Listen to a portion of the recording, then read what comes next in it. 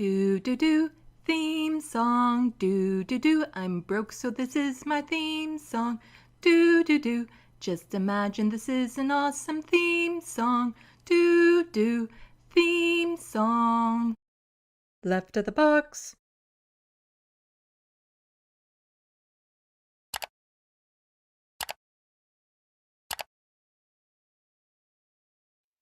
Hello, welcome to Left of the Box. Bonjour, bienvenue. I'm Sandy. Welcome, welcome, welcome everyone to this Sunday afternoon, evening. Nighttime too, I'm sure for some people. Anyway, hi everyone. So far in the SandBox, we have hermeteorologist, the true Democratic North, John Lithen, Johnny Mac, and hermeteorologist. Welcome. It's so nice to see you guys. Oh, I didn't have any time to do much in the way of prep yesterday. So I was doing it all today, which means that it was like a super duper long day. And I'm thinking, yeah, there's these other channels, they usually start streaming at 5 p.m. So I'm not going to push it. I'm going to give myself an hour break in between doing all the work to put together my dockets to actually getting ready for my live stream. And so that's the hour before my live stream starts, because an hour before my live stream, I'm doing makeup and just reviewing things and stuff. So I'm kind of working still. And I thought I'd give myself an hour off. And then I'm looking and all these other channels that usually go live around then, none of them are going live. I'm like, damn it. I could have started early. And I wouldn't have been overlapping with anyone. Urgh! Anyway, could I please get some thumbs up that, audio and visuals okay? There was an update with OBS, and I'm never always that sure. Hello, the reference frame. Johnny Mac, GNN is a different YouTube channel. A lot of people in the SandBox are familiar with them. I'm not personally familiar with them. And they recently had their channel taken down, which seems to be, well, it's an issue. It's an issue when that happens, especially for smaller content creators, because, that's the livelihood. That's what keeps them floating sometimes. And hermeteorologist is just a galactic news network, a channel that was unjustly deleted from YouTube. And I'm getting a thumbs up that everything is okay. Good.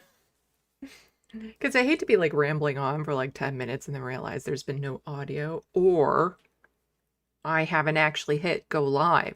So I'm just talking to myself. But yeah, I was thinking, well, since there's so many other people that start at 5, I'll start later. So that I'm not doing too much over. I could have started at 5 today, and I have some really long dockets to go. So it's gonna be a late night. But we have some developments with the Flotilla. Some developments with what people are saying about the deal that was struck. The meme of Lucy taking the football away from Charlie Brown doesn't go hard enough for all the times it's ooh, a deal is struck. And it is usually Hamas is willing to go with it. It's just it gets canceled by, Israel. There's also been more protests in London over the usage of Palestine Action on, the usage of that on pieces of paper while people sit quietly. And Owen Jones was canceled from a convention. Oh, I'm not going to go over it too much, but there is just the one part that I just absolutely thought was hilarious. And then there's lots of provincial news. It's mostly Alberta these days. It's been pretty quiet. It's not quiet in Ontario. It's a lot of the repeat of the same old. And I'm trying not to, unless there's a major development, don't go over the fact that, yes, housing sucks in Ontario. Healthcare is falling apart. So unless there's a major development, I'm trying not to just rehash a lot of the same stuff. There is an Auditor General's report that came out about Doug Ford that we'll touch on. But again, I feel like I'm just rehashing some of the old stuff because this isn't the first time an Auditor General's report has come out to be like, this conservative government is doing shit wrong. All that sort of stuff. Uh, let's see. And just some other stories to go over.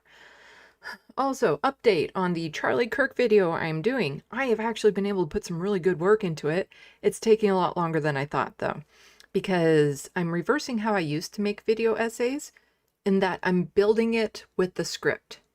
So that means that as I'm scripting it out, if I'm doing a video clip, like adding a video clip, I will then go get that video clip, put it in my video editing program. If I'm using a graphic, I will go get that graphic, put it in the video editing program.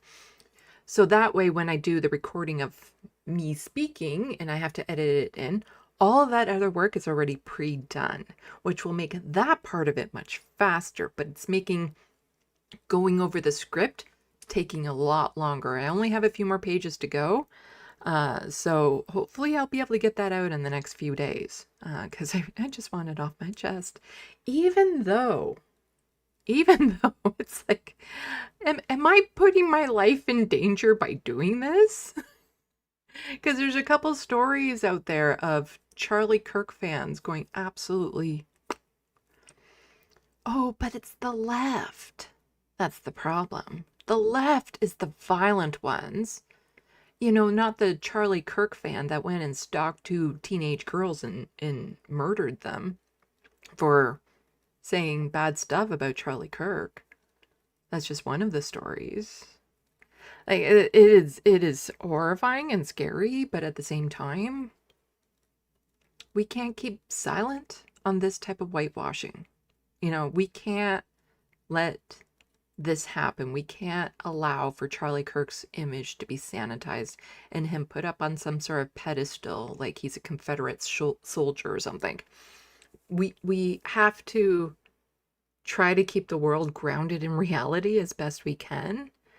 And it's important for the people that do have platforms that are principled to stand firm and say something. And I will be doing that. I will be. Hello, Etchbox and Rich P1K. Oh, and there's Marty. And there's B-Cat. Wow. Thank you, everyone, for tuning in. I have a cute little story while we're waiting for more people to jump into the SandBox. So there was a black cat in my hall. Just random black cat. My hall doesn't have any direct access to the outdoors. So it's like, oh, whose cat is this? And I felt really bad for the cat because, she was so exposed in the hall. It's not like there's places where she can go and hide and stuff. But I couldn't exactly bring her into my apartment, just given I have cats. And so I would go and check on her. I put a little litter bin out there for her. And a neighbor down the hall, like some people have been knocking on doors to see, like, do we know who this cat belongs to type thing. And so another older lady down the hall, she saw the litter bin and stuff, and she's like, okay, I can take them in because she doesn't have any cats or anything, so she could bring them in. But my 2 boys were so curious about her. And she was a sweet cat. Oh my God, she was so sweet. And like I would go out there and check on her, and she was just so purry and cuddly and stuff. Absolutely darling cat.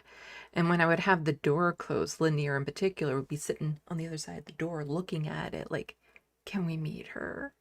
And this is the 2 of them looking at her through the door.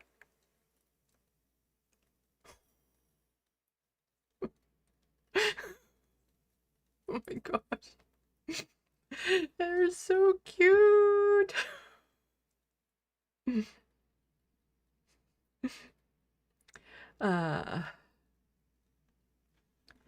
Luckily the owner did come around.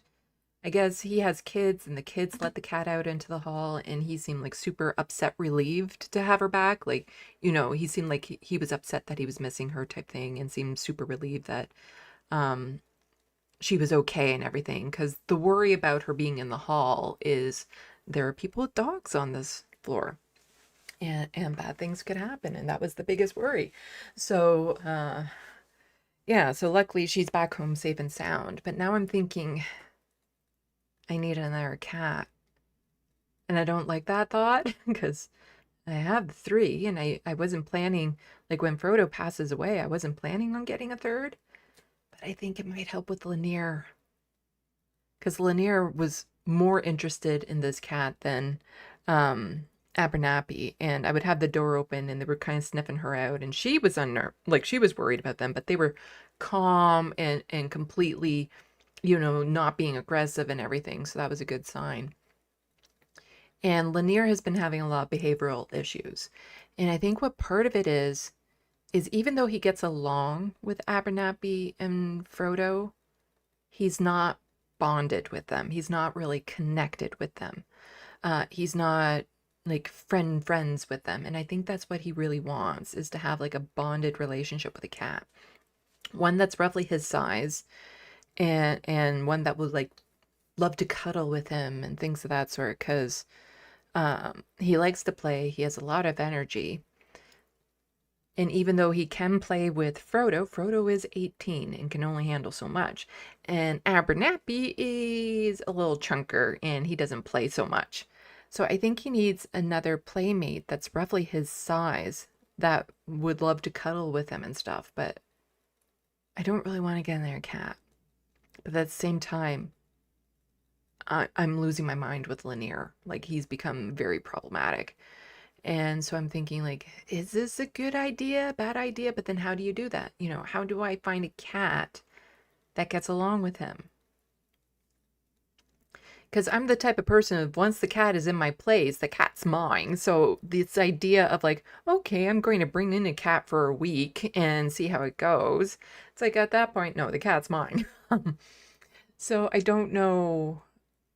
I don't know what to do about this. Any thoughts would be a nice thing. Because I'm kind of at a loss as to what to do, because like I said, Lanier is just he's very problematic with what he chews on and stuff, and it research shows it could be a sign of boredom. He has toys. I do play with him, but I think he needs another playmate, like somebody that can be with him more on his level. Oh, let's see. I hope you feel better soon, Grand Theft Autobot.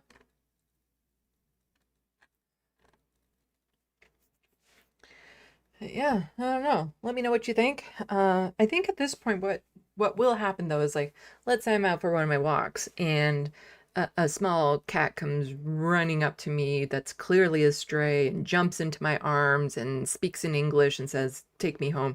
I will probably do that. But I don't know if I'm at the point of wanting to go out and seek another cat. Partly, I can't afford it. Like, I can't afford the initial purchase of a cat. Because even through the rescues and stuff like that, you're looking at a couple $100 to get a cat. So I can't afford that right now. And I don't really want to have 4 cats in here because I've had too many cats before. I've had a lot more than 3. I don't want to go back to that. I don't. Um, but yeah, part of me is tempted to call the rescue that I got Lanier from to see if his sister is still available 2 years later, because apparently they were quite bonded. But then I had a thought, like, well, maybe I could take him back to the rescue, let him settle in for a week, and see if there's any cats that he bonds with. Because I wouldn't be able to just bring him out for a play date with these other cats and expect an instant connection or anything, because he'd be out of his environments and stressed. So he'd have to be there for like a week at a bare minimum to see if there's like a cat that he bonds with, and then I take the both of them back. But that seems really extreme as well. So I don't know. I don't know what to do with that.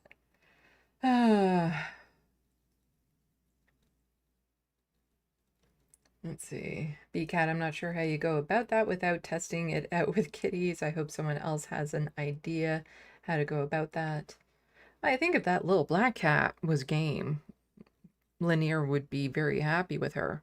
Because it needs to be a smaller cat. Lanier is a small cat compared to Frodo and Abernathy, but Abernathy and Lanier also tend to be fairly large cats. So, yeah. Hello, Bad Lefty. Hermeteorologist has 8. Yeah, you had about that many at one point. I don't want to go back to it. It just, finances is difficult, but also if I just want to go away for a weekend or something, like I have a trip, I can't. It's harder to get somebody to cat sit that many. Like right now, I can't. The absolute most I can do is go away for a night somewhere. Because Frodo needs his daily medication and the way he gets fed is separate and all that sort of stuff. So until he passes away, I won't be able to travel for extended periods. That said, it's not exactly an issue right now because it's not like I have the money to go anywhere.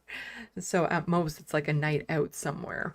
But yeah, it's not like I'm planning any overseas trips or anything. Uh, or, extended stays down in the United States. Oh, I have a story about that. I think I'm pretty much stuck in Canada.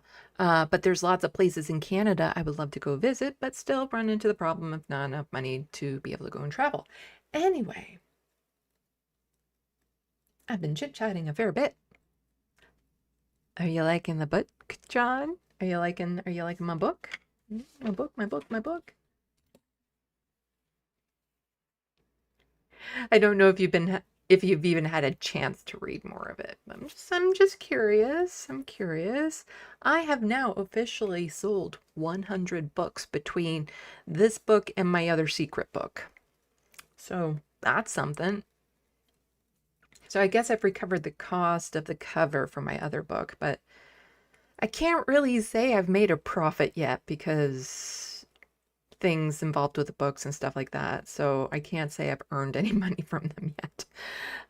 So here's hoping that that day will come where it's actually like, oh, I'm getting actual income, but I'm selling so few books these days. But I was out on a walk and I had an idea about some of the characters. John Litham is just going, so I don't know what that means. I don't know if it means that you like it, that you haven't had a chance to read more of it. Oh, I crave feedback.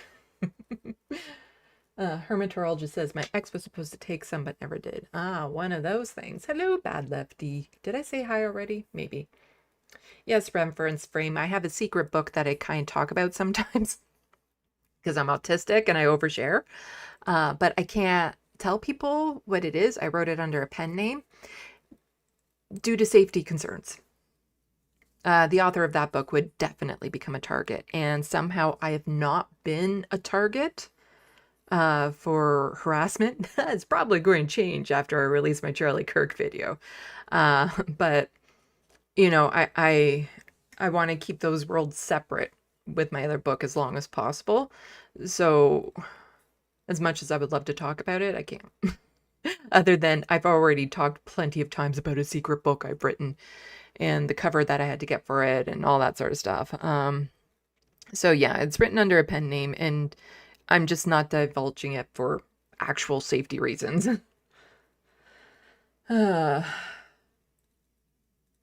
Anyway, we should probably get into it because I do have a ton of stuff to go over. And I was thinking, oh, I could do the split. Maybe I will actually. If it gets too late, I might just save some of this for tomorrow because I was thinking, well, tomorrow I'll just focus on my Charlie Kirk script, but I have only a few pages to go on it. So maybe I can still have the energy to do a live stream in the evening for the stuff that I don't cover. I'll see.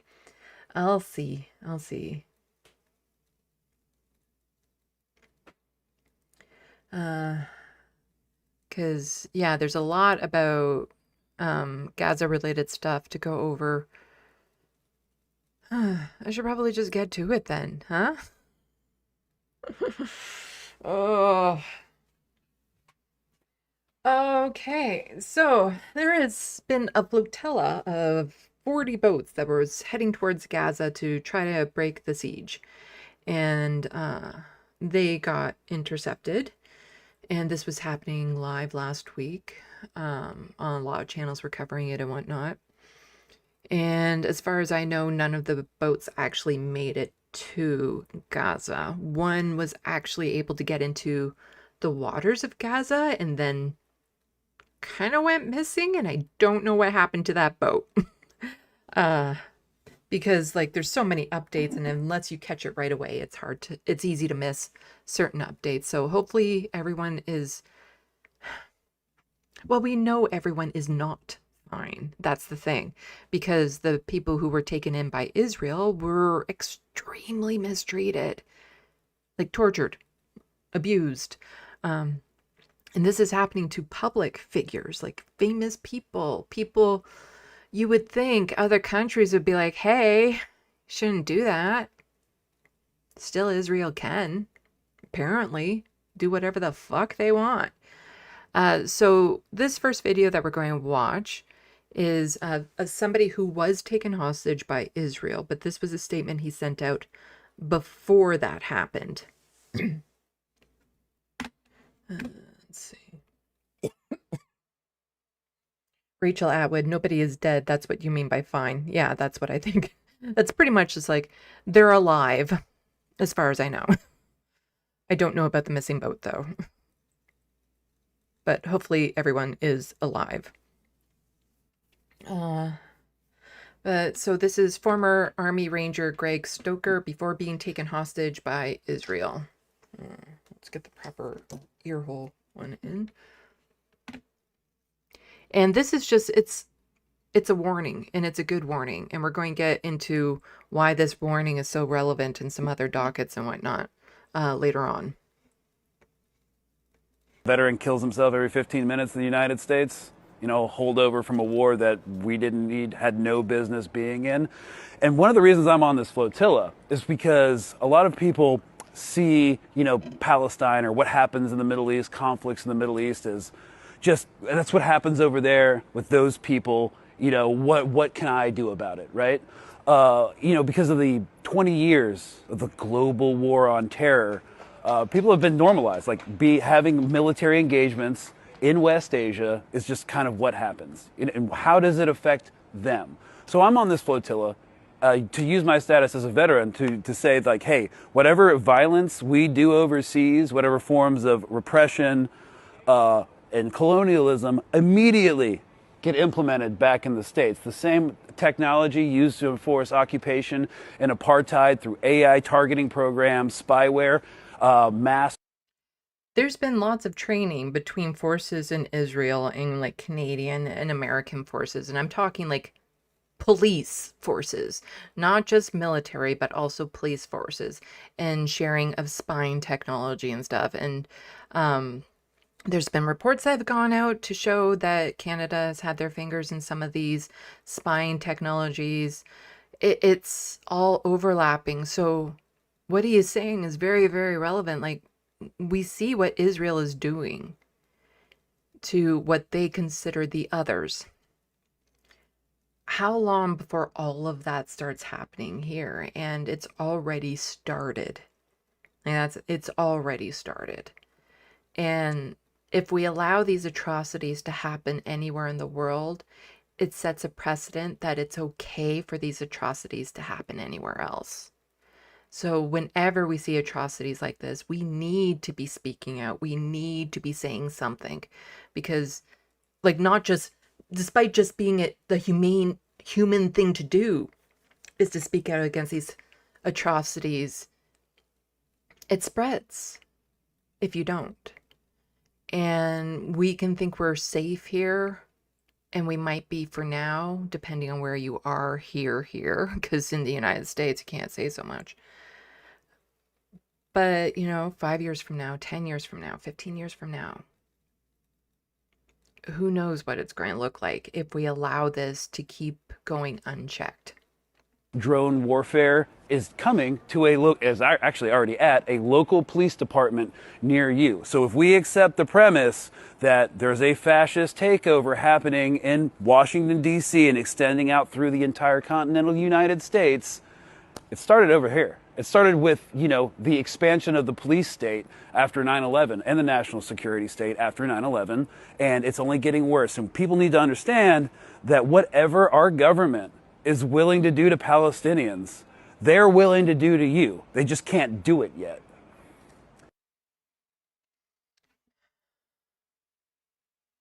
And what they are already doing to people who are not Palestinians, because we all know what they're doing to Palestinians, is absolutely horrific and horrifying. And we're just seeing the tip of the iceberg of that. Because we're going to be talking about what some of the Flotilla people are going through. And again, it's one of those things, if that's what's happening to them, what is happening to people who aren't famous? The Palestinians who have been imprisoned and taken hostage by Israel for years and years and years. What is happening to a group of people that the IDF, a lot of the Israelis, view as human animals? When the truth gets out, if it ever gets out, the whole world will look back with shame that this was ever allowed to happen. So here we have Suleiman Ahmad saying, just in, Turkish activist from Samad Flotilla speaks out. Israelis prevented us from having medicine. They only gave us water after 32 hours. We barely had any food. Let's see, I guess they're probably saying all of this here, so I don't need to read it out. Chosen people who have acted with us in the way they have acted, you can no longer be the chosen. I will tell you. And this is us. We are, thankfully, with the good passports, we are represented by good diplomats, good countries, and yet they treat us the way they treated, so it only lets us imagine what they do to Palestinians. The way they treated us is they prevented us from having medicine for those who needed medicine. They only gave us water after 32 hours, drinkable water. We had barely any food. We were woken up at 3 in the morning with dogs and snipers walking into our room, waking us up every 2 hours to prevent us from sleeping.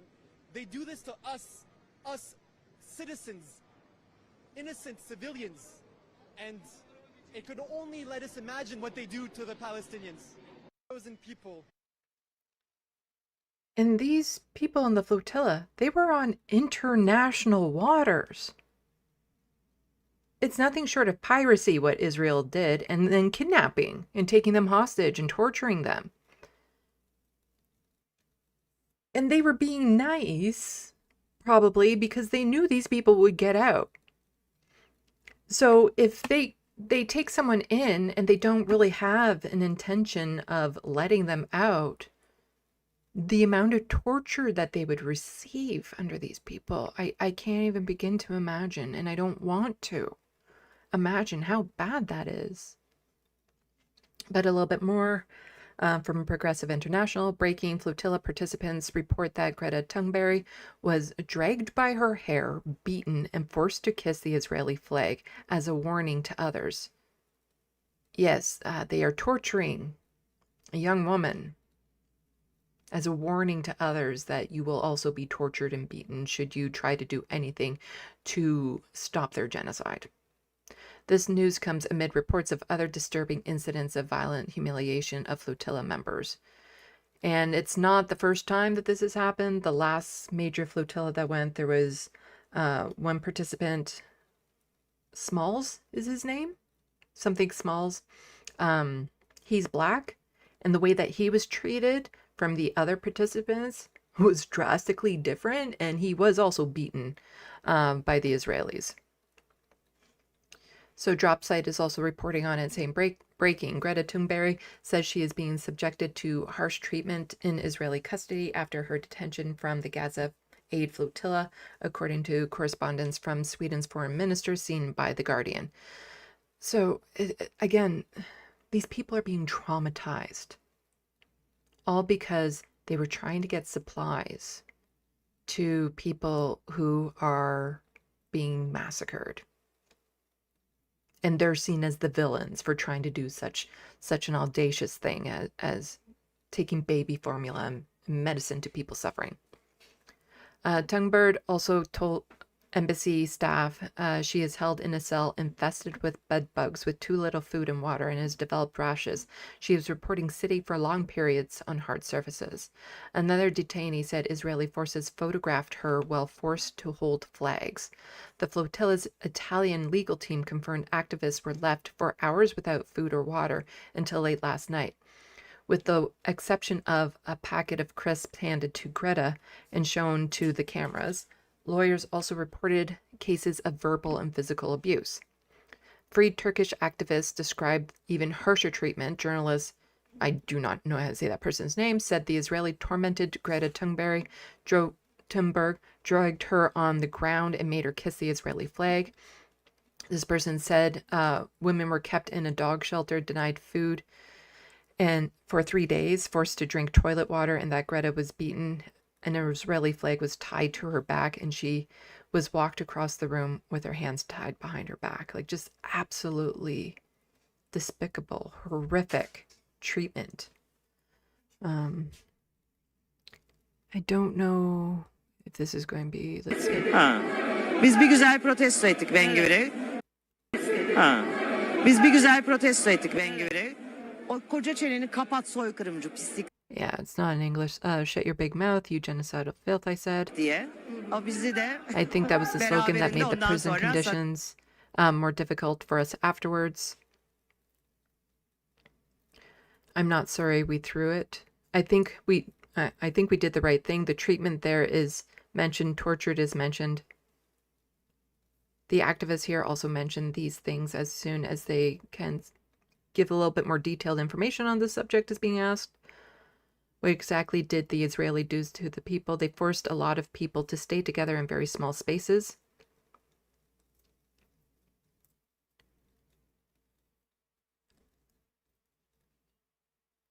What can I say? 15 people stayed in cells for 5 people. We read all of them. There were writings written in blood. It's so painful. And she's talking about some people have written messages on the walls. We saw that mothers had written the names of their children on the walls of the cells.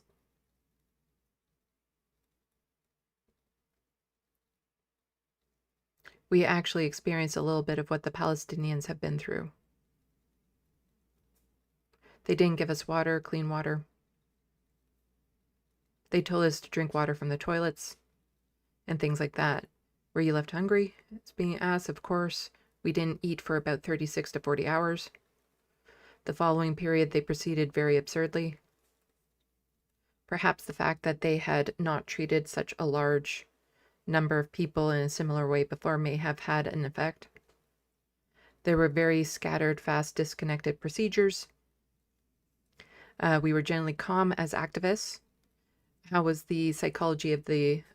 oops, this is going by fast. How was the psychology of the soldiers? Were they angry, is being asked. We are constantly saying that the aid flotilla has achieved its purpose. An announcement should be made for Greta from here. Greta was treated very badly. Those are the who saw them hit Greta. They tied an Israeli flag to her back with her hands tied behind her back. Tore it from the ground and stuck it between her arms from her back. They walked her with it. There were worse things inside. I want to ask one more thing regarding the female activists with headscarves. Is it said that they tried to make them take off their headscarves and wear t-shirts? I gave my t-shirt to somebody, cover her head with my t-shirt. As far as I know, Yasmin gave her t-shirt to another person. Can you explain the headscarf issue in detail? And they go on to say that the headscarves were taken away from them as well, of the woman and whatnot. So again, just absolutely horrific treatment of the people who were captured by Israel. And here in Canada, we have, foreign affairs minister like Anita Anand, who will publicly tweet out things like Canada does not retreat during crisis and then tells the United Nations. What is happening in Gaza, I would think, qualifies as a crisis. And Canada has definitely retreated from it. This is the article that she tweeted out about herself. When multilateral institutions are under threat, Canada will not turn inward, Foreign Affairs Minister says. Really? Really? Canada will not step away from the challenges of an increasingly complex world, Foreign Minister said at the United Nations General Assembly. When multilateral institutions are under threat, Canada will not turn inward, Anand said in a speech that meddled humanitarian and security concerns with Ottawa's quest to secure foreign investment. We will work towards a world where prosperity is shared, security is collective, and peace is lasting. This is Canada's pledge in the era of geopolitical challenge and change. So what are you saying about the people in the flotilla, Anita? How they were treated by Israel? Are you going to say anything about that? How that's not acceptable? Because here's the thing is, for the record, Canada's government told me of the 6 Canadian passport holders traveling with the flotilla that the government of Canada is not able to guarantee the safety of Canadian travelers or to provide them with security and protection abroad. Rachel Gilmore had tweeted that out. So Anita Anand saying, we won't turn inward, we won't turn our back. And meanwhile, the Canadians that were involved with this flotilla getting no support whatsoever. Because she was quote tweeting, the Irish foreign minister, the department is aware of reports of the Globo Samad flotilla has been intercepted and directed to contact with its Irish representative. The safety of Irish citizens remain our priority. Our focus is now on assisting citizens immediately impacted and their families. This will be a priority for our team over the coming hours, along with other EU member states with citizens impacted. Our embassy in Tel Aviv is connected with the relevant authorities. So they will make it a priority. But Canada retreating, not retreating during a crisis? Yeah. Let's see if there's anything. Yeah. Well, the government, and this is part of the information that Rachel Gilmore got. While the government of Canada has no plans to accompany the flotilla, this does not in any way detract from Canada's position that humanitarian assistance into Gaza must be immediately scaled up to address the catastrophic humanitarian situation. We continue to urge Israel to allow immediate entry of UN coordinated humanitarian assistance, blah, blah, blah, blah, blah. But we're not going to guarantee the safety of the people who are actually trying to give them that assistance. But here we get to hear praise for Donald Trump. Mark Carney tweeted this out. Canada welcomes President Trump's historic new Middle East peace plan, and we urge all parties to help it realize its full potential. As a critical next step, Hamas must immediately release all hostages. But, all those people that Israel's taken in, whatever. Canada stands ready to support the sustained, unimpeded, and large-scale delivery of humanitarian aid into and throughout Gaza. We will continue our close coordination with international partners to build a just and lasting peace that builds on today's progress with the sovereign, democratic, and viable state of Palestine building its future in peace and security with Israel. And Anita Anand, just kind of repeating the thing, President Trump's work to end the war in Gaza and secure the release of all hostages is both welcome and crucial. They're giving praise to a man who, first of all, didn't do anything. Like this lasting peace deal.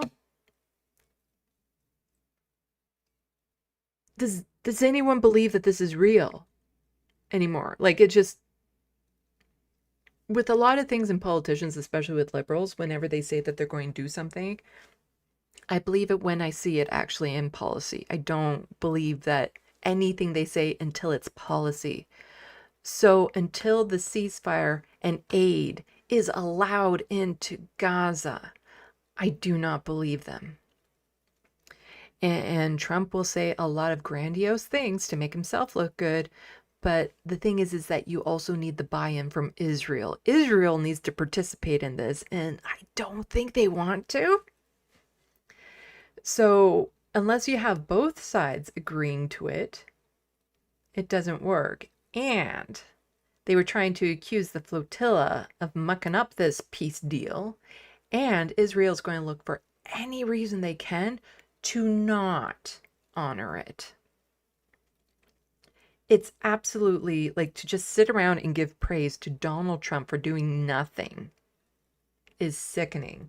That they're so eager to bend over backwards for Trump. This plan reflects Canada's long-held positions, including Hamas must disarm, release all hostages, and have no role in the governance of Palestine. There must be an immediate ceasefire with unhindered flow of humanitarian aid through international organizations. Canada has been saying that for about a year and a half. But we're not going to help our Canadian citizens that go and try to give them that aid. Gaza must be demilitarized with no displacement of the Palestinian people. And when we say demilitarized, are we talking about just Hamas or also all the Israeli IDF soldiers out? Canada will continue to work alongside our international partners, including the United States and Arab countries in the region, to ensure that Israelis and Palestinians can live side by side in peace and security. Other people have gone over this deal, and it's not much of a deal for the Palestinians.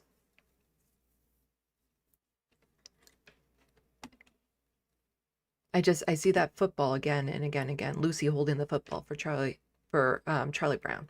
And I just see it getting pulled out over and over and over again like it's a freaking windmill at this time. How often we have heard that a peace treaty, a ceasefire is being done. And time and time and time again, it's Israel that breaks it. But of course, Pierre Poilievre also has to say something. Congratulations to President Trump on negotiating peace in Gaza. It is time for Hamas to end its war against innocent civilians and allow peace for all. And Rachel Gilmore just saying, I genuinely don't understand how politicians have so little respect for intelligence of the public that they'll try to tell you with a straight face that what you're seeing with your own two eyes isn't real. So this has been a few days. This was tweeted out September 30th. This peace deal was negotiated September 30th. Is there peace in Gaza? Has the bombing stopped? Are people safe now? Is the aid going in? How's that working out? It's disgusting. Absolutely disgusting that our politicians have allowed this to happen. But this is also kind of ironic. Somebody just mentioning that the White House released an important statement on Hamas's response to President Trump's proposal.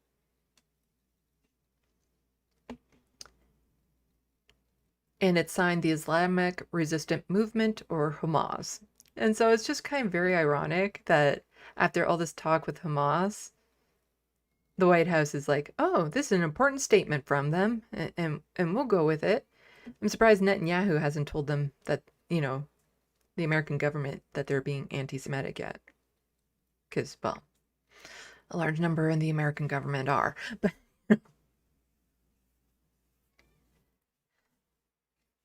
it is so blatantly clear right now that if this peace deal falls through, it's Israel that didn't want it to happen.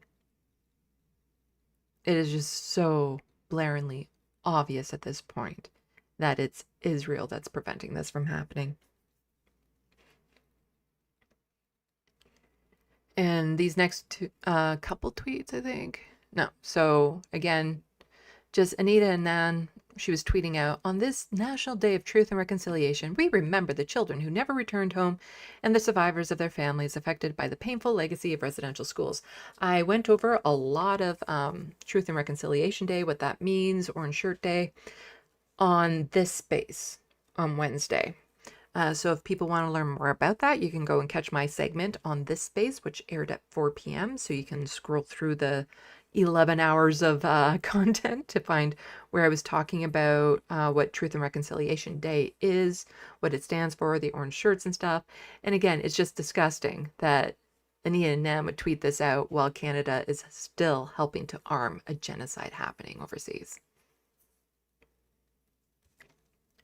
You know, talking about all the children that never made it home. What about all the children who no longer have a home, that are dead, that have had their families wiped out? That's happening now. This is a current thing. Yipi Jing is just, kind of building on that by saying Canada's Minister of Foreign Affairs spoke at the United Nations Assembly and called for Israel to protect Palestinians in Gaza, while the United Nations itself has concluded that Israel is committing a genocide of the Palestinian state, of the Palestinians in Gaza. What a fucking joke. Yes, we are calling for a group of people to, protect the people they're genociding. Could you treat these people that you are genociding a little bit better? Allow them some aid and to just not acknowledge it still, even though the United Nations has concluded it's committing genocide, and still Anita Anand and Mark Carney have not called it that, and still would just say, we need to send them some humanitarian aid. And that's it. They're still not calling it what it is. And instead are still running cover for Israel over and over again. And it kind of mirrors this sentiment as well, because over across the pond, breaking, huge defeat for the government as Labor conference votes that Israel is committing genocide in Gaza. The resolution accepts the UN Commission inquiry report and demands sanctions and full arms embargo. The government must listen and act. Stop arming Israel now. And Owen Jones just mentioning that this means that it is now Labor's official position that Israel is committing genocide. While at the same time, the Labor government continues to arm that genocide. Absolutely extraordinary. Yeah, so both our countries are like, what's happening over there is wrong. The people are like, it's a genocide. All the organizations out there for human rights are saying it's genocide. And yet the governments are still refusing to call it that, both in the UK and in Canada. Doesn't matter how much proof there is, how much evidence, how many people are speaking out. It doesn't even matter if their own party members support it. They are still not calling it what it is. Why not try listening to the people, the members of your party? So frustrating, so frustrating. Then we get into another protest. So I've covered these protests when they've happened in London a few times, and that is, again, people pushing back against the government for not doing anything and actually participating. And in the UK, it's now illegal to support Palestine Action, a group of people that were trying to actually do something to interfere with this genocide by damaging weapons manufacturers. Not hurting people, hurting weapons. That's what they were doing. And because of that, the UK government, the Labour UK government, has prescribed them as a terrorist organization. The same Labour government where its membership just said, yeah, we're going to call it a genocide. You in? Yeah. And so there was going to be another one yesterday. And Keir Starmer came out with a statement because earlier in the week there was a horrific attack, and I'll get to an article about that in just a moment. But Keir Starmer was saying, I urge anyone thinking about protesting this weekend to recognize and respect the grief of British Jews.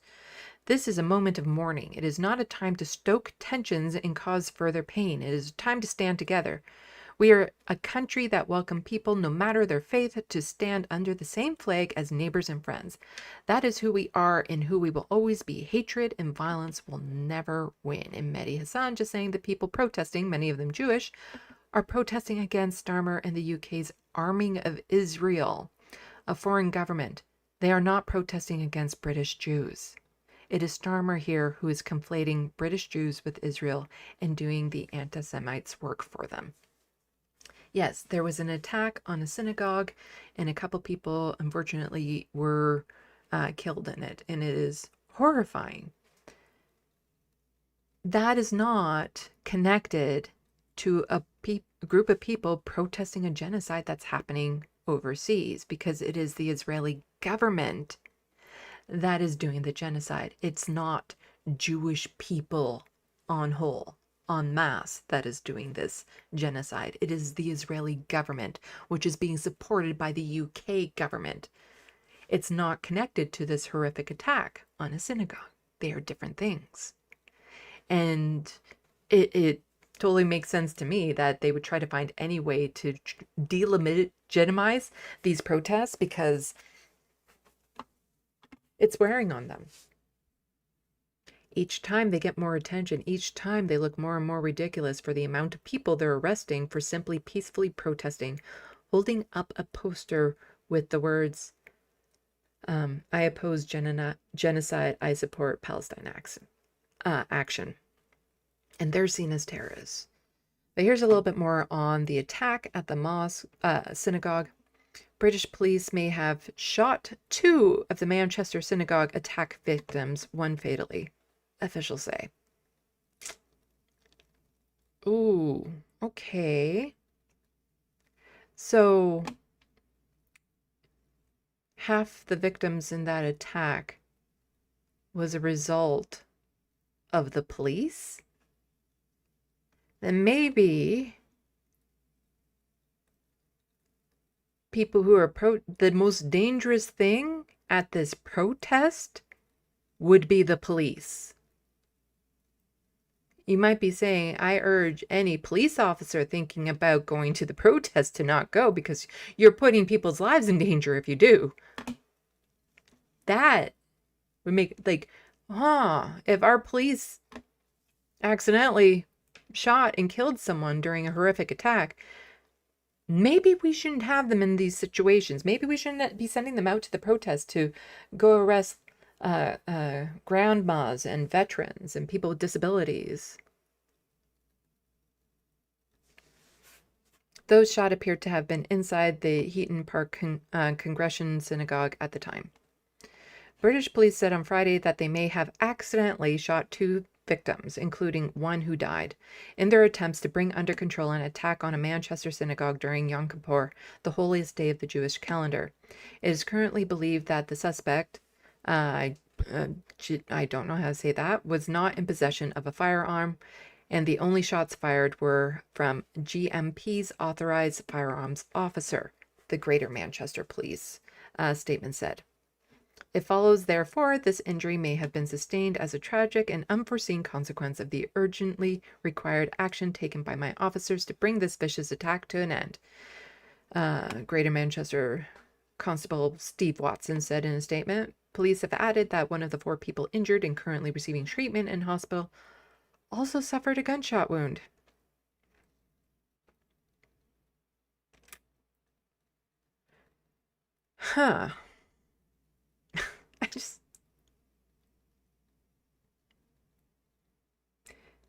The synagogue being attacked is horrific. The police response to it just added so much horror to it.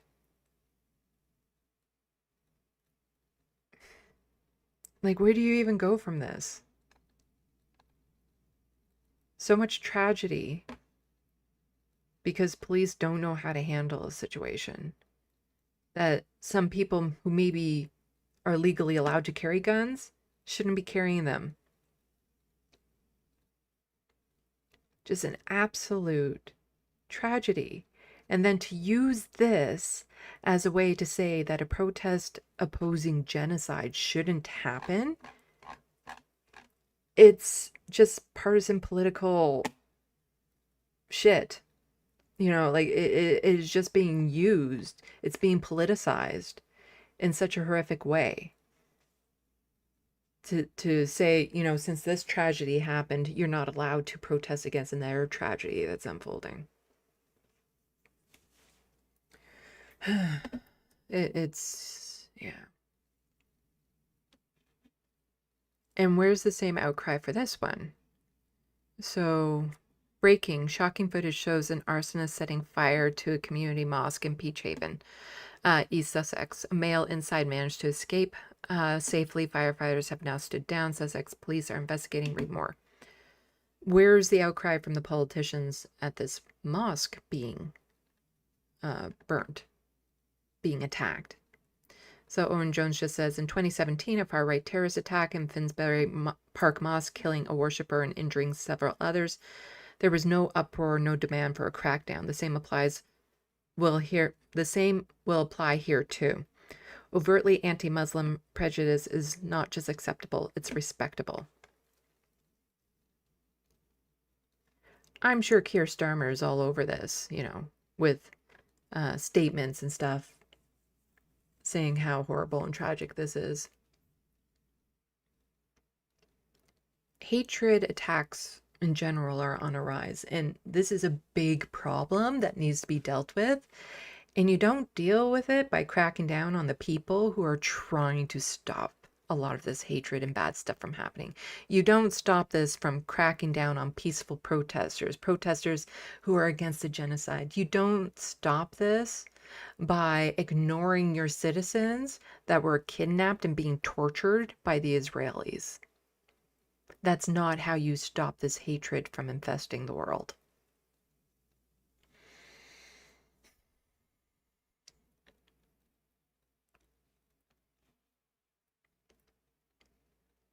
And so Jones was also just pointing out another politician saying, you know, protest is a fundamental right, but this right must not be used to intimidate and spread fear amongst communities.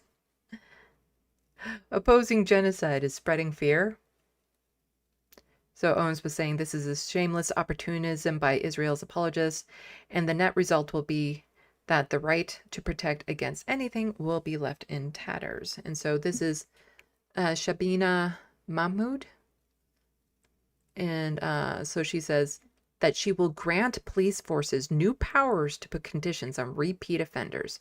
So you go to these protests, you get arrested, and if you keep on doing that, suddenly the what you can be charged with will exponentially rise. Let's listen to what she has to say.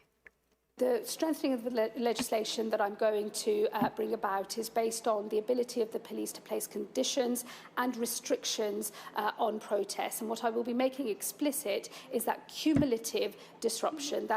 Yes, we're all for freedom. We're all for freedom of expression, just with all of these restrictions, because basically we don't want it to work. And if it's inconvenient for us, then we don't want it to happen. So you're allowed to protest. You just have to protest by the rules we set for you, which so that it doesn't actually interfere with anything, so that it goes unnoticed. That's how you protest. Is to say the frequency of particular protests in particular places is in and of itself a reason for the police to be able. You know, if they keep on protesting the same thing over and over again, maybe that's an indication that that should be dealt with. The reason why they're protesting, not how they're protesting, but maybe address why they're protesting if you're so sick of them happening over and over again. To restrict and place conditions, that is to say they can move them to a different place, they can restrict the time that those protests can occur on, so that will unlock all of the broader measures that the police can already do on protests. It's been clear to me in conversations in the last couple of days that there is a gap in the law and there is an inconsistency of practice, so I'll be taking measures immediately to put that right, and I will be reviewing our wider protest legislation as well, to make sure the arrangements we have can meet the scale of the challenge that we face, which is protecting the right to protest, but ensuring that our communities can go about their daily business.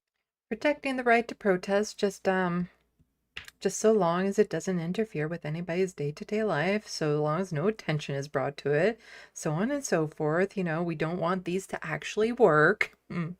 Business without feeling intimidated, and also that public order can be maintained.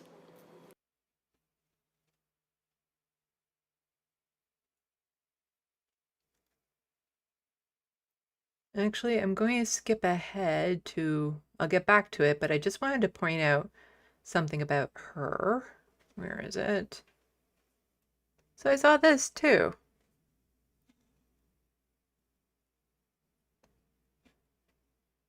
So breaking the Home Secretary has introduced new restrictions on protests and will give police officers more power to consider the cumulative impact of repeat demonstrations. And Mehdi Hassan was just saying, I've spent decades calling for more minority Muslim representation in the corridors of power, but if this is what it looks like, an eagerness to suck up to power and supply dissent in opposition to genocide, then no thanks. And what he is also kind of getting at is,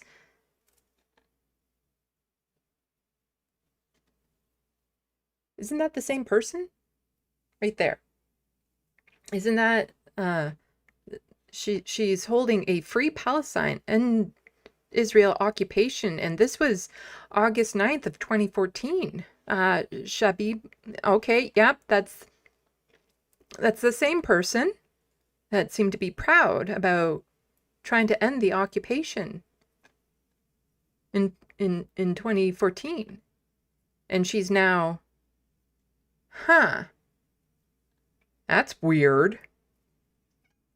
Funny how that happens. But just so you know, it's not on that side of the pond alone. There's also this.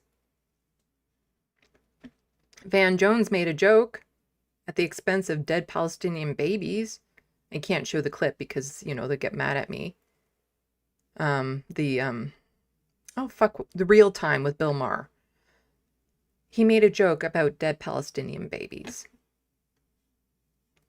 And somebody else just pointing out, I saw Van Jones sporting a keffiyeh at a memorial for Julian, I don't know how to say that name, in New York City in 2011. 14 years later, he's raking millions from Israel and its U.S. cutouts and joking about dead Palestinian babies with Bill Maher. Van Jones is the biggest sellout I've ever met in media. So weird how we have a couple of people that were just, you know, a decade ago, come on the right side of this issue. But for some reason, between then and now, they're doing everything they can to run cover for Israel.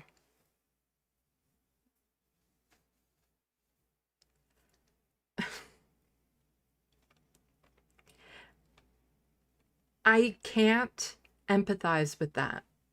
Because I can't get into that headspace. I can't understand how any amount of money would be worth selling your soul like that. It's not like something I could comprehend, because there is no amount of money on this planet that could be given to me where suddenly I would be like, you know, Israel has some points. They deserve to be safe. You know, they do deserve to be safe, but just not by committing a genocide. Like, where there is no amount of money that would make me start running cover for Israel's genocide. Like, this is absolutely ridiculous to see prominent people like this that have, you know, careers, are being paid hundreds of thousands to millions of dollars for their careers, and in 10 years have just completely sold their souls. And just, again, I have no comprehension how this happens, because it is not within me. I do not have that ability to sell out like that. I have principles. Sorry, Abernathy is like very much wanting attention right now. A little bit more on the protests that happened. More than 1,000 protesters sat with handwritten signs reading, "I oppose genocide, I support Palestine" action today at Trafalgar Square in London. According to the organizers, Defund Our Juries, at least 1,500 people had signed up to take part in today's action. Ahead of the protest, Prime Minister Keir Starmer and Home Secretaries Shabina Mahmood suggested that the planned action should not go ahead in light of the killing of 2 people at an attack on Manchester Synagogue on Thursday, one of those people being killed by the police. In response, Jews taking part today put out a statement saying that the Home Secretary was cynically exploiting this tragic event to fulfill a long-standing ambition of successive British governments to justify a ban on the mass protests against Israel's genocide in Gaza. An hour before the action was due to start, a group dropped a banner off Westminster Bridge in front of the House Parliament, which also read, "I oppose genocide, I support Palestine action." The Met said 6 people have been arrested in connection with the action. Over 1,600 people have been arrested since Palestine action was banned on July 5th. Owen Jones has sent out, at one point, and I covered it, a little graph showing how many people have been arrested based on terrorist related charges, and you see like these little lines, and all of them just absolutely skyrockets for people holding signs, or as they say over there, placards with "I oppose genocide, I support Palestine action." 1,600 people being arrested for peacefully protesting. No wonder they want to shut this down, because it's making them look really fascistic. At the September 6th protest in Parliament Square, 857 people were arrested for showing support for the group. Police officers told Novara Media in September that the Met was not equipped to deal with the scale of the protests. This morning, Chair of the Police Federation, Paul Dodds, repeated these sentiments. "Enough is enough," said Dodds. "There aren't enough of us. Aww. We are emotionally and physically exhausted." What are politicians and senior police officers going to do about that? You see, and I was bringing this up before, is that the police that are there arresting these peaceful protesters, there comes a point in this world with everything that's happening where who you are as a person is going to be challenged. Where you stand in history will be challenged. You know, where you want to be. And the fact that there were still so many police officers willing to arrest them. No. You know it's unjust. You know it. You refuse to participate in it. And if that means you lose your job, then you lose your fucking job. Humanity is on the line here.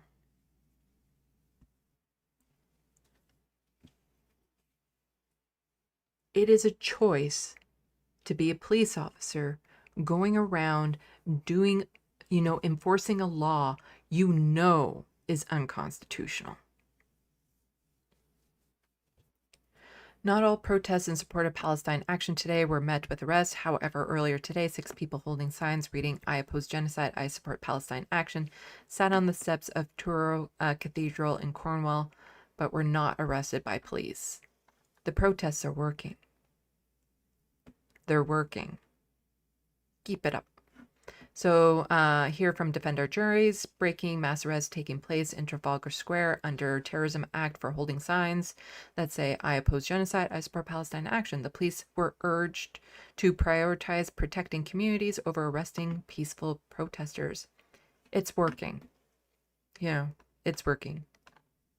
Keep it up. But here we go. Lift the ban. Arrest numbers rose to over 2,000 after police made another 488 arrests at the silent vigil in London's Trafalgar Square yesterday. Defend Our Juries has called the 2,000 plus arrests of peaceful protesters an extraordinary affront to democracy. Because it is. And then we're going to get into a bit of Owen Jones being canceled from the labor thing. But before we do that, I'm like super behind in the SandBox, so let's see what's been happening there.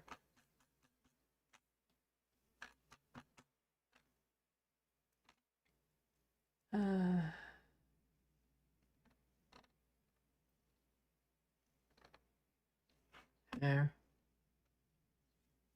Before we get back to it, come on. Come here. Oh, junky kitty. Junky kitty.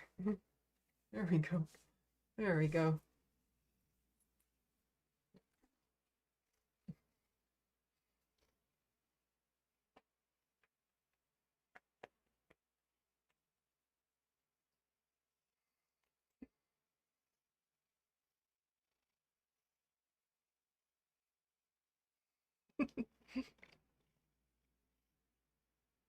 You're on camera. Yeah, you're on camera. You can just pause. You're shedding like crazy. Okay, let's check the SandBox.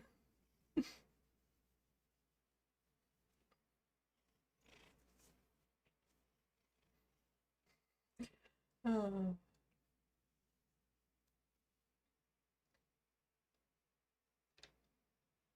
Hey, don't play with my earring. Uh, Christian Smalls was the name, Rachel Atwood, of the person who was on the flotilla. He worked to help unionize some Amazon workers, and he's black, and he was beaten and very severely mistreated when he was kidnapped by the Israeli forces, whereas his white counterparts did not receive that treatment. But now it doesn't matter. They're going to give you that treatment. Because when you let it get away with one person, it's going to start spreading. And since, like, the fact that there wasn't enough outcry over his treatment is horrific. Yes. Kitties help. They help. They help keep me calm and grounded.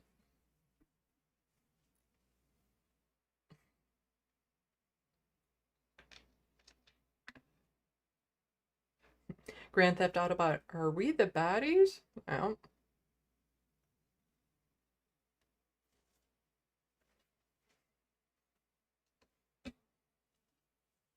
Let's see.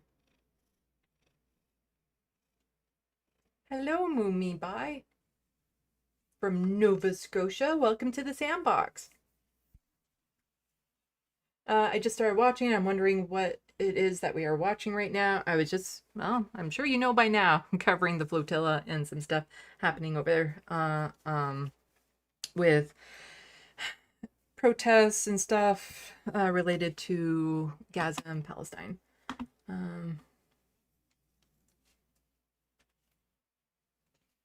Hello, Soul Life. So much hair coming out of this cat. Hello, Pat Dodds. Alberta independent. Trump recognized Alberta as an independent country. We are so done with Canada. Oh. I don't think that's going to happen. I do have some stuff to talk about that today. Canada, or Trump referring to Canada as the 51st state again, but I have a whole bunch about Alberta to cover today. Hello, Killskin7. You're in a plane over Alaska?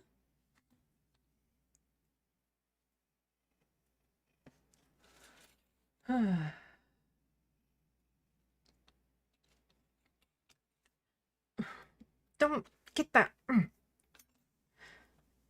Don't eat the nail file. Go on. Okay, go on.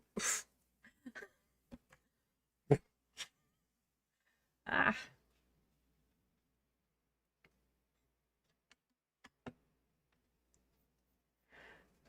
Mumi Bai saying, can Trump return the Canadians held by ICE while Hamas returns the Israelites? I don't think Trump is going to do anything to accommodate Canadians. And I don't think Mark Carney's pushing hard enough for it.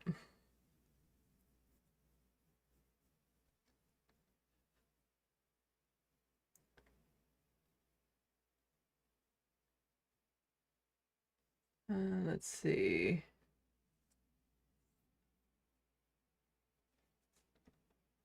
Oh. Da, da, da, da.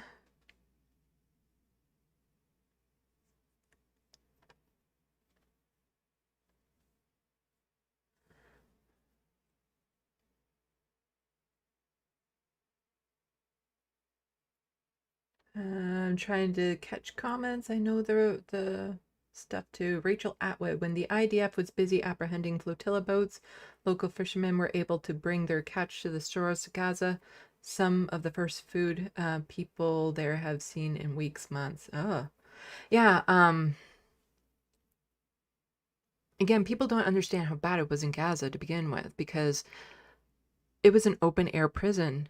They weren't allowed out into the ocean like past a certain point in order to even go fishing, even though it was still their waters. They weren't allowed to go out that far in order to collect fish for themselves.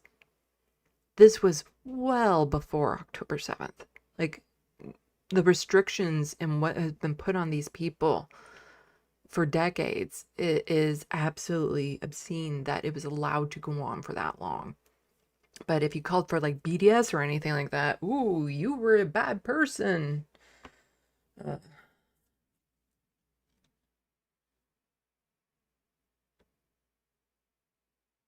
but I'm glad that they were at least able to get something.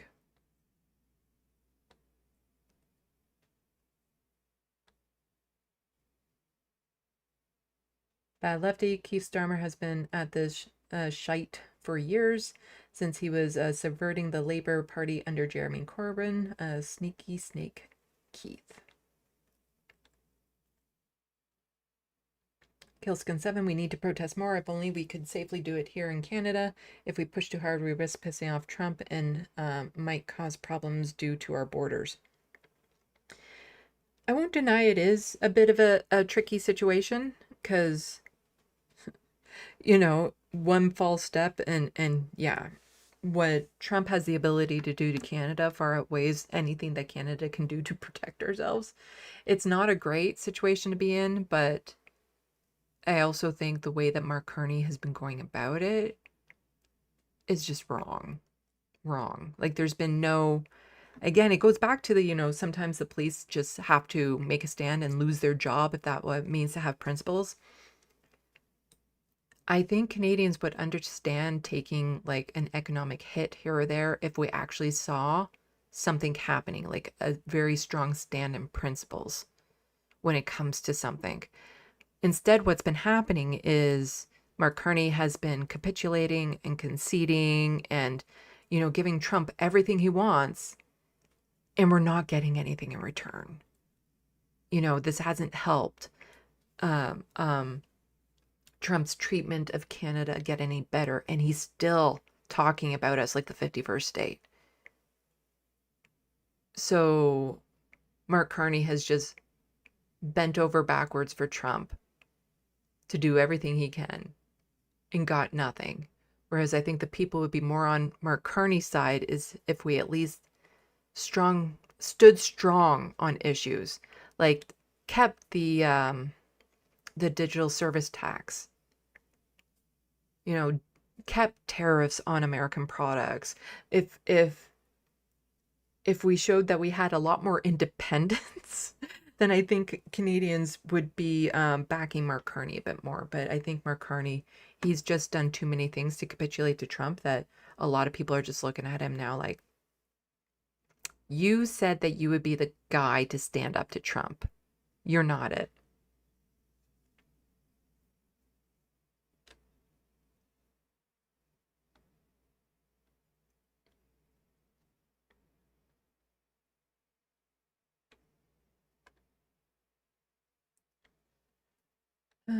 Let's see.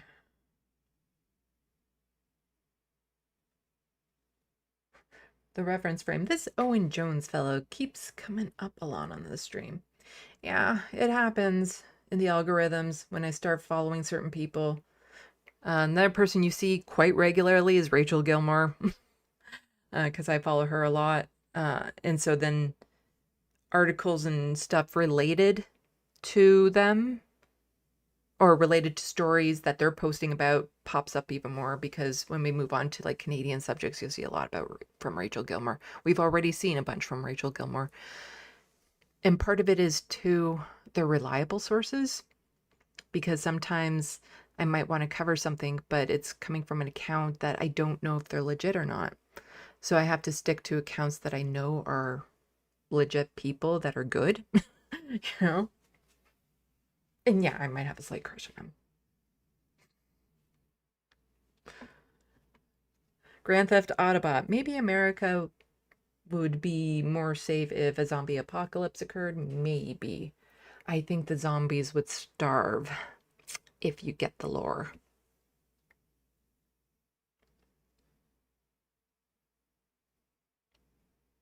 So life, it would take a generation, maybe two, to undo the effects of Hasbara. You need a generation of positive Hasbara and never introduce the youth to the bad stuff. I actually think it would be longer than that.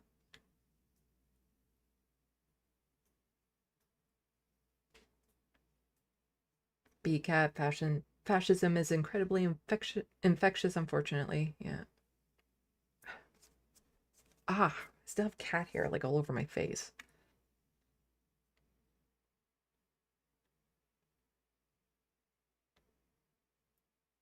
To Mills for Peace, thank you so much for the $1.99 Canadian and the heart sticker. Really appreciate that.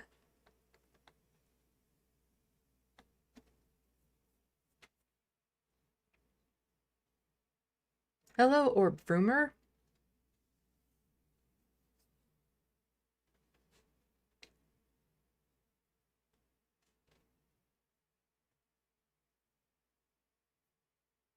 Let's see what people are saying. Oh, I jumped. Where was I?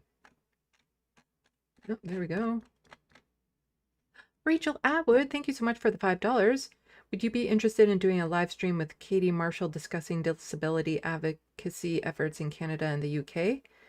I don't know who this person is, but I'm very open to talking about disability advocacy and to do a comparison between the countries. I'd be very interested in that. But I'll have to look into who Katie Marshall is. But yes, I am open to collaborations on subjects, definitely subjects that I'm very familiar with.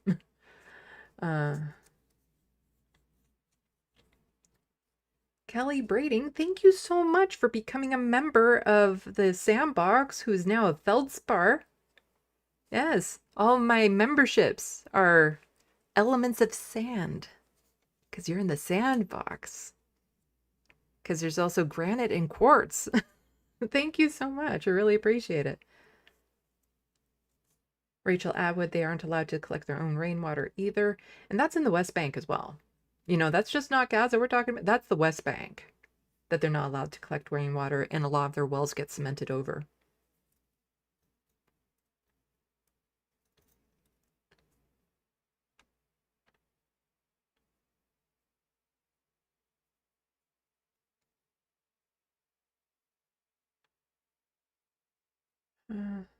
Let's see.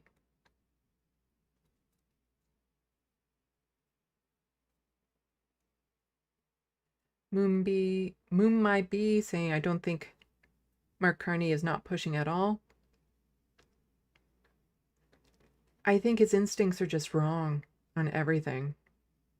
Like, he might be, but we're not seeing it play out. Like, we're not seeing the evidence of it. We're not seeing any positive outcomes.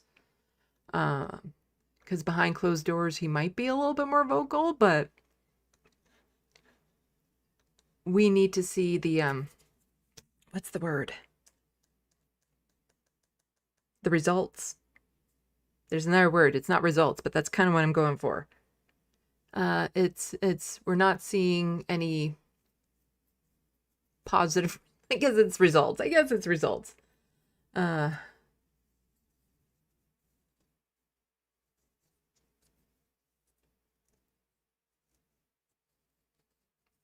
Moon might be saying there's a fine line between leaning forward and bending over. Heard on Justice Matters.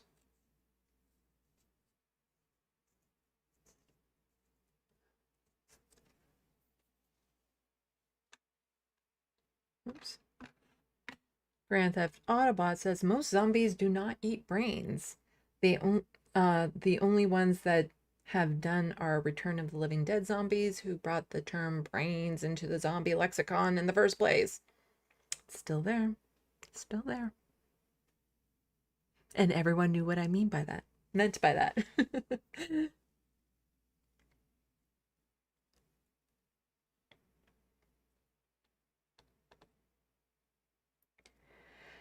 Okay.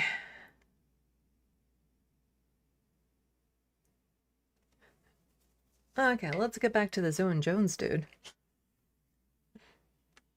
And Rachel saying that her channel's tiny, but she's awesome. Talking about Katie Marshall, I would imagine. Okay. So this was funny. I found this funny because Owen Jones used to be a Labor member. His parents met at a Labor convention thingy. He was gifted a Labor membership when he was of age type thing. So he's always been into it, but then, you know, a little over a year ago, he quit the party because it's not the labor movement anymore. And I have a lot of the same critiques about the NDP in this country, about how they're not really the NDP anymore.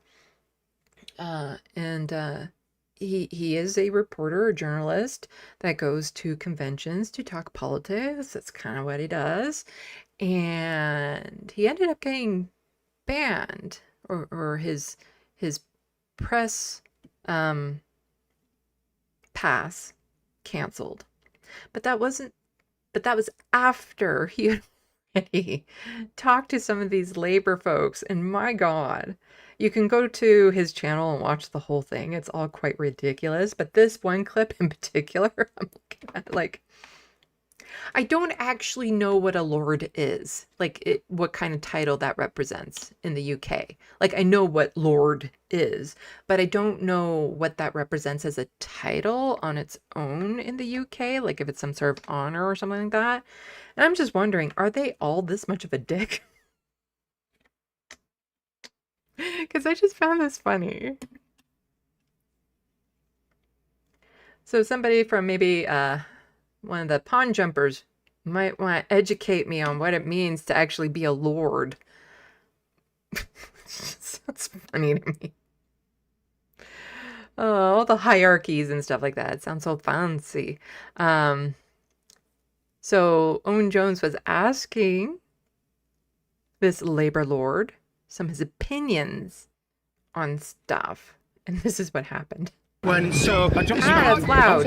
Oh dear. Can I have that back? Fuck off. Can you give me a mic? Come on, John. John, don't be ridiculous. Let's not buzz us in. Calm down. Issue. Do you think Israel's committing genocide? When have I spoken about Israel? You've spoken about Israel and Palestine before. When have I ever spoken about Israel or Palestine? Double standards A lot. when it comes to Israel have no place in the modern world. Have you not? Let me guess, this is from about 10 to 14 years ago? Same as the other people that we were just referencing, where like 10 to 14 years ago, a lot of them were fine saying things against Israel. But then suddenly, for some reason, over that time, things have changed? Huh. Not. When? Have you not spoken about it? When? You just said I had. I would You say just you said I have. had. Do you not speak about You it? just said I had. Okay. What's your view about the issue? You just said I had. Okay. When have I spoken? The United Kingdom and Israel have had a row over a British court's attempt to arrest former Israeli Foreign Minister Tzipi Livni for alleged war crimes against the Palestinians. UK Member of Parliament John Mann, who is currently visiting Israel, said that the laws in Britain have to be changed. You've no idea. American politicians do this a lot too, where they will claim they have not said or done things that they absolutely have. And it's like, it's on camera. It's on the fucking internet. It's searchable. Like,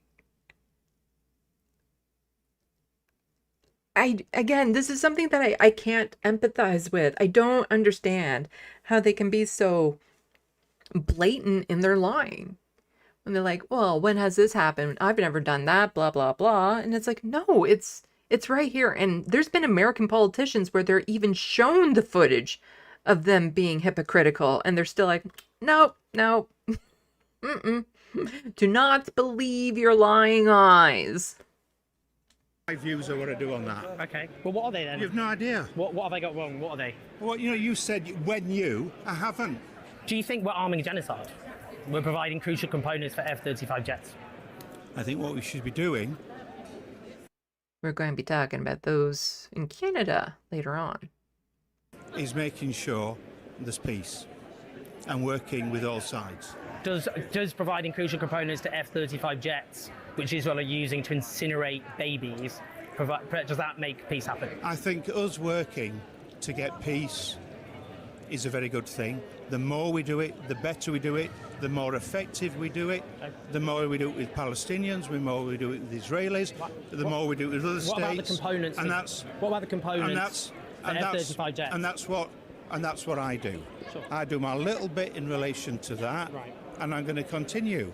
But I don't need to tell you or the rest of the world what I'm doing or how I'm doing it. Well, you're a politician. No, you started to cite. You do actually. No, you started to cite my views. No, I didn't. On issues. Yes, you did. You said That's this. you've spoken out about it before. Yeah, but you're wrong. So you've never spoken wrong. out. You've never spoken out about it. If I Google to see that you've spoken, what will I find? What will you find? Will I find that you've ever Google spoken and out see. about it? And it's become a key part of left orthodoxy that Israel should be demonised and delegitimised. And that needs directly challenging. Google and See, that's the thing too. If you're talking to someone that you know has a YouTube channel and you challenge them to Google it, you can be assured that afterwards, when they're posting about it, they're Googling it and showing you exactly where the hypocrisy is. see and then come back. Well, why not just tell me now? You're a lord. You can tell Google me. and see. You know, you stated. I said you stated my spoken, opinion. You said you've spoken about the issue before, which you have. No, I haven't. When? You've never spoken. When? Have you never spoken about Israel and When? Palestine? Just, again, flat out lying. And so many politicians are... I know in Ireland they were talking about it. There was a movement, a small movement starting up here. I saw an article about it, covered it on my channel, where there's these movements to make it so politicians are not allowed to just blatantly lie like this. And that's been one of my critiques for a long, long time, especially during campaigns, that the most beneficial thing to campaigns ever and for the Canadian people would make it just so that politicians can't lie on the campaign trail. We'll start there, just on the campaign trail, not allowed to lie. The Conservatives wouldn't even be able to speak. Like, it's just don't lie. Don't make up stories. Don't make up stats. Don't lie. So that way, when the people are voting, they have a little bit more facts. They're actually voting on things that are real as opposed to just some random shit the politicians made up. But they shouldn't be allowed. Like, they should be scrutinized. This should be socially unacceptable for our politicians to be able to go out there and just lie. Like, there should be some consequences for them.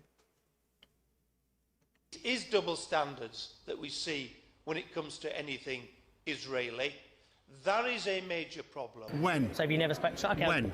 I'm guessing it's 10 to 15 years ago. Let's Google. No, when? I'll check. When? We'll just check now. When? It's easy to check. When? So... Yoink. You can't. Oh, So this... oh dear. Sorry. I just find that funny. Just the yoink. I'm just gonna take the mic. It's about me. Me. I'm taking it. I'm going front and center in the camera. It's me. Yoink. Okay. When? Let's Google. No, when? I'll check. When? We'll just check now. When? It's easy to check. When? So this You man... can't. Oh, So this... oh dear. So this man is busy telling me my views that he's never actually even researched. Yes, and I do love the oh dear. I suggest as a journalist what he does is he goes and researches my views before he comments on them. Okay, here we go. Can I have that back? Fuck off. Fuck Give me the off. mic. Come on, John. John, don't be ridiculous. John, give me the mic. Come on. You're busy. John. You're busy doorstepping. I'm doorstepping you. John, that's not. John, let's not cause a scene. Let's not cause a scene. Calm down. Calm down. Calm down. There's a microphone there. Thank you. Sorry. Don't. What did he think he was going to do with that? And then be like, well, I'm not talking to him, so you give it to him. I'm not going to talk to him anymore, so I need somebody else. I'm not going to hand it to him, so I'm going to give it to you so that you can hand it back to him, because I'm not... Fucking childish is that? Like, as soon as you took it, what did you think you were going to do with it other than directly hand it back? Because you're on camera, you're looking at it, you're speaking into it. It's not like you can just steal it. Like, what the fuck? Fuck off. Can you give me a mic? Come on, John. John, don't be ridiculous. John, give me the mic. Come on. You're busy. John, You're busy doorstepping. I'm doorstepping you. John, that's not... John, let's not cause a scene. Let's not cause a scene. Calm down. No scene was caused. Calm down. Calm down. There's a microphone there. Thank you. Sorry, don't do that, John. I'm a journalist. Sorry. He's a lord, but he doesn't like being questioned. He's a lord, but he's like, I don't... What does the lord mean?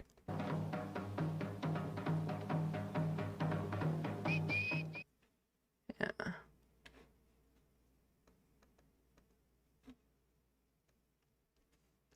So then Labour canceled his conference pass. Maybe not because of that incident, but if you go and watch his full coverage of the politicians he did track down and talk to, you might be able to narrow it down. Maybe. And his wasn't the only one. There was other people that also asked challenging questions that got their passes canceled.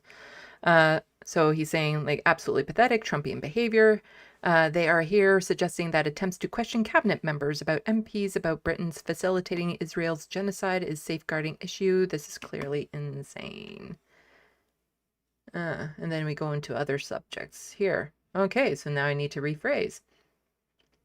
Other people that kind of run cover for Israel without directly running cover for Israel, by running cover for people who run cover for Israel. Jank, what are you doing? Right. So this is Jank Uger from the Young Turks. Israel is paying online influencers $7,000 a video to do Israeli propaganda. So if you see a video defending Israel, it's probably by a paid bitch of that country. They're paying Trump's former campaign manager $6 million to be a registered agent of theirs. Hasbara for everyone. I don't have it. Let's see if I can get it up here. See, this is just really awkward. It's super awkward. Super duper awkward. Because of this. Israeli American host calls out fellow liberals. This video is on Rebel HQ, which is a part of the TYT network. This douche canoe you're looking at is Ben Glebe. He's a Hasbara talking head point. So, it's not just Israel that's paying people to make videos about this. It's also the Young Turks. They're paying these bitches. And this, I'm going to be including the fact that this video exists in my TYT video that I'm making up. This video is absolutely horrific. What Ben Glebe says in it. Repeating the babies being cooked alive, the mass rape that happened on October 7th. All of that Hasbara talking points. He is spitting them out on Rebel HQ where he's not being challenged, because Jank likes to say, oh, but you know, when I talk to Ben, we're just having other sides and I'm there to challenge him. Well, you're not there to challenge him in this video. And you keeping this video up is supporting this. Doesn't mean you agree, but you're definitely supporting it. And this is some bullshit coming out of this man's mouth. So, found one, and it's kind of awkward. So, yeah, if you see a video defending Israel, it's probably a paid bitch of that country. So, Jank from the Young Turks likes to paid bitches. Is that like double dipping at that point? If you're both paying this bitch of Israel?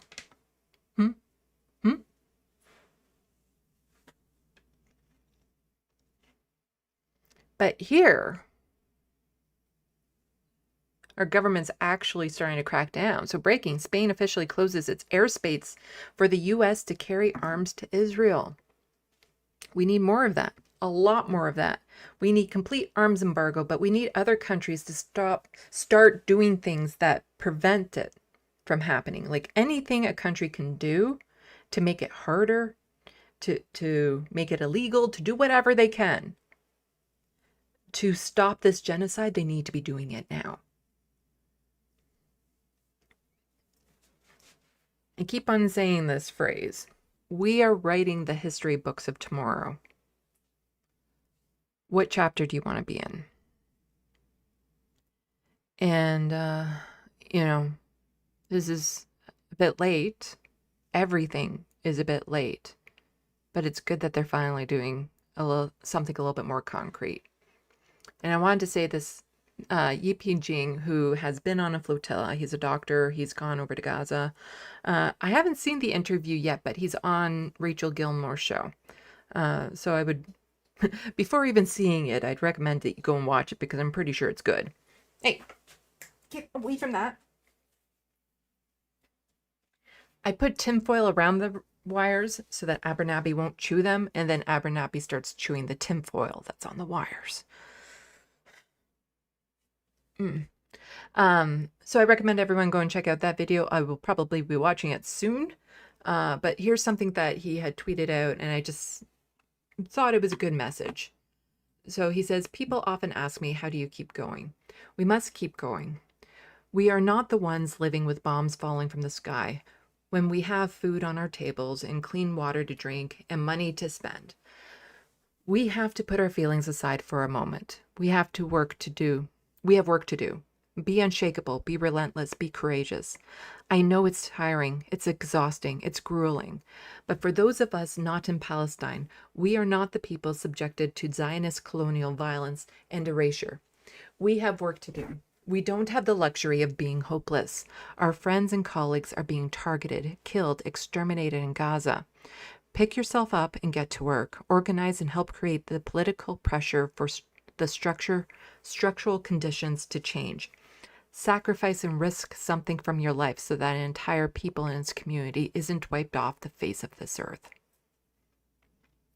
Very on point message from Yi Ping there. And I just do want to remind people that the people are on the right side of this issue. There are people fighting to end this any way they can. 2 million rally in Italy for Gaza as a general strike halts key services. That's how it's done. If the governments won't do it, then we force the governments to. Like that's like the governments, if they're not willing to do this because it's the right thing to do, we need to force the issue as a people. And we do have protests and rallies here, but we need something on this scale. We need to shut down. We need to have protests outside of these weapon manufacturers so that they can't send their weapons. This atrocity needs to stop. And we need to be doing everything we can to see that happen. So more than 2 million people across Italy rallied over 100 cities Friday for a one-day general strike to support the residents of Gaza and humanitarian aid missions, Italy's largest union said. Italian unions proclaimed the strike after global Samad Flotilla that was trying to break the Israel's naval blockade to deliver aid to Gaza was intercepted by Israel naval forces Wednesday night. Protests and demonstrations have sprung up all over Europe and globally since then, but they have been particularly strong in Italy. They were so strong in Italy, Italy had to send a warship. That's how strong they were. Italy's government, not exactly sympathetic to the people, to the plight of the Palestinians, more sympathetic for the Zionists. But they were forced, their hand was forced, and they had to send a ship. Italy's conservative prime minister, Meloni, had sharply criticized the strike. She anticipated it would cause widespread disruption across the country and said it was politically motivated and targeted her right-wing government. Yes, actually. Yeah. All of that. Yeah, it would cause widespread disruption. It was politically motivated and it was targeting her right-wing government. Yeah, that checks. Yep. According to the CGIL union, 300,000 people marched through the streets of Rome alone, while the national average participation in general strike stood at around 60%, halting all the main services in key sectors, including transportation and schools. So, good stuff there from the people of Italy. Not so much the government, but the people. What are you getting into? Oh, you're just scratching that? Okay. You can scratch the box. Okay, I'm going to close down these bazillion tabs, and we're going to be moving on. After. Oh my god, that was 29 tabs I just went through. Anyway, close those tabs. I do like that in Firefox, it will ask you if you have like a whole bunch of tabs open and you close the main window. Are you sure you want to close all these tabs? I like that backup. I do, because I've accidentally closed entire windows of tabs I wanted open. But I have to close them as I go along because I have so many freaking tabs open that it's causing my computer to get mad at me. Let's see what people are saying in the SandBox.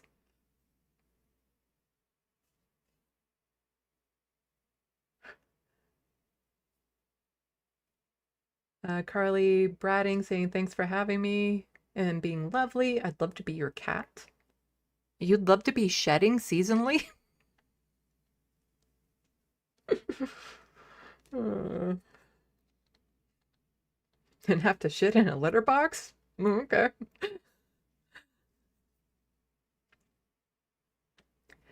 Moon My Bye say Mark Carney is a businessman. He doesn't really know much about running a country.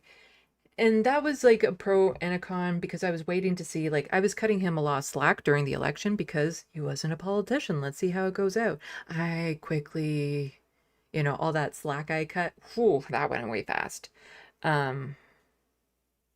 You have to know how to play the political game. And I don't think Mark Carney does. You have to be good at politics. And Mark Carney might be a good businessman.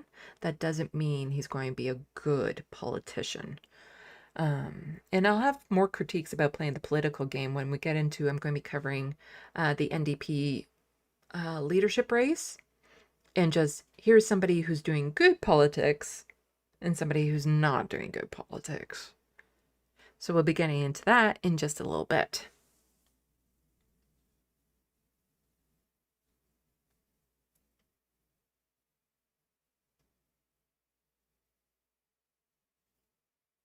Yes, B-Cat. I was talking about getting there a cat earlier.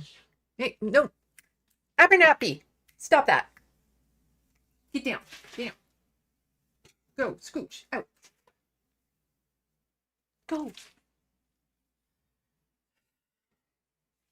He saw a push pin in the wall and he wanted to eat it. He's ignored that one before, but now suddenly he thinks it's in reach. And he's actually destroyed a collector's poster of Ryan George. Well, he didn't destroy it, but he damaged it, trying to get a push pin out from the corner.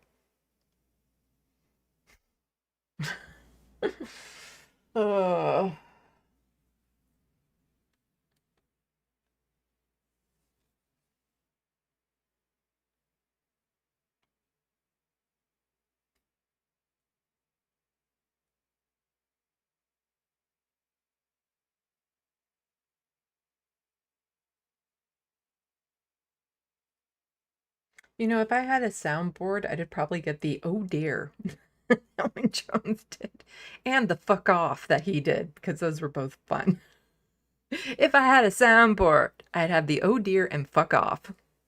Because, fuck off just sounds so much nicer in, like, accents. I guess it's just because I'm used to hearing it in my own accent, that when I hear it in a different accent, it just sounds so cute.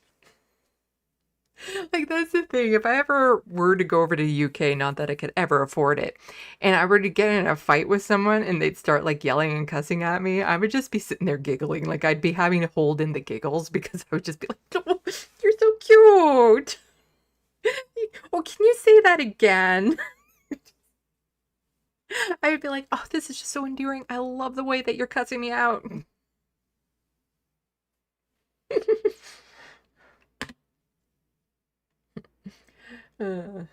John Litham saying, baiting Owen to take the mic back so he can scream assault. Well, that would be a very rebel-nosed thing to do.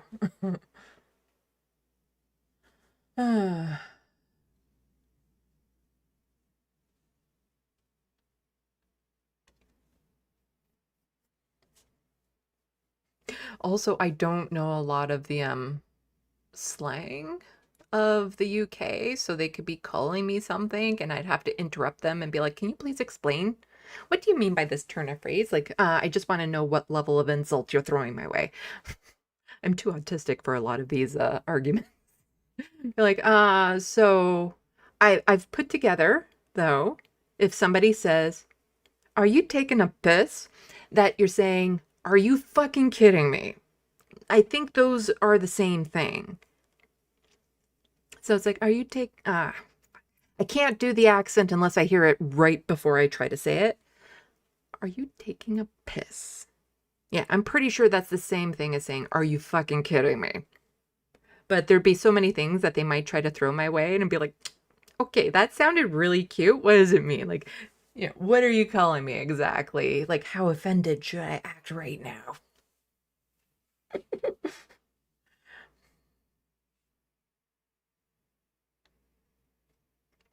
Legala DeVille, he's still at TYT. As far as I know, yeah. He goes on the main show and contributes even still. Yeah. Grand Theft Autobot Jank, the call is calling from inside the house. Yeah. To be fair, that video from Ben Glebe on Rebel HQ is from a while ago. Okay, I'm not going to be fair. It should be taken down. Like, there's been enough time to go by to be like, oh, all of this has been massively debunked. Maybe we should take this down. I will be mentioning it in my TYT video, which I will be getting back to as soon as I'm done my Charlie Kirk video.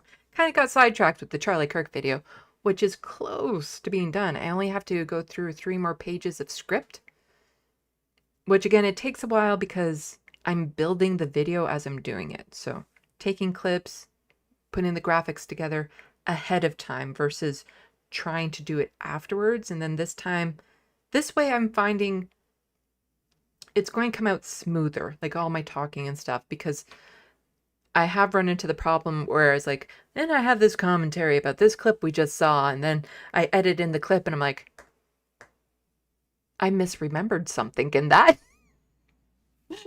My commentary isn't on spot with that. So this way, by doing it ahead of time, when I review my script, I can then play the video clip as well so that I can make sure that my commentary matches up the way that I want it to. So when I actually go through the script to smooth it out, it's like, okay, now play this clip, now do this clip and stuff. And I have it all listed in my script. So in brackets, it will be like, I'll name a graphic like, just trying to think of a graphic off the top of my head. Wob Canoe. You know, I have a Wob Canoe graphic. And if it's in red, it means that it's an image. If it's in blue, it means it's a video clip. And so then I can visually see that as I'm going through as well. So I'm being like super organized. And I have the names of the clips and the images so that I can find them easier, because I used to just do insert clip or insert image 3, and then be like, oh, what the fuck was that image? So this will make the final editing of my scripted content into it much easier. So, and I have done a lot of work on it. Just Saturday, I was busy with something else all day, and then today I was busy with this all day. Because I thought that maybe I could get it done by Friday, but it's just, it's taking a long time to go through everything and get all the information together that I want. Lot longer than I thought. Let's see.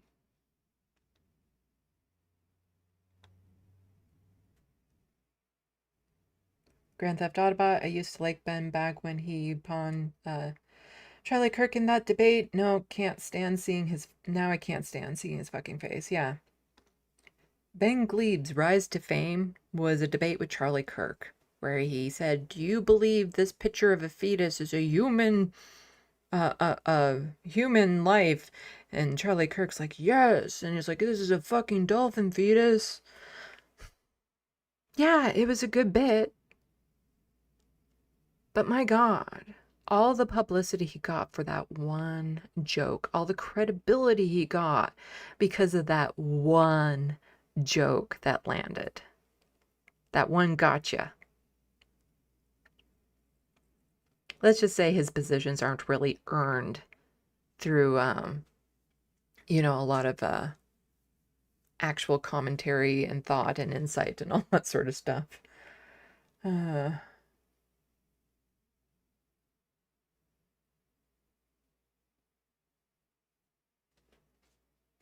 Rachel Atwood, Ryan George says, send you another one. Yeah, he hasn't done them in a while.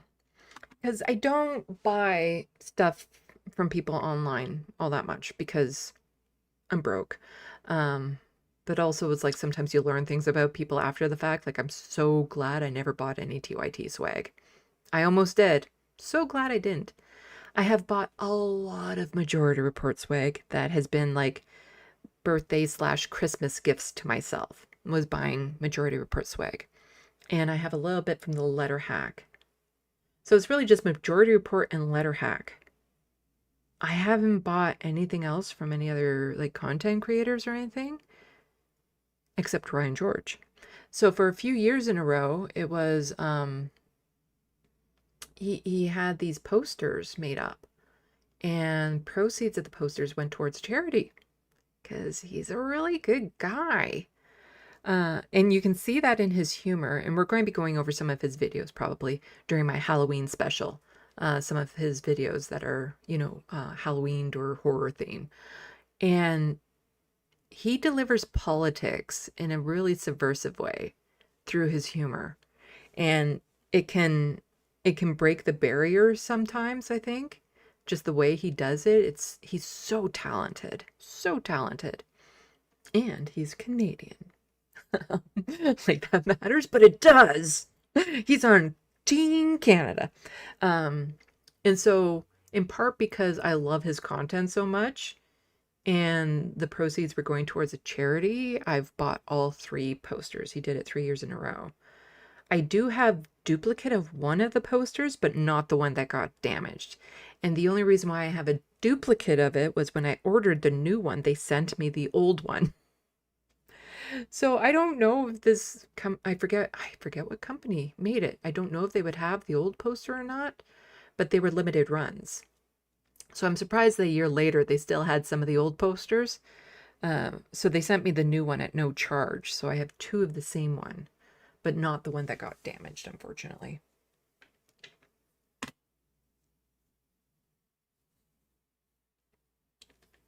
Let's see.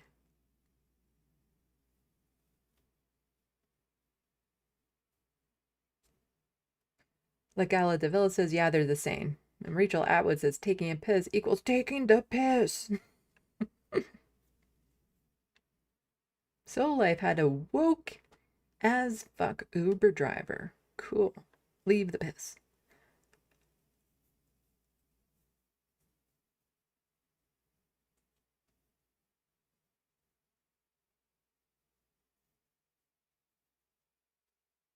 No, I've been able to connect that are you taking a piss is the same thing as saying, are you fucking kidding me? But you see, it comes out all differently because it's like, are you taking a piss? It just, whereas when you say, are you fucking kidding me? It goes with that expression. There's different expressions with it. I don't know who Steve Shives is, Rachel Atwood. But on my Halloween special, we'll be looking at some Ryan George videos. I've watched some of his videos on my channel before for lighthearted content, like Christmas and Halloween. Pretty much Christmas and Halloween. So we'll probably be watching some of his stuff again so you can know who he is. He has his own channel, but he also does this thing called pitch meetings. And yeah, Legalovitz says, no, the, not ah. Are you taking the piss? I always hear ah. I'll have to pay more attention to it the next time I hear it. Oh. Well, I might have to look into who this Steve Shives is. Anyway, let's get back to news. What do I want to get to next? So, and stuff for Charlie Kirk video. I think, this is more federal related stuff. Right, so then that's about, okay. Okay, so I think I want to do this one next. Talking about the 50-horse state and all that sort of stuff. Okay, let's get back to the news. Fascism on the rise in the United States. Coming to Canada. That's the thing, it will just look different. Canada will do fascism, but polite. And when you see your neighbor going all fascistic the way that they are, how can you trust them with deals? So we were talking about Mark Carney and how he's unable to get anything done. And, you know, part of it is he's a businessman, not a politician. The other thing is you're trying to work with a fucking fascist and you can't trust a word of what Donald Trump says. And this guy just, I don't know who this Jim Stanford is, but he said it in a very good, succinct way when it comes to trying to make deals with the United States. So let's get to it. So unbelievable, outside Portland ICE facility, a man and a woman were standing and talking to a pair of cops with shields when one of them draws his pepper spray and unloads it into her face. She was crying out in pain several minutes later and had to be taken away to get medical attention. So this is different than there's one of a frog being pepper sprayed in the ass. So there was a guy in a frog suit, one of those air suits, and he got pepper sprayed in the ass. And a lot of people are also thinking like, oh, haha, that's funny. But somebody else pointed out, if that's where the breathing gauge is, like the place where it gets oxygen into that costume, it could have killed him. So being very liberal with pepper spraying people for simply just asking a question, staying calm, she's not doing anything wrong, and right in the face like that can cause a lot of damage, and it could kill some people depending on sensitivities. And it's not like they're checking, you know, they're safe. He's wearing his gas mask, but just right in the face like that, absolutely outrageous. And if we go back to the video of the one guy, he said before the flotilla that he was in, it's just what's happening to the Palestinians will happen to the Americans here. It just can't happen yet. It's starting. It is absolutely starting. And so Jim Sanford says, signs of growing fascism every day with no apparent legal recourse or basic protection. Yet corporate Canada says we should listen to what the U.S. ambassador tells us and do whatever's needed to appease them to get a Sharpie signed deal that Trump can change at any minute. Yeah. Why would you want to sign a deal with a fascist? It's a fantasy we could have a normal commercial relationship with a country sliding into dictatorship, which among others effects completely distorts the relative cost of the fundamentally shaped trade. Those in Canada hoping for a return to normal are blind to what's happening. When you make deals with fascistic government, you're supporting it. You're helping to support that government. What we are seeing there will happen here. It will just look slightly different. And again, it gets to this point where people have to be willing to make sacrifices to ensure this doesn't continue, to ensure it doesn't get worse, to ensure it reverses. So here's Donald Trump talking about the 51st state yet again. Did I want to watch the video on this? I think, oh yeah. So I think this article is just basically repeating what's in the video. So we just have to watch the video, which I like, is when it's just the video and I don't have to read the article. Investing tens of billions of dollars in modernizing our nuclear deterrence capabilities like never before. And we've begun construction on what we call the Golden Dome missile defense shield. It'll be the most sophisticated in the world. You watched it do well until they had some problems at the end with a little bit of a lack of ammunition, defensive ammunition, but they've got that taken care of. But I tell you, it's what we're doing is so good, and we deserve it. You know, we help other countries with it. We don't have it ourselves. And Canada called me a couple of weeks ago. They want to be part of it. To which I said, well, why don't you just join our country? You become 51, become the 51st state. How do you negotiate with someone like that? You know, I talk a lot of shit about Mark Carney, but, you know, to be fair to him, how do you negotiate with someone like that? Like, if Mark Carney's smart, he's not directly negotiating with Trump, but with people behind the scenes. Again, we don't have the actual results to show that's happening, though. Because the best way, I would imagine, to deal with Donald Trump is to not deal with him directly, but to influence the people around him who influence him. And I don't see that happening. And the fact that he's still not letting go of this 51st state rhetoric. Canadians are asleep on this. He's going to try. Trump will try. I don't see boots on the ground situation, but he's going to try. And then a lot of Canadians will be like, I didn't think he was serious. He's serious. He really is. And you get it for free. So I don't know if that made a big impact, but it does make a lot of sense. It actually makes, because they're having a hard time up there in Canada now, because as you know, with tariffs, everyone's coming into our country. We have more investment than we've ever had before, $17 trillion coming in.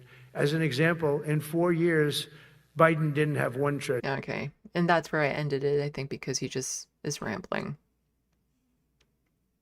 But here we have U.S. approved sale of mobile artillery rocket systems to Canada. Just talking about the F-35s earlier in the UK and the issues around that. We have issues around that here too. And there's a push to not buy them. But here, nope. Let's buy more weapons and stuff from the United States, you know, as a country that's sliding into fascism. What's the worst that could happen? The U.S. State Department has approved the possible sale of M142 high mobility artillery, rocket systems, and related equipment to Canada. Let's not buy weapons from the United. We can make them. You know, Canada is very good at making and selling them. Let's not deal with the Americans for this. A news release from the Defense Security Corporation Agency, part of the U.S. Department of Defense. CTV News? How can I ever trust you? Okay, well, I always trusted them with a grain of salt. It's not called the Department of Defense anymore. It's called the Department of War. You should know better. If me, a lowly podcaster with 8,000 subscribers, knows this, I'm more plugged into the news than you are. It's called the Department of War. There's no longer a Department of Defense in the States. Estimate the cost of the sale of at the U.S. $1.75 billion, and says the principal contractor is Lockheed Martin. There's some things happening in Canada, like housing crisis, healthcare falling apart, other issues, I think, where $1.75 billion could be better spent. Canada is asked to buy 26 of the systems called HIMARS for short, along with 132 guided multiple launch rocket systems and other items. Why? So we can use it against the United States? Why? Who are we defending ourselves from? Or are we just going to end up using those in overseas conflicts towards other nations? Because that's the thing. We only really have like 2 countries on our borders, and one is barely what I would call being on our border, but it kind of technically is. United States and Russia. But it's not like Russia is really on our border because, you know, you have to go over the North Pole type thing. So there's a lot of space in there. You know, there's a lot of uninhabited area between like inhabited areas of Canada and Russia. So it's not really, we're not going to be invaded by Russia. The United States, more problematic. So are we just going to buy these weapons from the United States to defend ourselves from them? The release says the proposed sale will support foreign policy and national security objectives of the United States by helping to improve Canada's military capabilities. Yeah, so we can use it on other people. It says Canada will boost Canada's contribution to collective hemisphere defense and deterrence in Europe through NATO. Prime Minister Mark Carney has promised to hit Canada's NATO defense spending target, an equivalent of 2% of national gross domestic. Okay, come on. Oh, in fiscal 2025 to 26, because I was going, oh, come on. Because it's actually, Mark Carney wants to have 5% of national gross domestic product put into our military. But that has to be ramped up. It can't just happen. So, yeah, so going up to the 2% in the next year, and then shortly after that he wants to get it to 5%, because where else could that money be spent? Huh? It's not like we're in a climate crisis, housing crisis, our healthcare is falling apart. Maybe infrastructure. You know, a high-speed rail would be really nice in this country. Just saying. But for people who, again, might be thinking, you know what? It's the States. Fascism is happening there. It won't cross the border. Never will it cross. Nope. Nuh-uh. It will never cross the. Oh, fuck. There's this guy, isn't there? Huh. Jamil Jivani. I've covered him a bunch of times on my channel. He is saying that, you know, white Christians are the most targeted group for hate in this country. He's also besties with J.D. Vance. And when Project 2025 comes to Canada, and it's coming to Canada, it's going to be this guy that's leading the charge. He says, what I observed today in Parliament, Liberals have had a clear bias against Christians for years. Really? Liberals have a bias against Christians? Do tell, as shown in their unwillingness to address the burning of churches. They get offended when you point this out, but still expect you to trust them with more control over your speech. I do have my issues with the Liberals. Biases towards no. And the issue of churches burning has been addressed, and we'll touch on it again in this stream. It's not exactly an epidemic. Sure, any church being burnt down by arson is bad. Sure.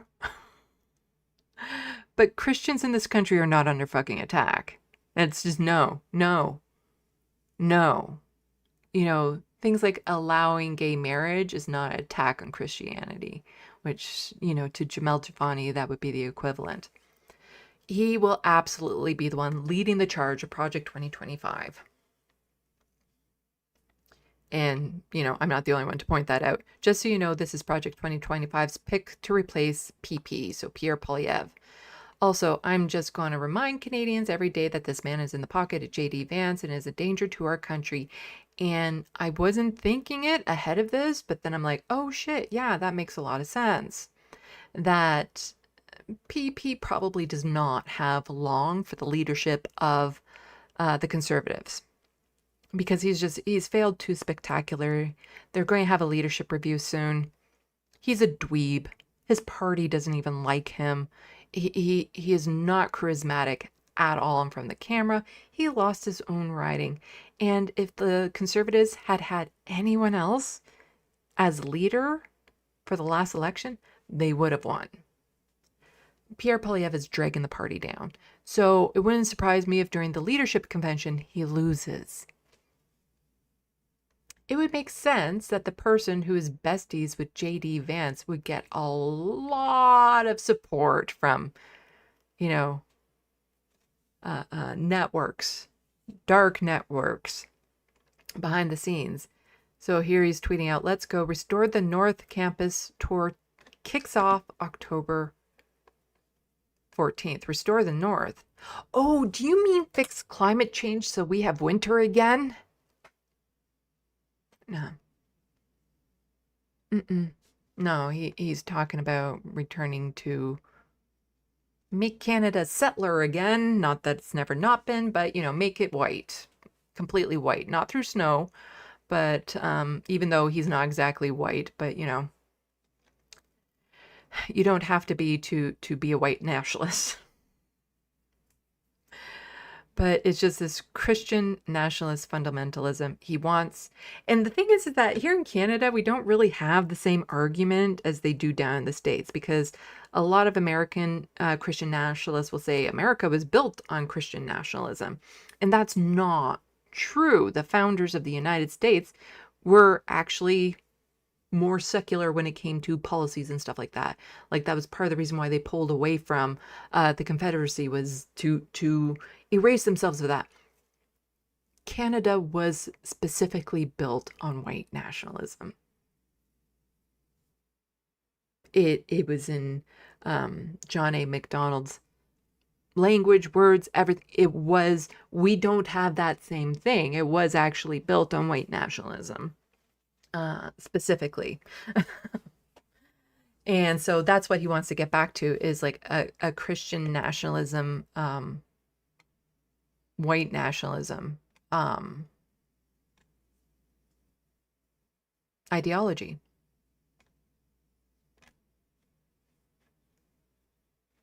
So we'll be keeping an eye on this guy for a while. If anyone has a ticket to this tour that they would love to give away, I would totally go to one of these things undercover. I'd have to put on like a blonde wig or something. I don't know. But yeah.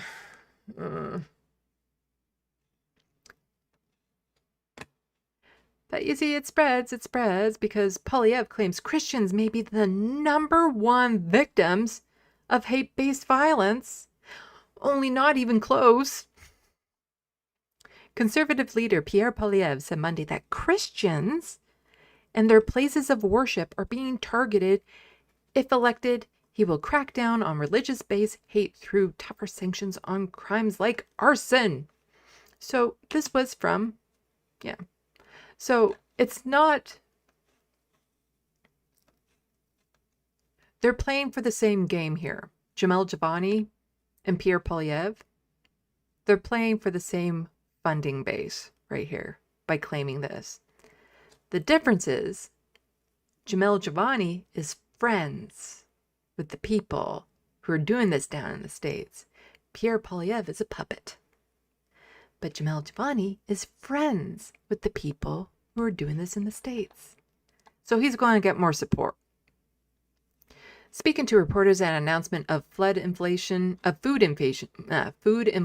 which we'll get to in a bit, Poilievre said that he had watched with alarm the terrible spat of church burnings incidents he described as terrorist attacks directed at Christians.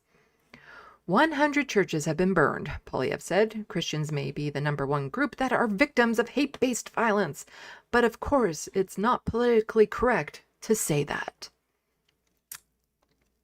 There have been a lot of church burnings. A lot of them have been arson. Not all of them, though. And not all of them were arsoned by people who are anti-Christian, but people who basically wanted insurance. Like, there's a mix. It's not a monolith with what's happened to the churches. According to the most recent Statistics Canada data, the majority of hate crimes targeting religion reported by police in 2023 were directed at Jews, 70%, and Muslims, 16%. See, this is why politicians shouldn't be allowed to lie. Because he's just doing this to stoke up bigotry and fear and hatred. And it's nowhere near the truth. There were a total of 1,284 hate crimes targeting a religion that year, a sharp 67% increase from 2022, and a phenomenal, largely driven more by police-reported incidents against Jewish, 908 crimes, and Muslim, 211. My only concern and issue with this is, yes, hate crimes towards Jews have increased. There's no doubt about it. The numbers are inflated, though, because they're including things like people saying from the river to the sea, Palestine will be free.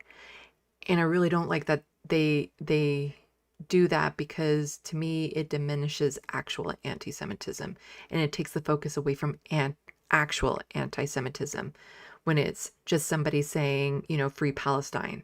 It's not the same thing.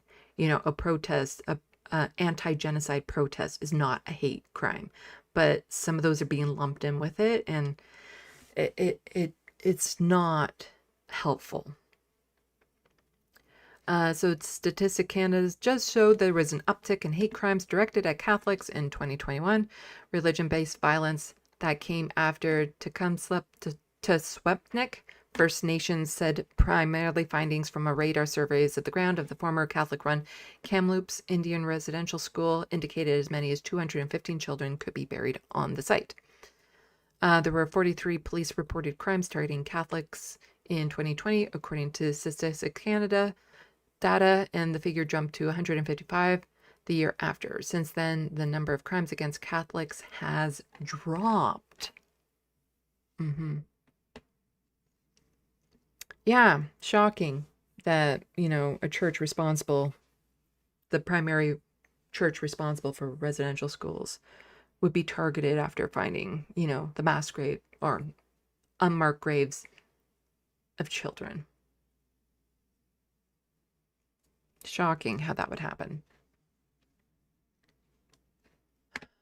But it's all these politicians wanting to stoke up hatred and bigotry.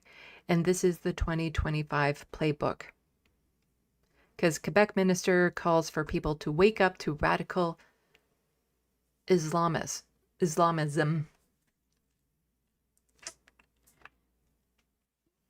The biggest threat we have in Canada is climate change, followed by white nationalism. Rachel Gilmore, again, go check out her channel. She does wonderful work. Has been looking into the rise of white nationalism, their groups. Most attacks that are based from hatred is coming from the right wing, not radical Islamists. This is a made-up issue, and they never want to deal with the actual issue of being white supremacists, white nationalists. Following Francois Legate's speech denouncing the onslaught of radical Islam, the Minister of Secularism, Jean-Francois Roberge, called on Wednesday for people to wake up to this threat. Asked to give examples of radical Islamists in Quebec, Roberge cited the case of Bedford School in Montreal, where a report showed that teachers had infiltrated the institution. There was an attack on a mosque in Quebec not too long ago. Killed people. 6 people. And that was driven by white nationalism. Yeah. The killer was influenced by people like Charlie Kirk. We must not wait until it is everywhere or all our institutions to wake up. Let's wake up now, Roberge said at a press conference. Because there's teachers at a school who are Muslim. Legat himself was asked to explain his comments from previous day as he made his way to question period. There is one case that is obvious at Bedford School. Islamists who forbid girls from taking physical education classes, which is no small thing in Quebec, Legat replied before continuing on his way. And I would be against, girls not being allowed to participate in education classes. I'm against religious schools. Full blanket. So call me a Catholic hater if you want, but I don't think there should be a Catholic school board. I don't think there should be a Muslim school board either. I don't think that any religious-based schools should be existing. They should all be publicly funded and not religious-based. If you want to teach your kids religion at home, you do that. But at school, no. The opposition, for its part, asked the government to clarify its position. Liberal Party, okay, it was just more stuff. Let's get to, where's the hate coming from exactly? Rachel Gilmore. The way this cop is speaking to these workers at a time of rising anti-Indian racism, while repeatedly, almost reverently calling Rebel News independent journalists, despite court ruling that they don't qualify as such, is giving major red flags. So, anti-Indian racism has been on the rise too, when it was found out that they were, interfering with our elections and our politicians. So let's see the video. So watch, Canadian Tim Hortons manager tries to trespass Rebel News reporter, Tamara, I don't know how to say her last name, because she was investigating an alleged cash for marriage citizenship fraud. Canadian police were not having it. So this is a whole bunch of bullshit. This is just a Tim Hortons who happened to be run by an Indian of immigrant descent, born here. I don't even know their immigration status. But because he wears a turban, oh no. Rebel News? Not a real news network. This is made up. I can guarantee you this is made up. Just like a lot of the news that comes out of Rebel News. The owner called, but he's not here. So he's claiming that that gentleman who was trespassed came into the store. Not the gentleman, the lady. What lady? The one who's holding the... Not surprising. The police tend to support the right wing. So immediately, this manager who wanted to kick out this woman for trespassing, he's now the one being interrogated and talked poorly to. Not the person who was trespassing onto his business. Yeah, and what's wrong with that? So he said that no one, she's trespassing in the private property. How is she trespassing? He was standing in the lobby. She is an independent journalist. No, she is not. Rebel News is not a real news network. She was never trespassed from this property, and she has her 100% rights to be here.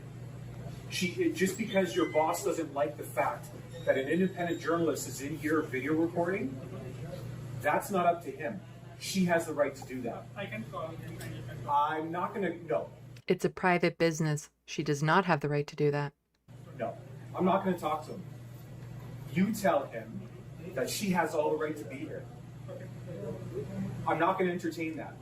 You tell that to Mohammed. I'm sorry if I'm being crass with you, but you relay that to... Still gotta be the Canadian and be like, I'm sorry if I'm being an absolute bastard, but gotta throw in that sorry. Mohammed, that I'm not even entertaining that portion of it, of this lady being here. If any media is It doesn't matter. They have all the rights in the world to do it. So this caused a bit of a stir. The OPP East Region tweeted this out. The OPP is aware of a video showing an officer responding to a request from a restaurant staff to remove an individual who was filming inside their business. Again, that is the business owner's right to deny them permission to do that on their business. In Ontario, under the Trespass to Property Act, property owners or those responsible for a property have the legal right to ask someone to leave if they are doing something that is considered prohibited. The owner or person in charge of the property is responsible for deciding what is prohibited. If the individual refuses to leave when asked, they may be trespassing. In that case, the owner or occupier can call the police to help remove the person from the property. We acknowledge that the officer's response in the video does not align with the provisions of the Trespass to Property Act. The incident is being reviewed and addressed internally to reinforce both appropriate conduct and application of the law. We remain committed to supporting our members with ongoing training and guidance. Okay. You guys can finish reading that if you like by freezing the screen. So Paul Champ, who is a lawyer, said, "This is messed up. OPP acknowledges one of their officers acted improperly at Tim Hortons in Picton, but still misinterpret the Trespass to Property Act, suggesting it's only trespass if the person is doing something prohibited. I will provide pro bono consult to OPP if needed." And that's a bit of a slight to the OPP to say, no, it doesn't have to be something prohibited in order for it to be trespassing. It can be the business owner saying, yeah, you're not allowed on this property anymore for whatever reason that they fill in the blank. But again, where's the hate coming from? So a growing issue here in Canada is residential school denialism. Because some politicians want to claim it was no big deal, never really happened, there were no dead children from these schools. There are people alive today who are survivors of these schools. These schools were horrible, and thousands of children died because of them. So Rachel Gilmore is quote tweeting Lindsay Shepherd, who says, "As a mother, you should feel even more empathy for the Indigenous mothers whose children were ripped from their communities. Some of them would never come home. Instead, you choose to be hateful weirdo. It's freak behavior to behave like this. Was silence not an option?" And so Lindsay Shepherd recently was kicked out of the BC caucus. So today, BC Conservative leader John Rustad fired me from my position as comms officer with the Conservative Party of BC caucus.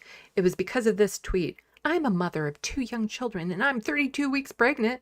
I was about to go on to maternity leave. More to come." This is the tweet that she sent out. "The orange shirt and orange flag perpetrate untruths about Canadian history, such as the grandest lie of all that 250 children's graves were unearthed in Kamloops. It is a disgrace that this fake flag flies in front of the provincial parliament buildings, and it is a disgrace to see the shirt of lies framed prominently and permanently beside the coat of arms so that the locals and tourists cannot view our insignia without having their eyes redirected to the orange shirt. How dare people acknowledge the atrocities that this country did?" Yeah, this is a fireable offense if you're going to be a politician. I'm not necessarily against all firings of people for conduct, but this is her as speaking as a politician. This horrific garbage. She's supposed to be representing a group of people.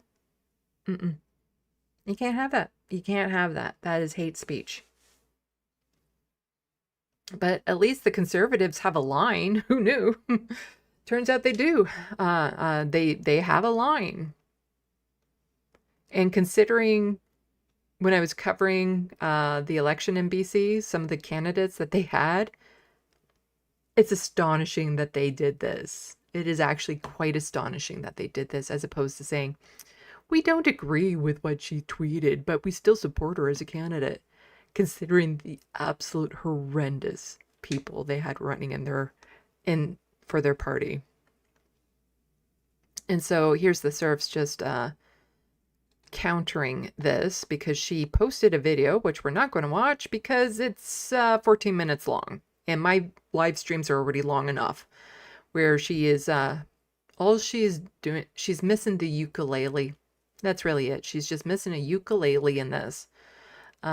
Because she's like, here's my side of the story of my racist, hateful post. And the service is just saying, if you're unwilling to believe the testimonies from the thousands of survivors who are still alive today, there have been human remains excavated at this point, including child-sized skeletons. I'm not sure how many bones it'll take before you start spreading this genocidal filth. Stop spreading this genocidal denialism is, I'm pretty sure what he means, filth. So human remains found near Alberta residential school site, likely children, First Nations say. While community members who discovered the remains were at the time unsure about what they found and reburied them, the team tasked with investigation burial sites connected to the school now believes it's been uncovering the shallow, unmarked graves of children between the ages of 4 and 10 who perished at the school. These were child-sized skeletons, remains that were excavated. None of these skeletons' remains were in caskets, Saddle Lake community member Jason said at the news conference. Another First Nation says it has finally found the burial sites of 5 children. Yeah. It's no, stop. I don't know what this is. There we go. I was also abused by a priest at the residential school, and I kept that secret for about 30 years after I left. And my mother was abused by a priest, and that's how I was born. Rick Gilbert, former Chief Williams Lake First Nation. No, there are survivors today that can recount what was happening at these schools. And so here's a video from Rachel Gilmore talking about this. So she says, on the eve of National Truth and Reconciliation, Pierre Poilievre spoke out for the group he says faces the most hate-based violence. And apparently that group is Christians. It isn't. I called for backup on this one. Luckily, Pam Palmater answered. The day before the National Day for Truth and Reconciliation, Pierre Poilievre spoke out for the group that he says faces the most hate-based violence. Christians? Yeah, he actually said that. Here's the clip. 100 churches have been burned.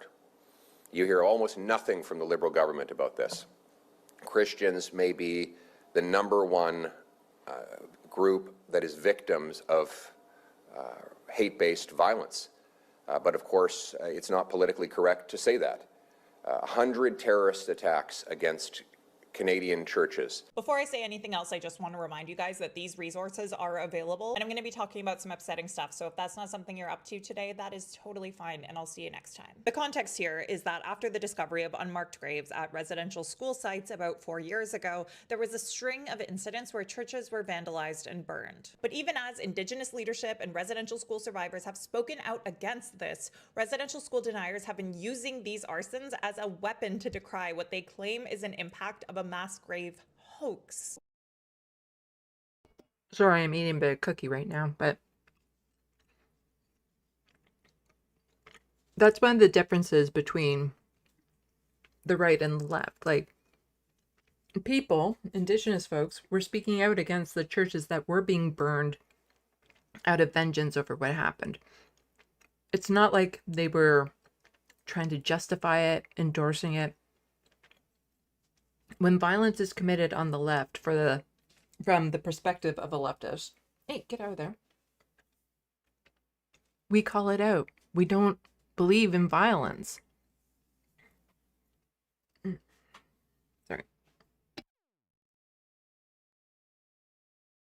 Which is grotesque, especially when you consider headlines like this. As for Poilievre's claims, I'm calling for backup. Pam Palmater, can you break down Pierre's lies? Hey, Rachel. Just when I think Pierre Poilievre cannot get any more disgusting, he goes and opens his mouth. First of all, he tries to claim, days leading up to this National Day for Truth and Reconciliation, that the #1 victims of hate crimes are Christians. That's nowhere near factual. If he were to look at basic statistics, he'd find out that the #1 victims of hate crimes when it comes to religion are Jewish people and Muslims. Oh, and his claim that there's been 100 churches burned down by terrorists? First of all, that's not the definition of terrorism. Second of all, there's only been 24 confirmed cases of arson.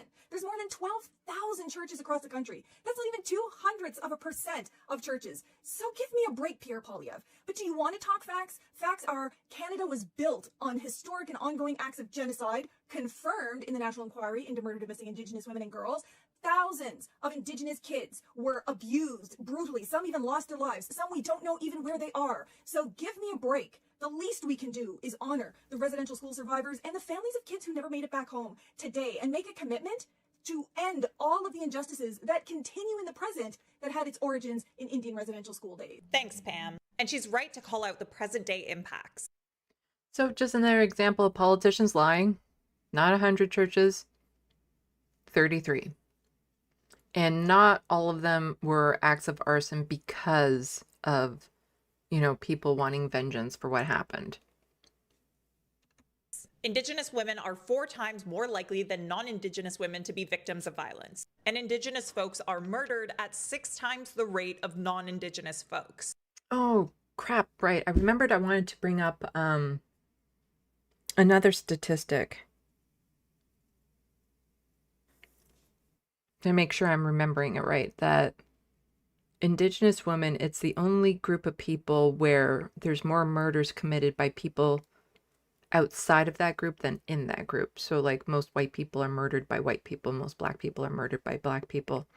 But Indigenous women, it's from more of them are murdered from people outside of that group than inside that group.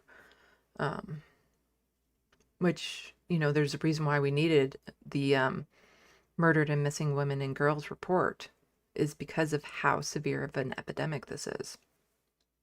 And Statistics Canada itself says, quote, previous research had suggested a link between this violent victimization and past and present colonial policies, including the residential school system, marginalization, and institutionalized racism. I also reached out to Indigenous Studies scholar Sean Carlton, who has written extensively about residential school denialism. He said this is not a coincidence. He said Poilievre's conservatives are courting the Christian right for political and financial reasons and are deliberately engaging in this residential school denialism.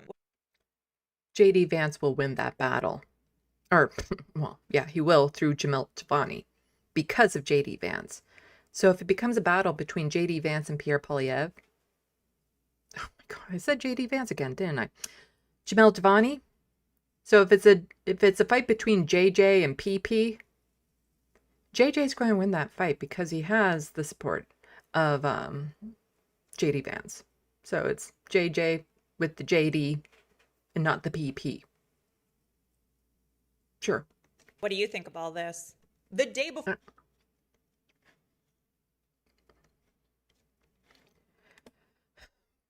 But do you know what they're not talking about? Vandals set fire to Manitoba MLA at Nahanni Fontaine's constituency office.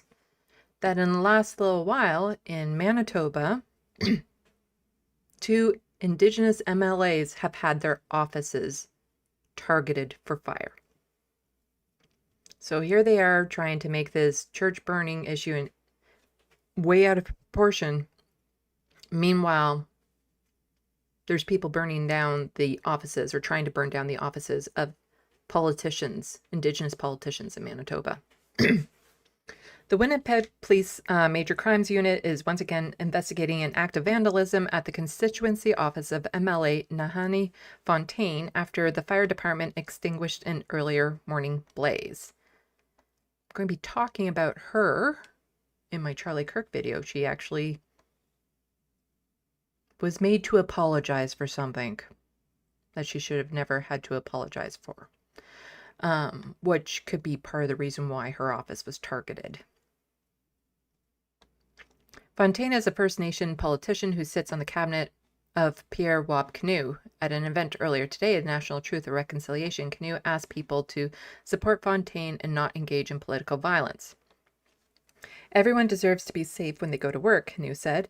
And when we look at what's going around North America with the violence going on in politics in the States, and we see all sorts of division happening here in Canada, I just want to make it really clear that in Manitoba, we have to keep peace. We have to keep calm. And when you look at the residential school survivors, they changed Canada for the better in an entirely peaceful, dignified, compassionate way. Winnipeg police had little to say when contacted. They say no suspects have been identified. Some of the windows at Fontaine's office were covered in smoke residue, while her rear window was completely broken. The front door lock on the office door appears to have been pried open.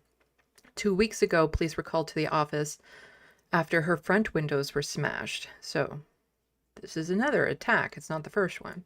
There have also been 4 fires set at constituency office of Bernadette Smith since August.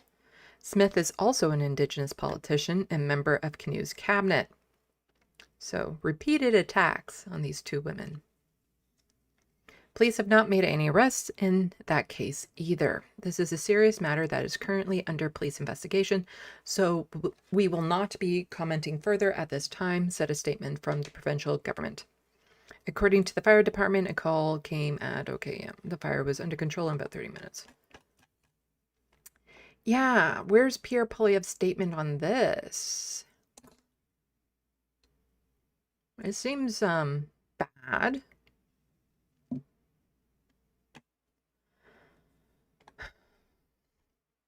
But it wouldn't surprise me if some of the uptick from Nahani's office being targeted is because of a statement she shared on social media shortly after Charlie Kirk was assassinated.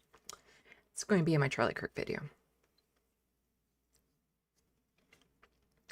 So I also, last week, I believe it was, covered the death of a 15-year-old boy who was shot by the police. An immigrant, despicable. Police murdered a 15-year-old child and then sent the riot police to harass and intimidate his grieving loved ones and community? Excuse me?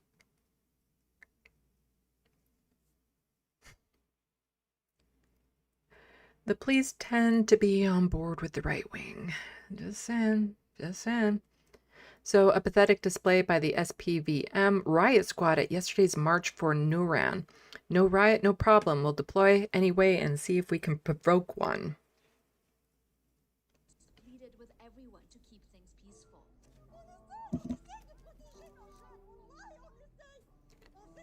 Okay, that is like super duper quiet.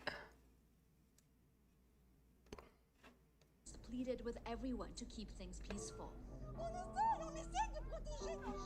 Speaking French, so we try to protect our youth. We go above and beyond.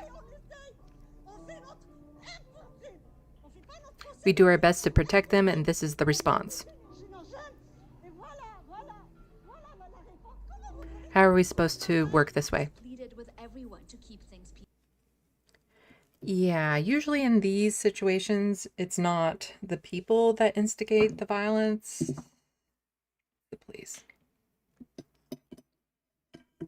Just absolutely disgusting that they would send police to this protest or this march for a child that was killed by the police.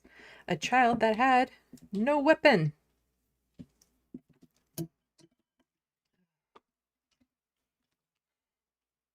Sorry. New headphones, they keep getting all tangled up. Okay, so we're going to be moving topics slightly, still talking about federal politics, but change in tone and whatnot. So let's take a break and go to the SandBox before we get to those ones.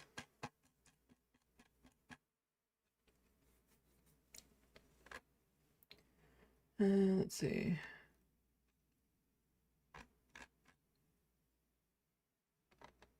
Okay, I saw that.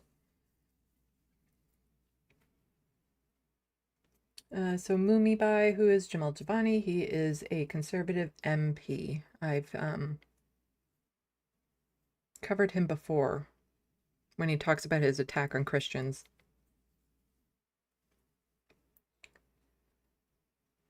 I do have a troll today. Grand Theft Autobot, there's a troll. Yeah. The mods sniped them. But I can still see that there were some messages deleted.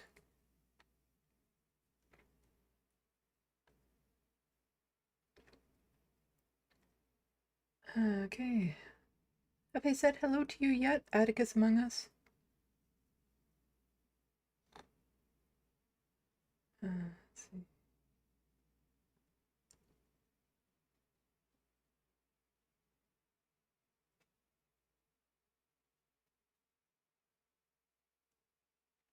Moonmind By, he talked for an hour in the video. Is there a way to speed up YouTube videos so you can listen to Donald? Yeah. Let's see. If I go to...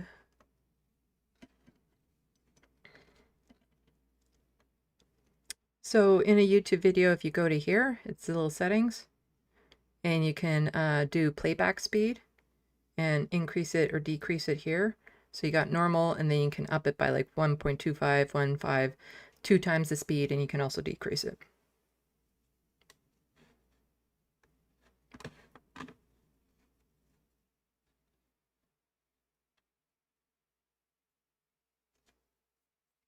Quite often when you just increase it by 1.25, it makes them just sound normal, a lot of people, the way they talk.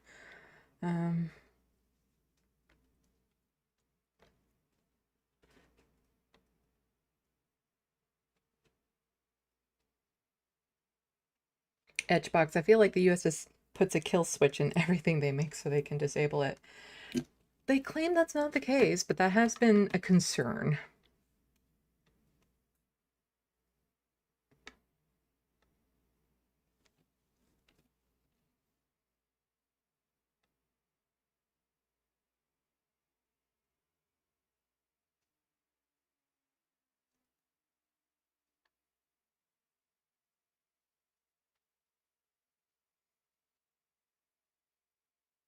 So life, if female mosquitoes suck blood, then what do males eat? Do the males eat? Well, as far as I know, the female mosquitoes are sucking the blood for eggs, like to have eggs and stuff. It's not quite the same as just for nutrition, but it's for egg development and whatnot. And that's why in a lot of those commercials where you're like, here's this insect repellent, look, I'm putting my arm in this bag of mosquitoes and they're not touching me. That's because all the mosquitoes in there are male. Hello, Looney Tunes 9000.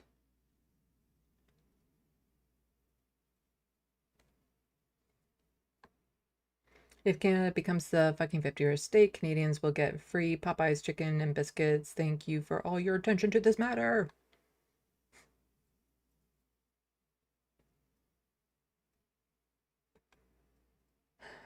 Let's see.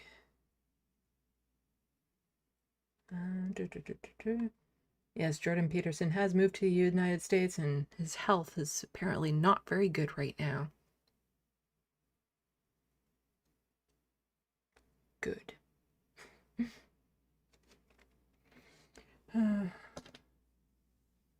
Rachel Atwood, would Ford ever try to run for national office? It's entirely possible. And if he did, he would win.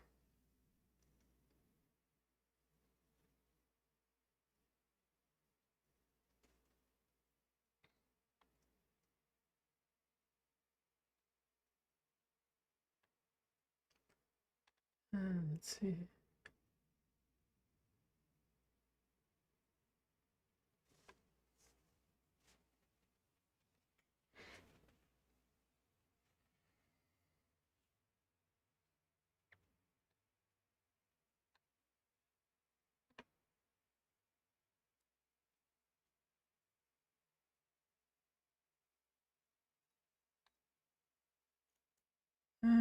Let's see. The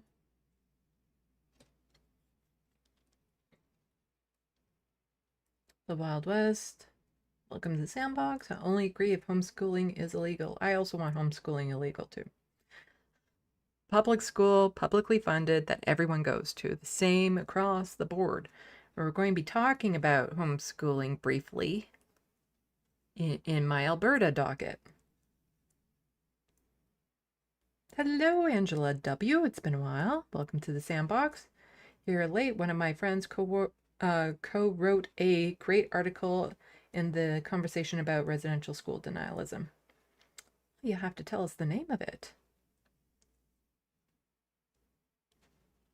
Yes, Looney Tunes 9000. Rebel News is one of those fake news networks that have actually been, we have criteria for them to be considered real news in Canada, and they do not meet that criteria.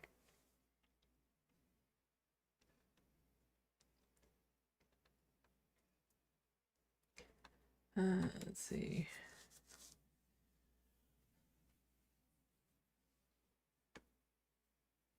Angela W. It's funny how the police suddenly care about journalism in this case, but when Brandy Morin is invited by protesters to cover blockade, she gets arrested. Yeah.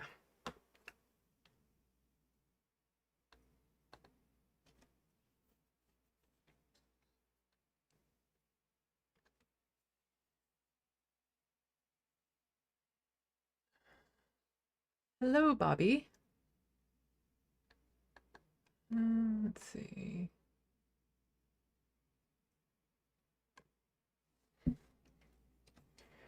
Oof. Yes, cookies. I don't like eating on camera, so I try to hide it. Mumbai. Can anyone tell me what the left and right in politics? I thought they were directions. Well, they're technically directions. So right and left wing politics. So left wing are people who would be more socialist, progressive orientated, and the right is more conservative, depending on how far you go down, right wing authoritarian type thing. So there are extremes on either end, but like the extremes of the left is things like abolish prisons, abolish pronouns or gender, free universal health care, like complete comprehensive socialized housing,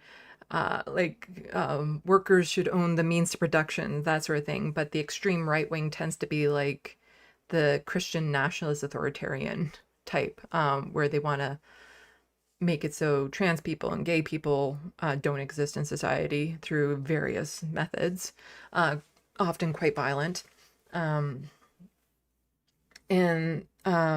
right wing tends to be far more authoritarian in their tactics and stuff. So just look at the United States and what they're doing right now with the invasions of their own cities and stuff. That is on the far right of the spectrum. We don't really have like a pure leftist party here in Canada. The NDP has slid more to the center, and the center is what the Liberals pretend to be, but they're a bit right of center. And so you have some Green members that are on the left, but we don't have like a very strong leftist party here in Canada. The NDP used to be more of a leftist party, but it's a spectrum. And then, it's not in either or. Like, you don't have to be just left wing or just right wing. Like, you can have left perspective on some things and right wing perspective on other things. And it is like a sliding scale type thing, where I tend to fall on the far left. Like, I'm one of the extremist radical leftists out there. So that's it in a nutshell, I guess you could say. So think conservative values for the right and not conservative values for the left. I don't know. That did not make much sense, I don't think. Yeah, and then quite often one side will get mocked more than the other. Yeah, it's a thing. So Pierre Poilievre, Jamil Jivani, they're on the far right. There are some conservatives still that aren't as far gone as them. I'm trying to think if we do have some politicians that are on like the more left-wing side of the thing. So yeah, people on the left also tend to be against genocide. People on the right tend to be the ones committing the genocides. And it's not a blanket statement. Like when I talk about people on the right and people on the left. It's never meant to be like a blanket statement that everyone that's in that category falls into these criterias. It's more just an overview, a guide. And there's always going to be exceptions to rules and things of that sort. So you can be conservative and still believe in queer rights. You can be liberal and not believe in queer rights. So there are some fluctuations within, if that makes any sense.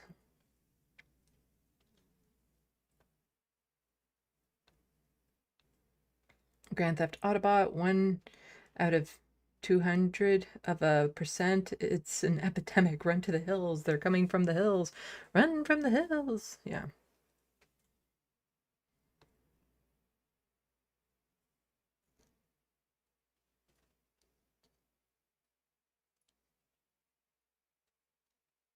Ah. Jump, jump. Oh, there I was. Okay.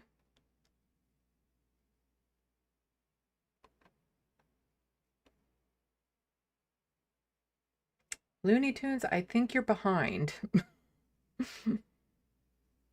If you're just talking about Ben Glebe now.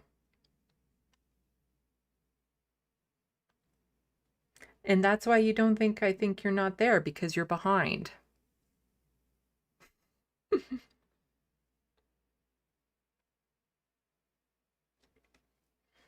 The Wild West, Jordan Peterson is apparently sick because he's under spiritual attack, according to his daughter. Yeah, I saw that video.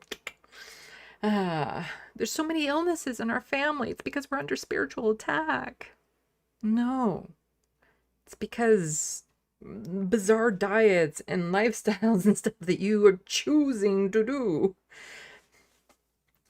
I'm not going to be sad when Jordan Peterson dies away of the causes he caused himself. The natural causes he brought on himself. No. Mm-mm. He was in a coma for like a month because, what was it? He ate only one thing for an entire month or something. Like, it was just, yeah. And he's done so many drugs and stuff. He's kind of like an RFK test case gone wrong. Or right, I guess you could say.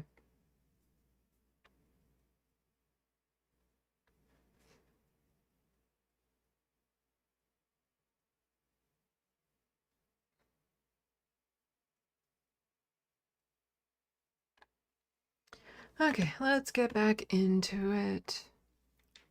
My voice is already starting to give out, and it's only been 3 hours. Oh. So, Pierre Poilievre thinks he's a politician, and like technically he is, but he's so desperate for the sound bites. He's so desperate for a new slogan that I'm just, what? That's what you, what? He should know better than this. But he needs something to replace Axe the Tax. He needs it so much because that's all he had were some empty slogans. And he's desperate for a new one. So here we go. Here we go. And it has to be tax related, of course. Stop taxing groceries. We're not going to be listening to the video because it is like, well, to the whole video because it is like half hour long, but. They have already fed 70,000 visitors, 70,000 visits as of July. He's talking about food banks. Last year, it was 64,000 visits for the entire year. So they've already passed last year's demand and still half the year remains to go. So that carbon tax he wanted axed, which was, that was supposed to bring down the cost of groceries and stuff, didn't.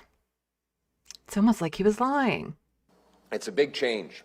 As you can see, anybody who walks down Murray Street can see an incredible change. Those of you who live in Ottawa, you'll remember that 10 years ago, you didn't see... Anyway, it's enough of this. He has a slogan here, stop taxing groceries. Well, here's the thing about Canada. There are no taxes on certain groceries in Canada, and those these products can help you save money.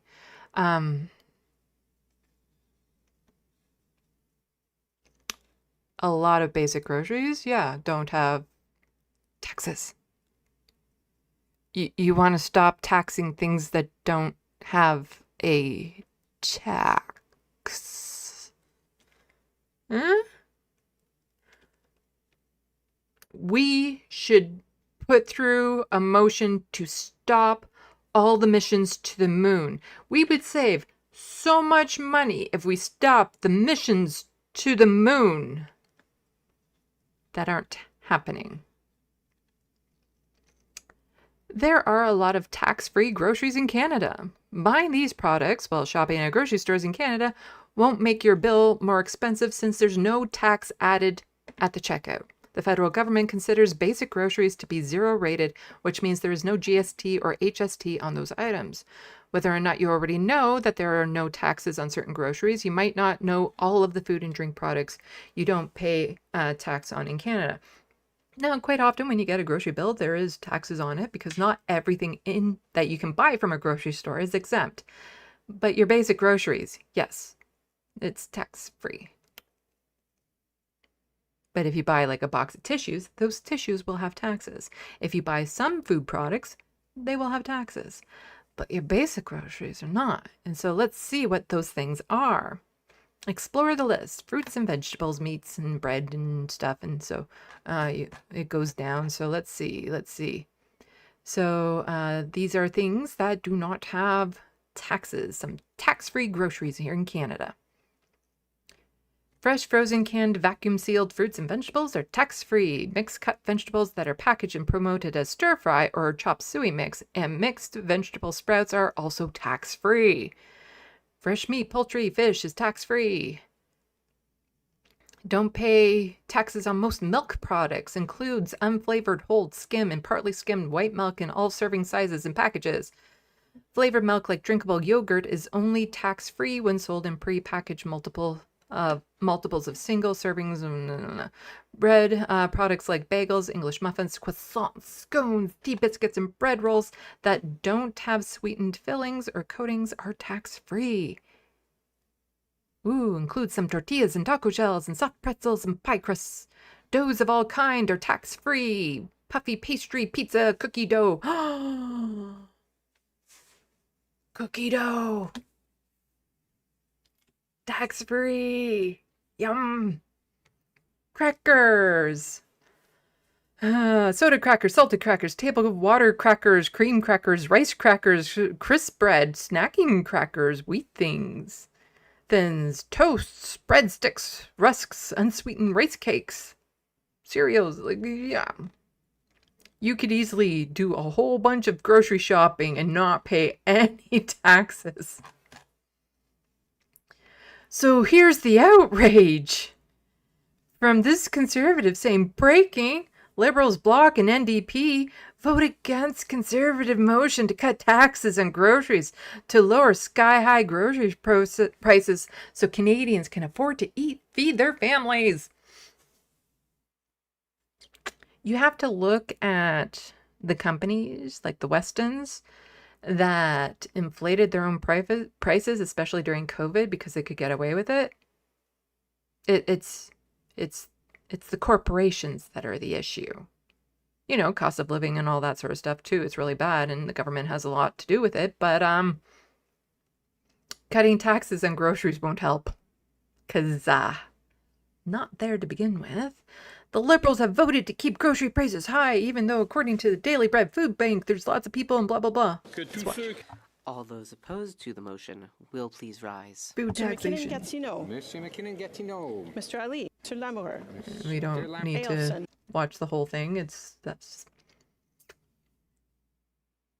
Go cons. You know what? Just keep on trying to pass bills like this. I'd be happy. Just keep on trying to pass bills for things that don't exist. Let's do that. Let's keep on. So no more moon missions. That's a no. The money we're sending to Atlantis to help make them breathe again. No, we gotta stop sending that money. Let's see. Let's stop sending money to Let's think of something ridiculous here.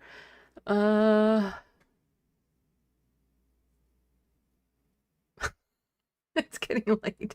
I should have pre-thought of these. Yeah, you get the point, though. You get the point.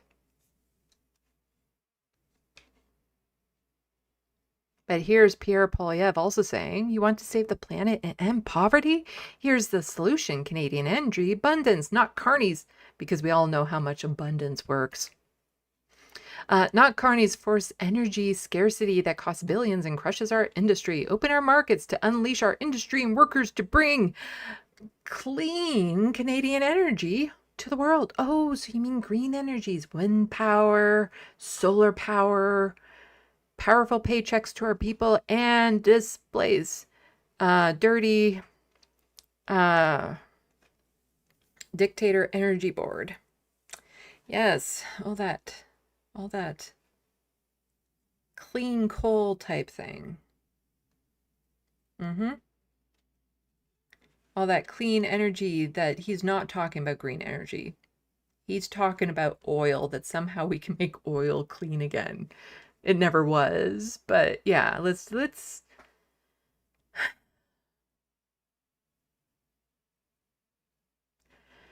because he's quoting a article from the Toronto Sun, time to abandon Liberals' failed and costly climate policies. And a lot of them have failed, and a lot of them are costly because they're not going far enough. They're not going far enough. Green energy is the way to go. That's not what Pierre Poilievre is talking about. He's talking about more oil and all that sort of stuff. And if he does have a plan for clean energy that really is clean, tell us about it. What's your plan, Pierre? How is the Conservative government going to be better for the environment? Give us the plan. Just spell it out for us. What are you going to do? What are you going to do? Yeah, he has no plan. Okay, let's shut down that docket. Boom. Close. Then we have, let's see, some NDP leadership stuff, some Alberta stuff that we'll get to next, I think. And then we'll do the NDP and then some other kind of one-off stories. So 3 more dockets to go. Let's see what people are saying in the SandBox. Hello, Manope.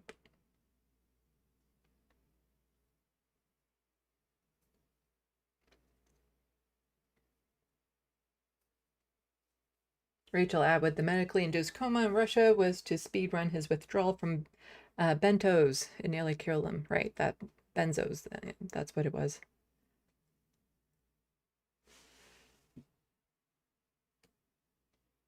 BCAT, I won't feel bad. He actively perpetuates and contributes to violence against LGBTQ community. Yeah.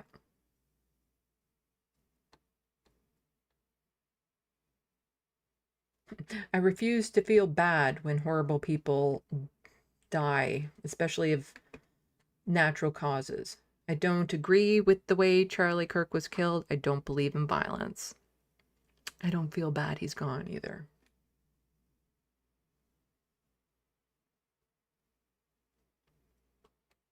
Mumbai Bai. I'm probably saying your name wrong, so since you seem to be new here, I'm just going to do this. It's a thing. It's a thing on my channel, saying who really believes that grocery store is going to lower the price after the delivery taxes disappear. Yeah, it's, if you remove a tax from something that is taxed, the corporation isn't going to lower their price. They're going to keep it the same and then just pocket the difference. The Wild West. I thought we didn't have taxes on groceries. Followed up by, we don't have taxes on groceries.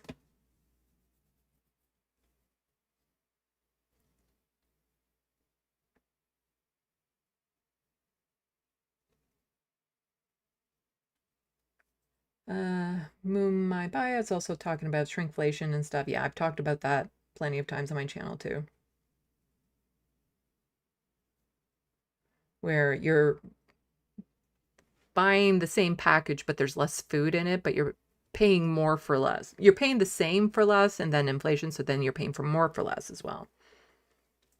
Yes, go pay your rent, B-Cat.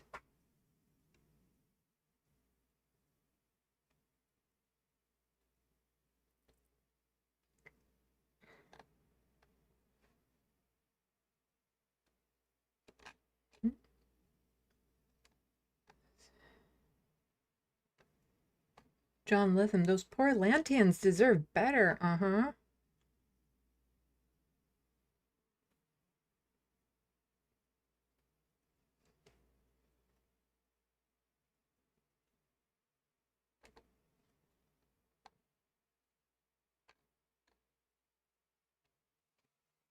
So Life, Tennessee passed anti-chemtrail legislation, I think. I know they were talking about banning them, though, LOL. Actually, I think that happened in Alberta, too. Yeah. Danielle Smith, I think, was on that as well.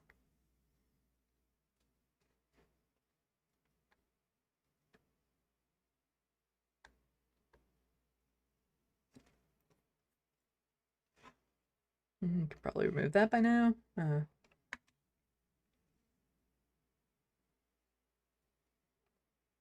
Soul Life, it's wild how oil comes from plants and dinosaurs. It likely wouldn't be here without the extinction, which could lead to our extinction. I get the logic. I'm not entirely sure that's how it happened, though.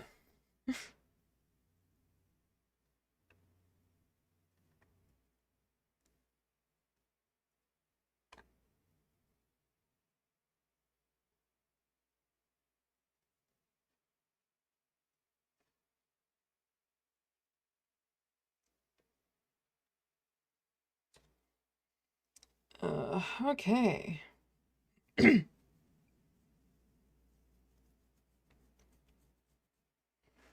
I know if I buy a certain amount of bagels at the bakery, I get $1 off. I can't eat processed bagels anymore. I can't. I switched over to bakery bagels, and I've been on it so long that the last time I tried to have like a store-bought processed bagel, it made me sick.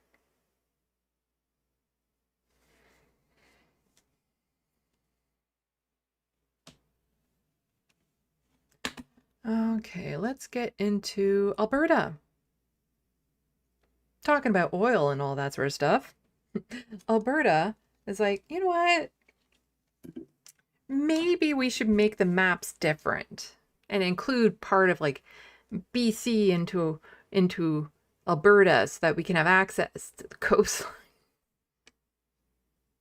You see, that's some of the things when Danielle likes to talk about, you know, Alberta separating from Canada, and it's like, you're landlocked. You'd have to be negotiating a whole bunch of treaties if you want to get anything done.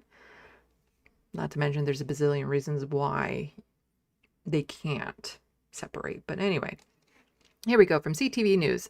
Alberta re-enters pipeline arena. Plans to propose new oil pipeline to BC coast. You need buy-in from BC for that. Anyway. Been at the top of Danielle Smith's wish list since she became premier, but it has been difficult for the province to get any sort of movement on a new pipeline to the west coast. Now, after years of back and forth, Smith has announced her government will step in and try to jumpstart that project. But there's still a long way to go before oil can flow. Tim Brooke explains. Premier Danielle Smith hasn't held back her feelings about a new crude pipeline to northwest BC. What stands before us right now is a once-in-a-generation opportunity to unlock our wealth of resources and become a world-leading energy superpower. So far, no private company has stepped forward to bankroll a new pipeline. So Wednesday, Smith announced she'll lead the process to build the application for a 1 million barrel per day pipeline. If we fix the investment climate and get an agreement with the federal government to move forward on this on the major projects list, that proponents will step up and it will be built with private sector money. The province will... So we're just going to put all this provincial money, taxpayer money into it, and then just hope, you know, hopes and prayers that a private investor will come along and take it up, even though the option was there, or there was talk of it a long time ago and it never fell through because cost reasons and blah, blah, blah, blah, blah. But we're going to do it again anyway. spend lots and lots of money, taxpayer money. And yes, I'm seeing out of the corner of my eye, GNN is now back on YouTube. Work with 3 Canadian operators, Enbridge, Trans Mountain, and Southbow. The group will research a route and eventually put together an application. Smith is convinced by the time that proposal is done, the feds and Indigenous groups will be on board and private investments will come. The fact that we're engaging early and we're being transparent and having very respectful conversations certainly helps. For now, the province is putting up $14 million of taxpayer funds to support early planning work. Yep, $14 million. It's just kind of like, you know what? I'm going to spend a whole bunch of money on making a boat just for when, you know, the next big flood happens, like the next big Noah flood happens. I'm just going to do it now. Put all this money into something that hypothetically might happen someday. Only it's not going to be my money I put into it. No, it's going to be taxpayer money. It's going to be a real tough go because the private sector, despite all the egging on of Alberta, has not been willing to step up on its own. We've seen so many things fail. And of course, others will have a say. Premier Smith continues to advance a project that is entirely taxpayer funded, has no private sector proponent, is not a real project, and is incredibly alarming to British Columbians. Smith says she did give BC's Premier a courtesy call earlier this week, but... Oh, by the way, I'm just going to make a pipeline and I'm going to shove it through your land. Haha, bye. That hasn't convinced him, and Smith is well aware her government can't do this alone. I have not publicly opposed any project that has been proposed by any of my premierial counterparts. This is a test of whether Canada works as a country. And Tim joins us now. Okay, so Tim, what kind of a timeline are we looking at here? Well, Tara, consultation work has already begun on this because Premier Danielle Smith really wants to get a move on. She really wants this pipeline added to the next federal government major infrastructure projects list. And so we should expect some sort of proposal early next spring. Now, if everything goes according to plan, and that's a big if there, but if everything goes according to plan, Smith wants to start construction over the next couple years and then have oil flowing through that pipeline in the early 2030s. Now, that is, as you can imagine, a very ambitious timeline, and it relies on a lot of things going right, and it also relies on almost unanimous buy-in right across our country. We reached out to the Prime Minister's office today to get his input on this project, but Tara, as of now, we haven't heard back. Yeah, it's not going to happen. I believe, yeah, that's all. The articles, all what was in the video there. I like those types of articles. So breaking, Alberta is spending $14 million to create an application advisory group for a new bitumen pipeline to the BC coast. No private investment yet. Yeah, no. So somebody just pointing out Danielle Smith always saying, we're broke. Also Danielle Smith, we will continue to spend tax dollars to prop up the oil and gas industry that refuses to invest in their own infrastructure. Yeah, and it's funny. I don't think I have it in any of the comments here, but people pointing out how suddenly it becomes our coastline. You know, Danielle Smith will say it's our coastline. Oh, Looney Tunes 9000 is saying that YouTube rejected GNN's appeal. Oh, that's unfortunate. Yes, Danielle Smith is saying, well, you know what? It's Canada's coastline. You know, so BC doesn't have full say of it, so we should be able to. But whenever it comes to like the oil and gas that comes out of Alberta, she's like, no, it's mine. It's mine. It belongs to Alberta, not to Canada. It's funny how that works. So David Eby has absolutely demolished Danielle Smith in this response. Let's listen. To announce they are starting a Crown Corporation to be the proponent for a new pipeline.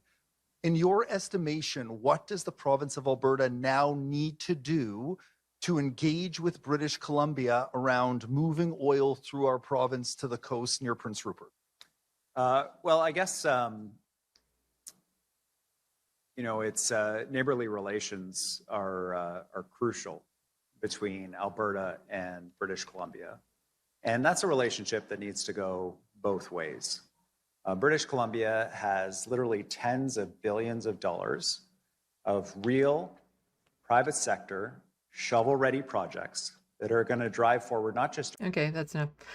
All right. It's just, you know, same thing here. When asked from the breakdown, when asked if there were any conditions that he would support Smith's pipeline dreams, Premier David Eby reiterated that the need to pursue real projects paid for by private investors, not taxpayer. Guess Smith's Skybox tickets didn't get her as far as she hoped. Pipeline to BC's North Coast. And is there a chance that the Prime Minister could give the go-ahead to this project without BC's consent? So what have your conversations been with the Prime Minister about whether or not it could go ahead if BC objects?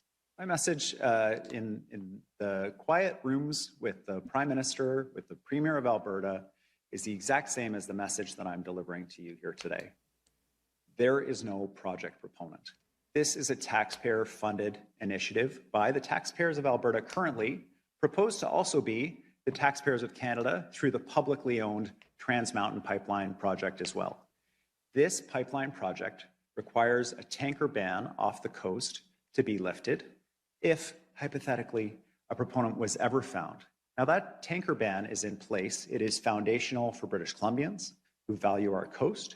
It is foundational for First Nations whose consent we have sought and obtained for literally tens of billions of dollars of major projects that are real, that are not taxpayer funded, that will drive forward the BC and the Canadian economy for years to come. And so the challenge that I have is that this proposal from the Alberta Premier for taxpayers to do this work comes at the expense of real private sector projects that are going to lift our economy and lift the national economy, and for no apparent reason.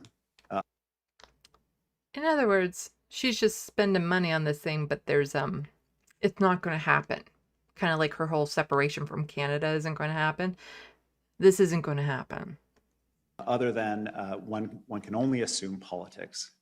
And so all I can say is let's stay focused on real projects, is what I say to the Prime Minister, is what I say to the Premier of Alberta. There's so much we can do together to improve the lives of Albertans and British Columbians and Canadians. And let's focus on those shovel-ready projects. Okay. And here, Danielle's like, if we could just redo the, if we could do a redo, can we? Well, I would say this, that, you know, if we had been able to redraw the map at the founding of Alberta, maybe we would have drawn it with a little bit of British Columbia so that we had a port. Maybe Port of Prince Rupert would have been part of Alberta. Yeah, just like, you know how the United States, if they could just redraw the borders, they would also just put a whole chunk of Canada in them.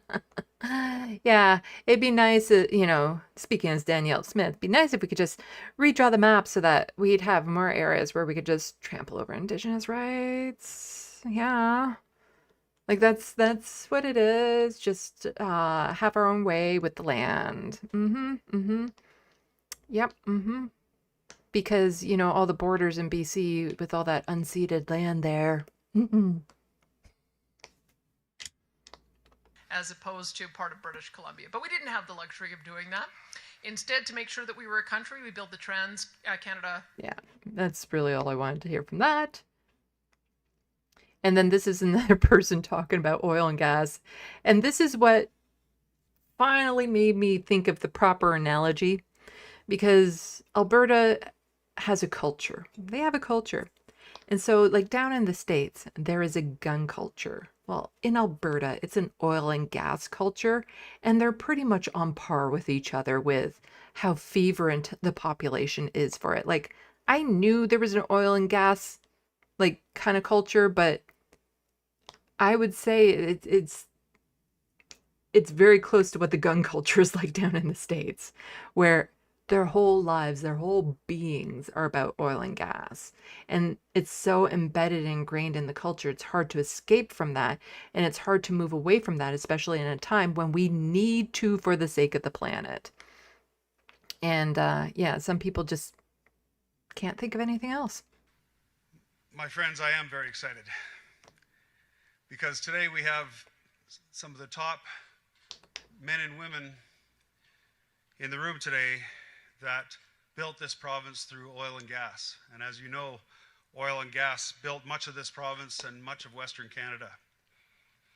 We are in Alberta very excited about what we're going to do.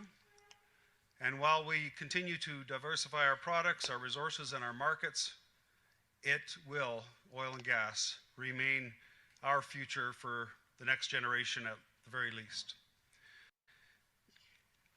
It will. Oil and gas are our future. And it's so bad in Alberta that even the leader of the Alberta NDP, Naheed Nenshi, I'm losing all faith in the NDP across the board. I'm paying close attention to the federal race for the NDP leadership because that's a do or die for the NDP.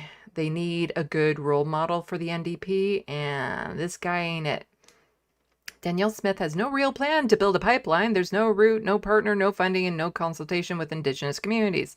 Just another $14 million of taxpayer funds wasted on a pipe dream. Ha ha ha. Alberta's New Democrats know better. We've done it once and we'll do it again.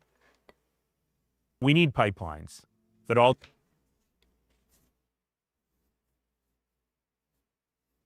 How about no? No more new pipelines.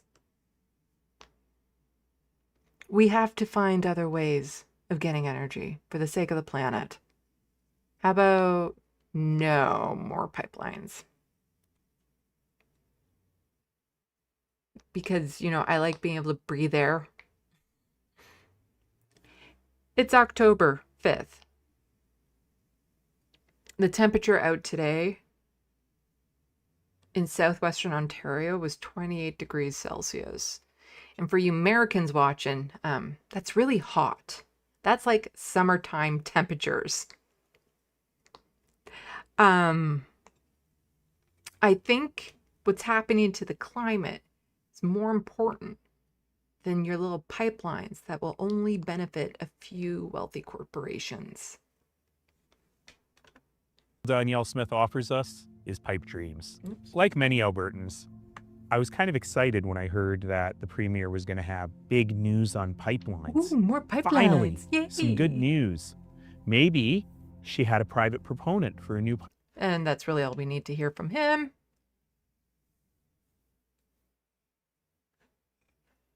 But more how Danielle Smith is serving her province, making it great to live in Alberta.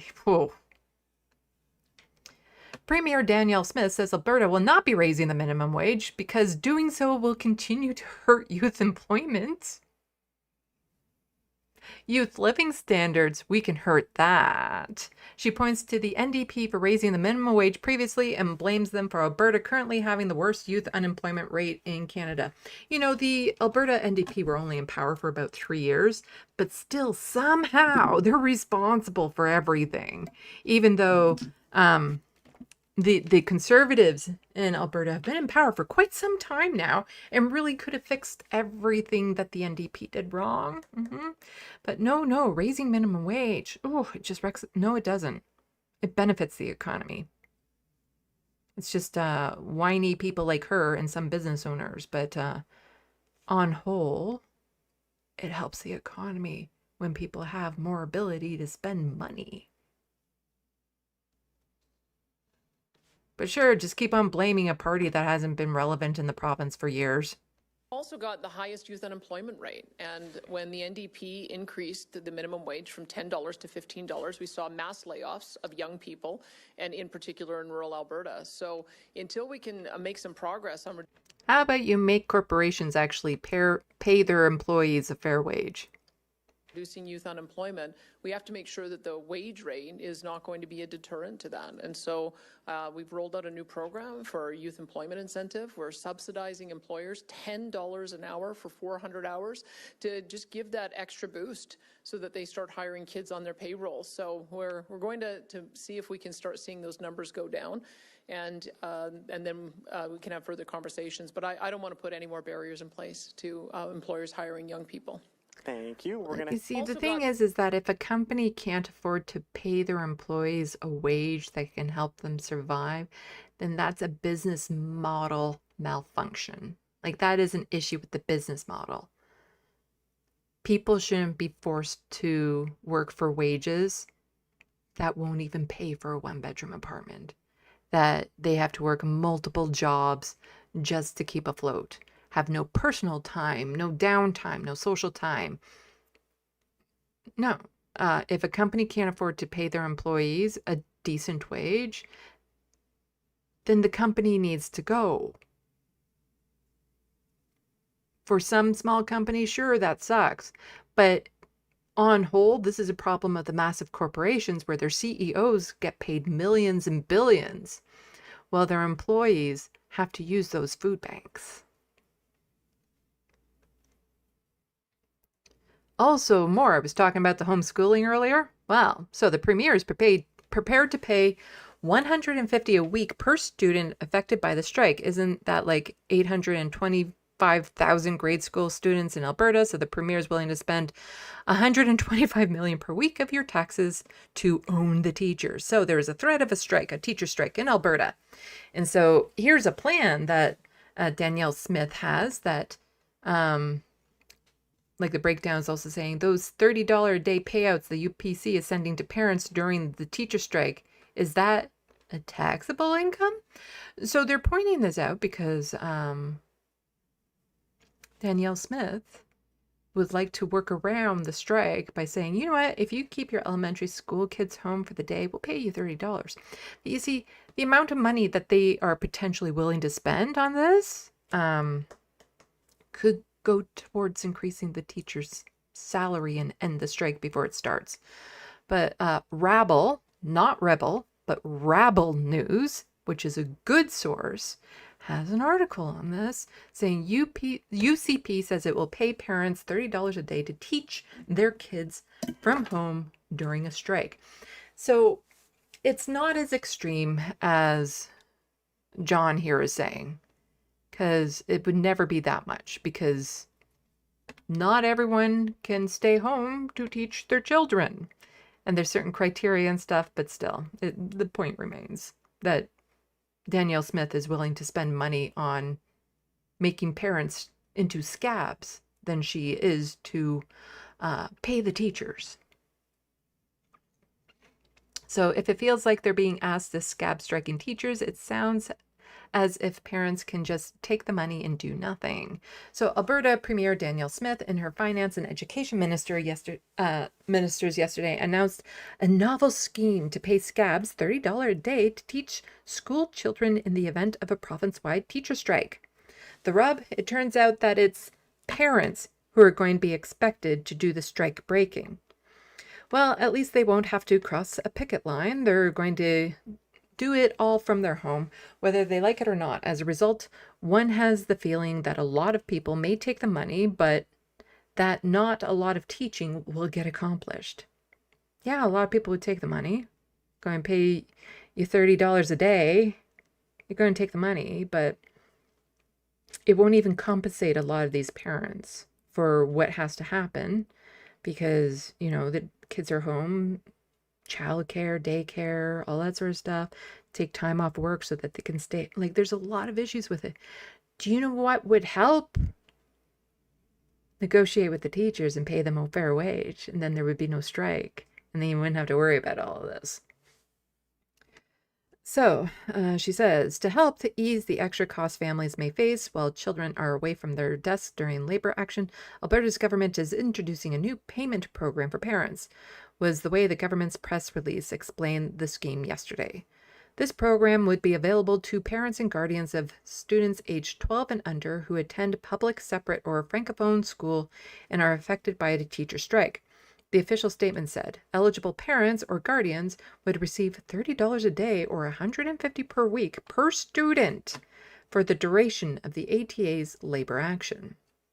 The United Conservative Party's Strategic Brain Trust must have been really burned the midnight oil Monday to come up with this brainstorm after they learned that more than 4,300 members or 43,000 members of the Alberta Teacher Association had rejected the government's latest contract by nearly 90%. Earlier that day, they've been planning to provoke a strike by the teachers' union. The first payment will be made on October 31st, Finance Minister Nate Horner did say definitively and confidently at a news conference yesterday. How are you going to do all of this? Like, the logistics behind all of this is a nightmare too.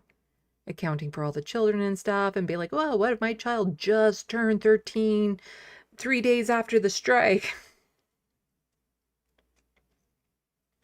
So instead of doing the very thing teachers have been asking for, investing in our classrooms, the government has now promised parents $30 per day per student when teachers are on strike. Jason Silling, ATA President Jason Silling said in a statement yesterday afternoon, this amounts to almost twice as much as teachers are paid to teach those same students in their classrooms.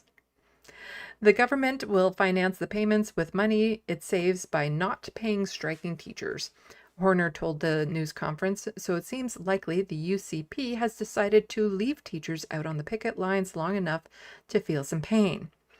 Our goal is to keep our kids in the classroom, Horner said in a news release.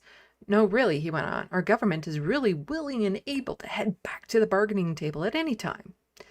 Does anyone remember how during the pandemic, the UCP thought it was critically, absolutely, unreservedly essential that children be taught in the classroom, regardless of the physical risks to them and their families for their mental well-being? That was then. Now for Premier Danielle Smith, UCP 2.0, it's almost meh. Parents will get a curated online curriculum toolkit they can use if they wish to do a DIY home classroom, and don't worry about it. It's free and they don't have to use it. It's a longer article, but yeah, basically trying to pay unqualified parents to be scabs at home with no checks to see if they're even educating the students properly, and then only some would and some wouldn't, and so then there'd be a very big imbalance on who gets the... Anyway, some more from Alberta. Calgary student told he needed to be spanked. Hopes comment will spark change. Well, at least it was not Danielle Smith calling for the spanking, but...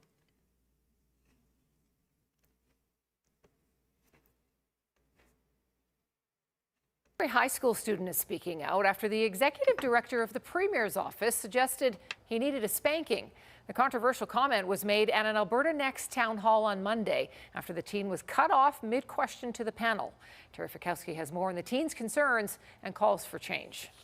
Evan Lee is a high school student in Calgary and worried about the impacts a looming teacher strike will have on him and his peers. We are especially impacted by it, including things like diplomas, and then we also have to do university applications. The 17-year-old took his concerns to the Alberta Next town hall panel Monday in Calgary, but his microphone was cut off mid-question. Why is the government handing out four... We'll go over this full clip in just a minute, so... McAllister posted an apology on X calling the remarks inappropriate, but the leader of the opposition NDP says this is not the first time he has been unprofessional in the town halls and should be dismissed. Knock it off or I'll ask you to leave. A lot of, frankly, belittling and insulting comments to citizens, which I just find so objectionable and so disgusting. The Premier calls the comment off-colored, but is satisfied with McAllister's apology. You have to engage with people respectfully. That's my expectation of my... And he wasn't doing that. He was not engaging with the student respectfully, saying that, you know, your parents should have beat you more. My staff, and I've asked him to do better. The Premier, who sits on the panel, is criticized for not stepping in when it happened. And Lee is disappointed McAllister has not reached out to him directly. He decided to censor free speech, which I thought was extremely shocking and should not happen in Canada. One political scientist believes what happened reflects poorly on the Alberta Next Town Hall initiative. These town halls are designed to support the government. They're not really designed to tap into public opinion or to allow people to speak their mind. But Lee is hopeful what happened to him will spark change and encourage other young Albertans to get engaged. Ignoring today's issues that we youth face is alienating tomorrow's electorate. Terry Fikowski, CTV News. So a little bit more on that. This is the whole exchange here. Hi, my name is Evan Lee. I'm a Calgary high school student. Like many high school students, I'm very concerned about what's going to happen to the upcoming Alberta teachers strike, which just an hour ago, they voted 89.5 in favor of striking. Evan? And my question is, why is the government handing out So that's not my audio going out. That is the kid's mic being cut. And he's saying 61. So why is it that 61 million in cash and brand? It can't be heard. Here's the thing, Evan. Evan, I applaud you coming here to speak. I don't applaud how you're trying to speak. Oh, the amount of times you can protest, just I don't like how you're protesting. You can have free speech, but I don't like how you're having your free speech. You can do whatever you want, but I don't like how you're doing whatever you want. Same old, same old. You're allowed to do exactly what I tell you to. How you're trying to speak, it's not making any sense. So we're going to move along, okay? Let's go over to this microphone, okay? I know you'd love some chaos, but your parents should turn you over your knee. Let's go over here. Oh, that's rude. That's rude. No, rude. That's not Danielle Smith saying that. That is a person by the mic, one of the people in the audience here telling him that's rude. Danielle Smith is sitting right there not saying anything to that. Go ahead. That is disgraceful.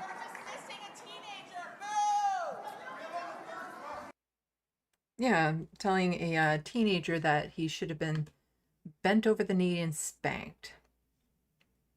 Here's the thing, Evan. Evan, I applaud you coming here to speak. I don't applaud how you're trying to speak. It's not making any sense. So we're going to move along, okay? Let's go over to this microphone, okay? I know you'd love some chaos, but your parents should turn you over your knee. Let's go over here. As somebody who was hit as a child called spanking, I can tell you it's just abuse. That's all it is. It doesn't help the child get better. It doesn't correct behavior. It's just the parents being angry and venting that anger. But talking to a child, a 17-year-old, saying he should be spanked? Absolutely reprehensible. He should be fired. And it's not the first time he said things like that. The breakdown's just pointing out. So Bruce cuts people's mics off if they're off topic. So last night, he told the 17-year-old that his parents should beat him. He told a woman asking an on-topic question to leave. In August, he called someone commenting on the framing of immigration disgusting. The apology from Bruce, but also the fact that these students' mic was cut off seems to be something that's happened at several of these Alberta Next town halls. Can you just speak to that as well? As some folks say it's kind of inhibiting free speech. Yeah, well, we are doing a consultation on our relationship with Ottawa, and some have come up with pretty creative ways to be able to connect their personal issue with a broader discussion about what it is that we're consulting on. And some haven't. And so Bruce always has said at every meeting that if you can be on topic, he'll give you some latitude. And if not, he would direct you to the local MLAs in the room. Same thing happened last night. So there were a couple of times that he redirected the folks at the mic to be able to speak to either of the local MLAs. And so we've got one more that we're going to be doing. It's an online one, and it will just be the same thing. Let's try to stay focused on the topic that we're discussing, which is a consultation around our relationship with Ottawa. I make myself available at multiple... And then she also has her own radio shows and stuff. So, we're not cutting off anyone's free speech because we give them these other ways to talk. Not to like Bruce specifically, but to other ways that we can cut them off and talk. Like, just You can just say what he said was uncalled for. You can just, just acknowledge what he said was shit. That it's not okay to hit children. That if they're asking a challenging question that you don't like, that means that they should have been hit more. They can just fuck off with all of that. Anyway, let's, I have 2 tabs for Ontario. So I'm just going to quickly go over them. So Premier Ford wants to introduce surveillance cameras in Ontario communities to catch suspects in home invasion car thefts. Oh, it's a short video. Okay. Premier Doug Ford says that his government is looking into the possibility of expanding the use of cameras to flag stolen vehicles and catch criminals, but only in municipalities that want them. We'll put it out there, and anyone who wants it. They're relatively, I'm just getting the figures off Mayor Del Duca yesterday. They're about 15,000, but the technology is like you can pick up any cars that are stolen, and anyone that's doing a break and enter, they have to exit one area within a community. But again, okay, so synopsis.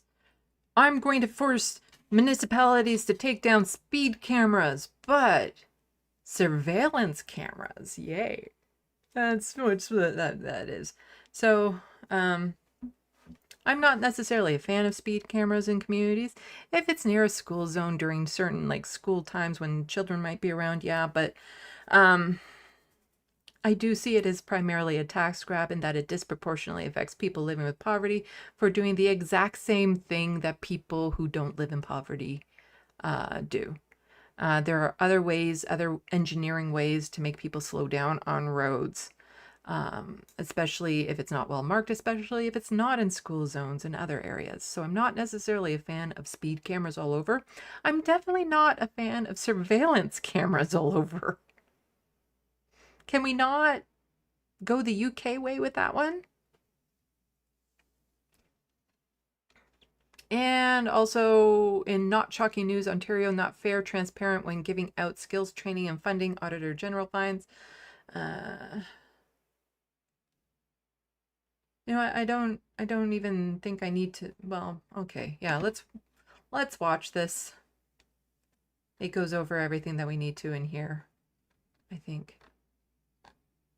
Oh, that reminds me that there was an article where I wanted to read more of at one point. Not these ones. Is it this one? Sorry, it's late and my voice is getting really sore. So let's just listen to the video. The Skills Development Fund doles out money for training in a range of areas, including construction and the trades, and for workers in hospitality, such as restaurants and nightclubs. The Auditor General released a new report today looking into the money. Processes for the selection of applications was not fair, transparent, or accountable. She says more than half the projects It's not the first time an Auditor General report has said this about Doug Ford. Approved were ranked by bureaucrats as poor, low, or medium using the government's own criteria. They received $742 million. From a value for money point of view, it's probably better to $742 million. Our healthcare system is crumbling. Our schools are literally crumbling. This money could be spent better elsewhere. I'm just saying. There's so many other places where this money could have been spent than giving out preferential contracts to different groups of people. be picking the high-ranking ones and not the low-ranking ones. So that was an important point. From a value for money point of view, it's probably better to be picking the high-ranking ones and not the low-ranking ones. Plus, she found 64 projects ranked low or medium had hired lobbyists and ended up receiving a total of $126 million. So that's the crux of it was there's high-ranking ones and then there's lower-ranking ones. And ideally, if you're going for a project, you want the high-ranking ones, the people who are the best qualified and blah, blah, blah, blah, best deals. But instead, lower-ranking ones were selected over the higher-ranking ones if they were part of a lobbyist group. Not shocking. The amount of corruption in the Ontario government is absolutely, utterly ridiculous. Anyway, I'm going to close those tabs because I still have 2 more dockets to go over. And like I said, my voice is fried. absolutely fried. So we're going to go over, luckily there's lots of videos in the next one, fun videos too. Go over the NDP federal leadership race. There's some interesting things in that. First, let's check the SandBox. This is going to be a long live stream, damn it. It might go over 5 hours.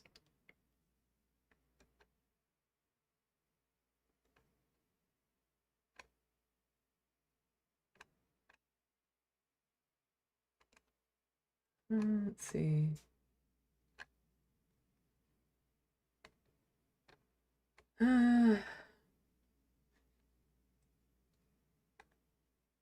Talking about training dogs. Okay.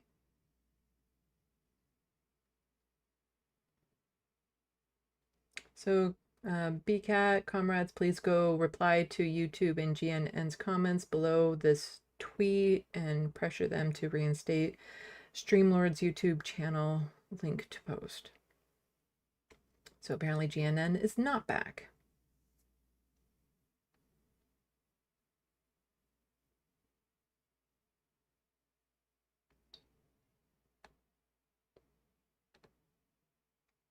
People talking about smells. Angela W. mentioning that the teachers will be on strike tomorrow.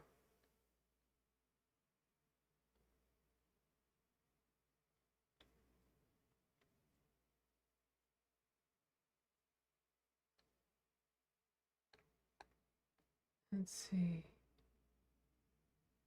The Wild West. What is going on in Alberta? Yeah. Also saying that is beyond inappropriate. That's sexual harassment. Yeah. Like just the idea that an adult would look at a 17-year-old and that's where his brain would go into spanking him. That's some perverted, twisted shit there. This eagerness for certain people, it's like, ooh, let's talk about spanking. In children, like, oh, we're actually going to be talking about conservative outrage over, you know, a cartoon where two girls kiss versus, you know, the Disney princesses and stuff. We'll be going over that in a bit, but just their fixation with this, yeah, it's just wrong.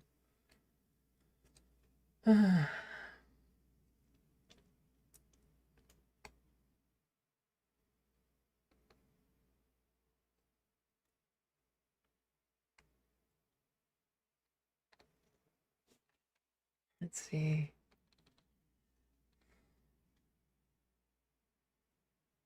Oh, have a good night, Rich. I guess you're going out. I don't know. I'm catching a few things at a time. Oh, good night, Rachel. Thinking of turning in for the night. Yeah, well, you're across the pond, so it's going to be super late for you.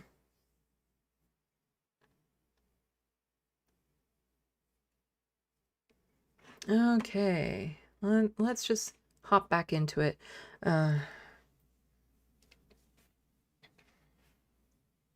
See, I don't know why it is, but I can have an easier time just chatting in this SandBox. It's easier on my voice, but when I'm trying to read articles and tweets and stuff, it's actually harder on my voice for some reason.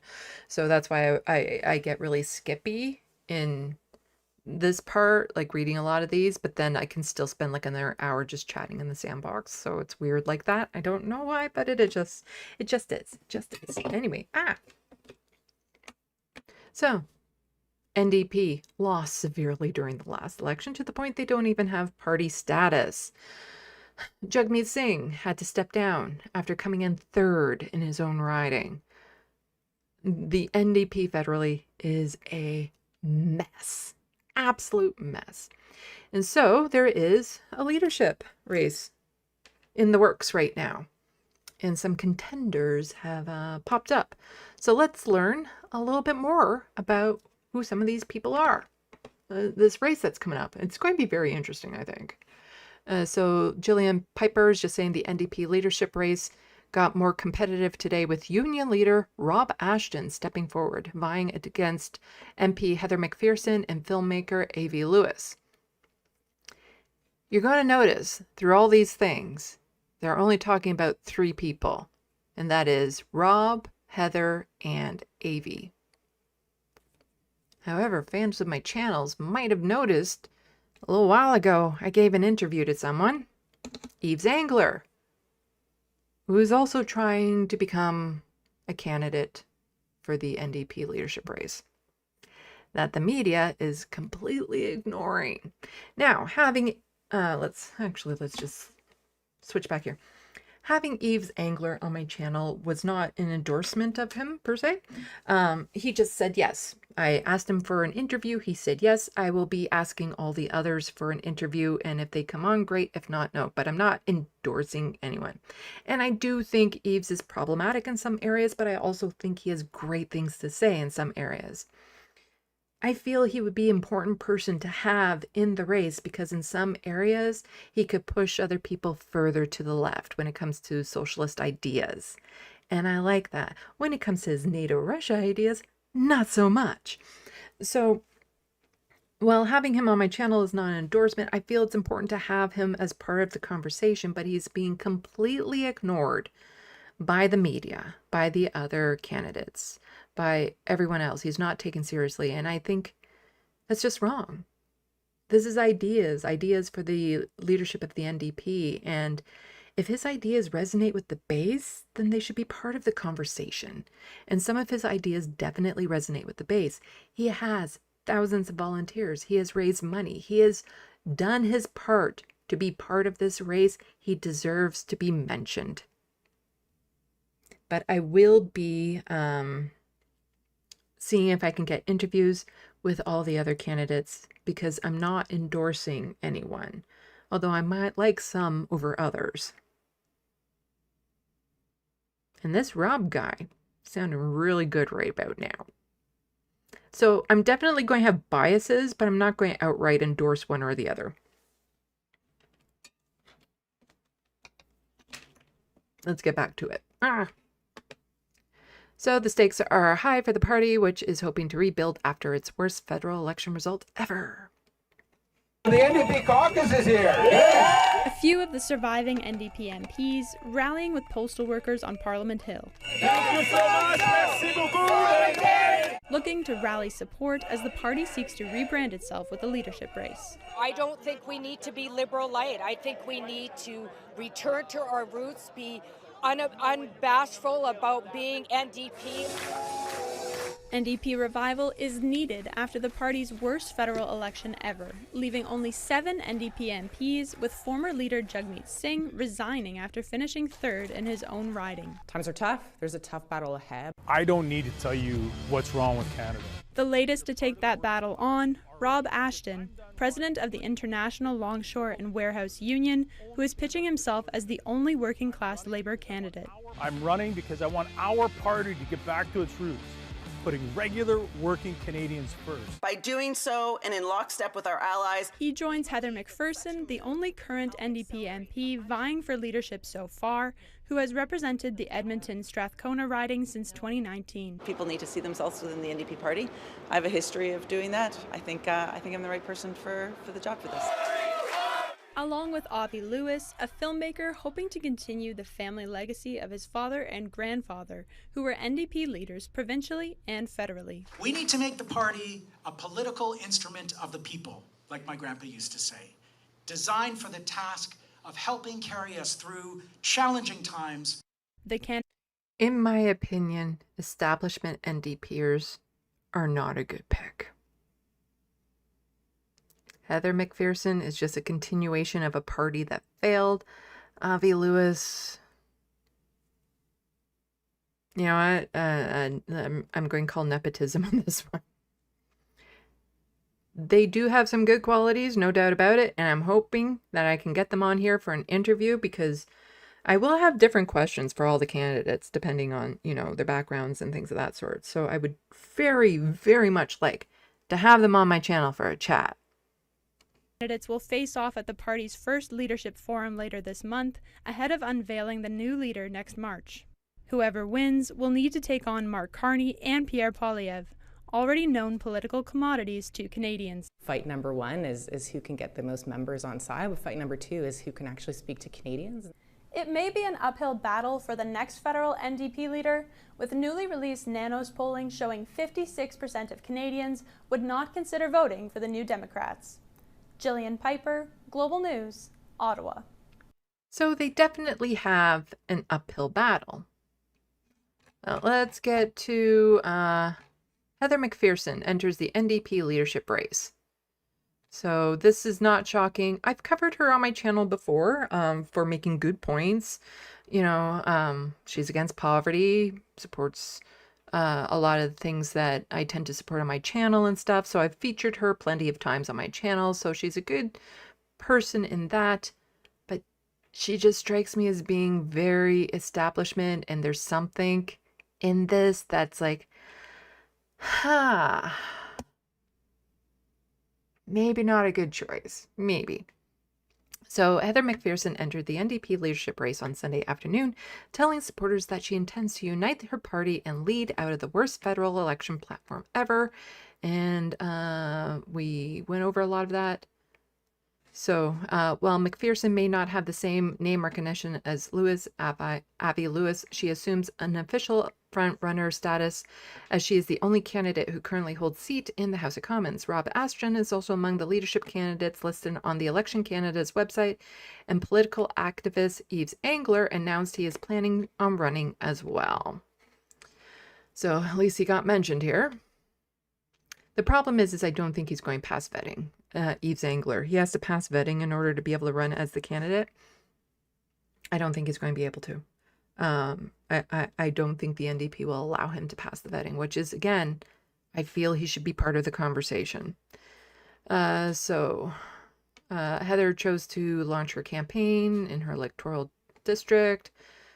Inclusion, a big theme. McPherson began speech by speaking about her roots and including her stay-at-home mom and truck and dad driver and so on and so forth. Let's see. Notley lends her support. Political divisions. But she name-checked conservative leaders several times, including this and that and the other thing. Where was it? Where was it? So Notley said at the same time, she thinks Smith is playing political games with our national unity. So here we go. We need to change. McPherson also said the recent election should remind the NDP movement that it needs to do better, referring to the candidates who defeated in the last election, like former Edmonton MP Blake, I do not know how to say that name, and Edmonton Senator candidate Tricia Eastbrook, saying they should be sitting in the House of Commons on the NDP benches. We need to change, she said, not what we believe, but how we talk about it and who we talk to.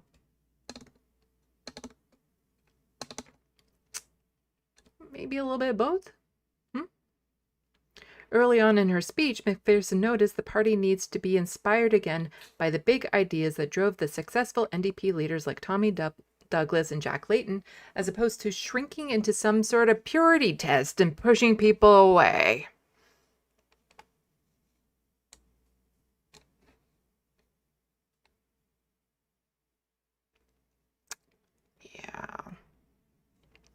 We need to stop pushing people away. We need to invite people in.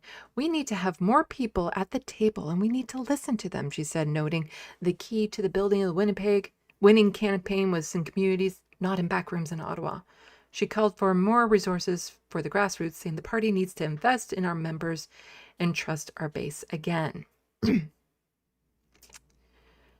Shrinking into some sort of purity test. You know what? When it comes to political parties, it depends on what you're talking about. When it comes, like, again, I don't think just anyone can, but maybe drop the purity test lingo, especially considering that Yves Angler most likely will not be able to be a candidate in this race because of purity testing. Let's not mention that.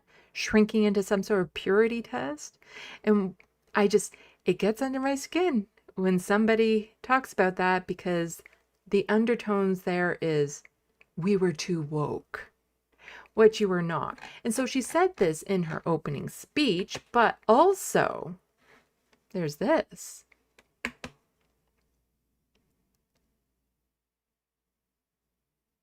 roughly. Would agree with that sentiment. Yeah. Well, what needs to change for the NDP bid? I'm joined now by Heather McPherson. Heather McPherson, it's good to see you. Thank you for taking the time today. Thanks for having me on, David.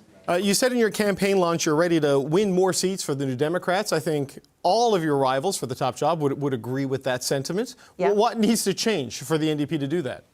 Yeah, you know, listen, we didn't have an election result we wanted to see in April. I mean, we all know that. And I think what we have done is we've made our party smaller, and what we need to do is make our party bigger. We need to make more room at the table. You know, one of the things I talked about at my launch yesterday was this idea I had from when I was young. You know, we have a big family, it's chaotic, it's loud, and we used to take the doors off the hinges to make bigger tables so we could fit more people into those Christmas and Thanksgiving dinners. And I think that's kind of what I'm bringing to this campaign, is the idea that we need to make a bigger table, that more people need to see themselves within our party. We need to go where people are. We don't need to change our values, but we do need to change how we talk about them. We do need to change who we talk to.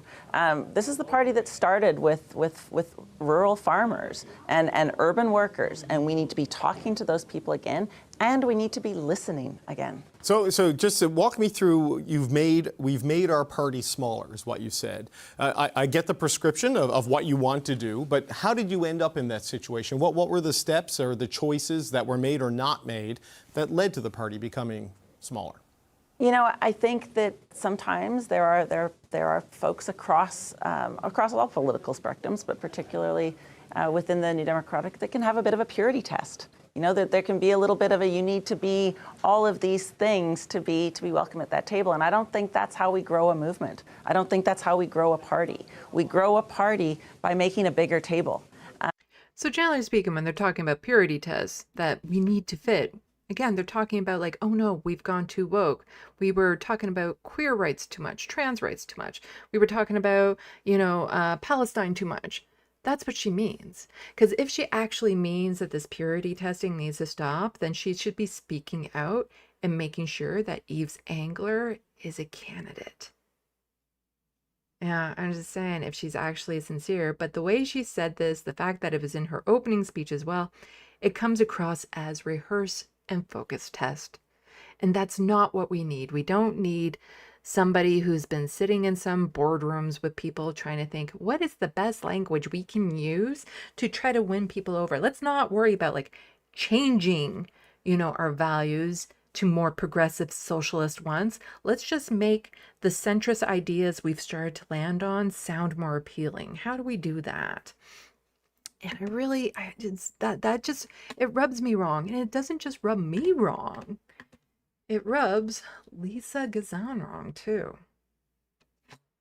So Lisa Gazan, who is also a member of parliament for Winnipeg NDP, actually calls her out. And I kind of like this. I do. This needs to happen. Because this talk of purity testing and stuff, when it comes from them, it's about, we can't talk about diversity. We can't talk about, DEI issues, trans folks, queer folks who might be losing their rights. We need to throw all of them under the bus, is what she's saying. So here's Leah Gazan feeling what I'm feeling. When I hear a leadership candidate suggest you have to pass a purity test to fit into the NDP, I am appalled and deeply disappointed. Again, this is coming from Leah Gazan, NDP MP. That framing is frequently used to dismiss calls for justice from marginalized communities, especially Black, Indigenous, racialized, 2S, LGBTQ+, disabled, and immigrant workers, who now make up a major part of the labor movement and the working class. It becomes a justification for white supremacy because it centers the comfort over justice, suggesting that confronting racism, colonialism, or misogyny is a divisive or too pure rather than essential for liberation. It protects the status quo, which has historically privileged white, male, and able-bodied workers as the default voice of the working class. It erases the realities of a diverse workforce by pretending that the fight for good jobs can be separated from the fight against racism, sexism, and colonialism. It delegitimizes leadership from racialized and marginalized people by framing their calls for justice as ideological purity instead of principled resistance. Rejecting so-called purity tests isn't about broadening the movement, it's about narrowing it back to those who have always held power within it. Using the purity test argument is exclusionary. I'm fighting for an NDP that truly includes everyone at the table. That's the party I grew up in, one rooted in justice, solidarity, and inclusion. We're not there right now, but we have a chance to get back. I will not accept the purity test narrative that has made us irrelevant and distance from the people we were created to fight for.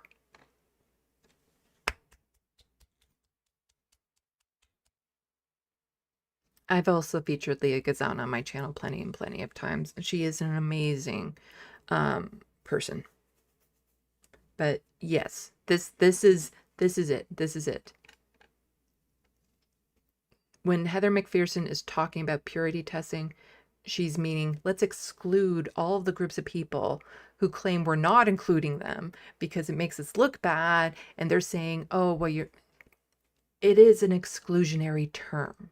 It's not about including people. So here we have, oh, right, that's the one that I wanted to bounce down, I think. Yes, okay. Another candidate. BC union leader becomes latest candidate in federal NDP leadership race. Bob Ashton says he speaks for working class, wants to return party to its labor roots. Oh, this wasn't the article I was thinking of, but maybe, yeah, it's watching this. Let's watch this. Learn a bit about Rob Ashton. Enough. Working people built. I'm Rob Ashton. I'm a dock worker, and I'm running to lead the NDP. I'm not a career politician, and I'm definitely not a wealthy banker. I'm a working class Canadian who knows what it's like to punch in, sweat it out, and struggle to make sure our kids have it a little bit better than we did. I'm running because I'm sick and tired of watching working people get screwed. Every election, the Conservatives say that they're on our side. The Liberals say that they have our back. But when it's over, nothing changes. The rich get richer, and the working class gets left behind. Shame. And I say enough. Working people built this country, and now it's time we run it. Yeah.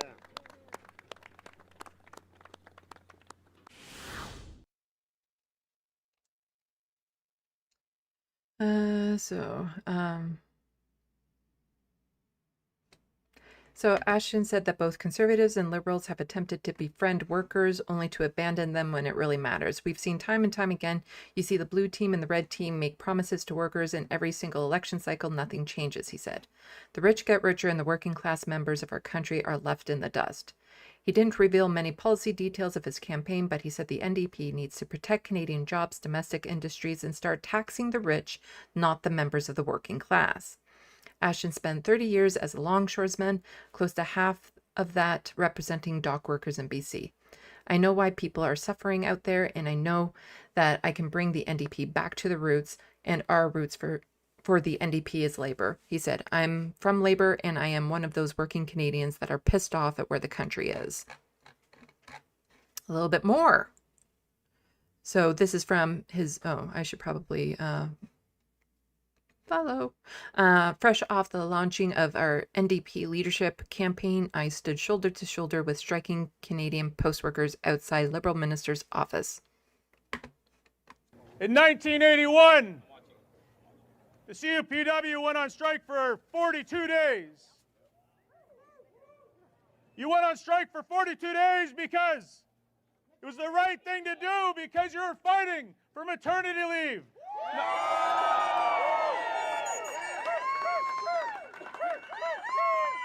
So that proves that when the Postal Workers Union and unions across this country stand up and hit the bricks and say enough is enough to their employers, to governments that want to keep their feet on our necks and keep us down when we say enough is enough, that's when we make gains. The CUPW today, you're on strike. You're on strike, and you're on strike for good reasons, for right reasons, for a better wage so that you don't have to be worried about paying your mortgage or your rent and figuring out how to feed your families. And now, because the Liberal governments decided to stick their noses into your business, now you got to fight to keep your goddamn job.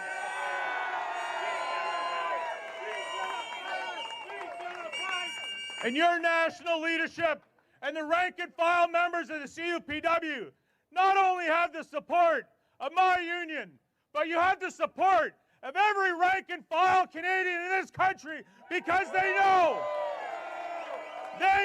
when you win, the entire country will win.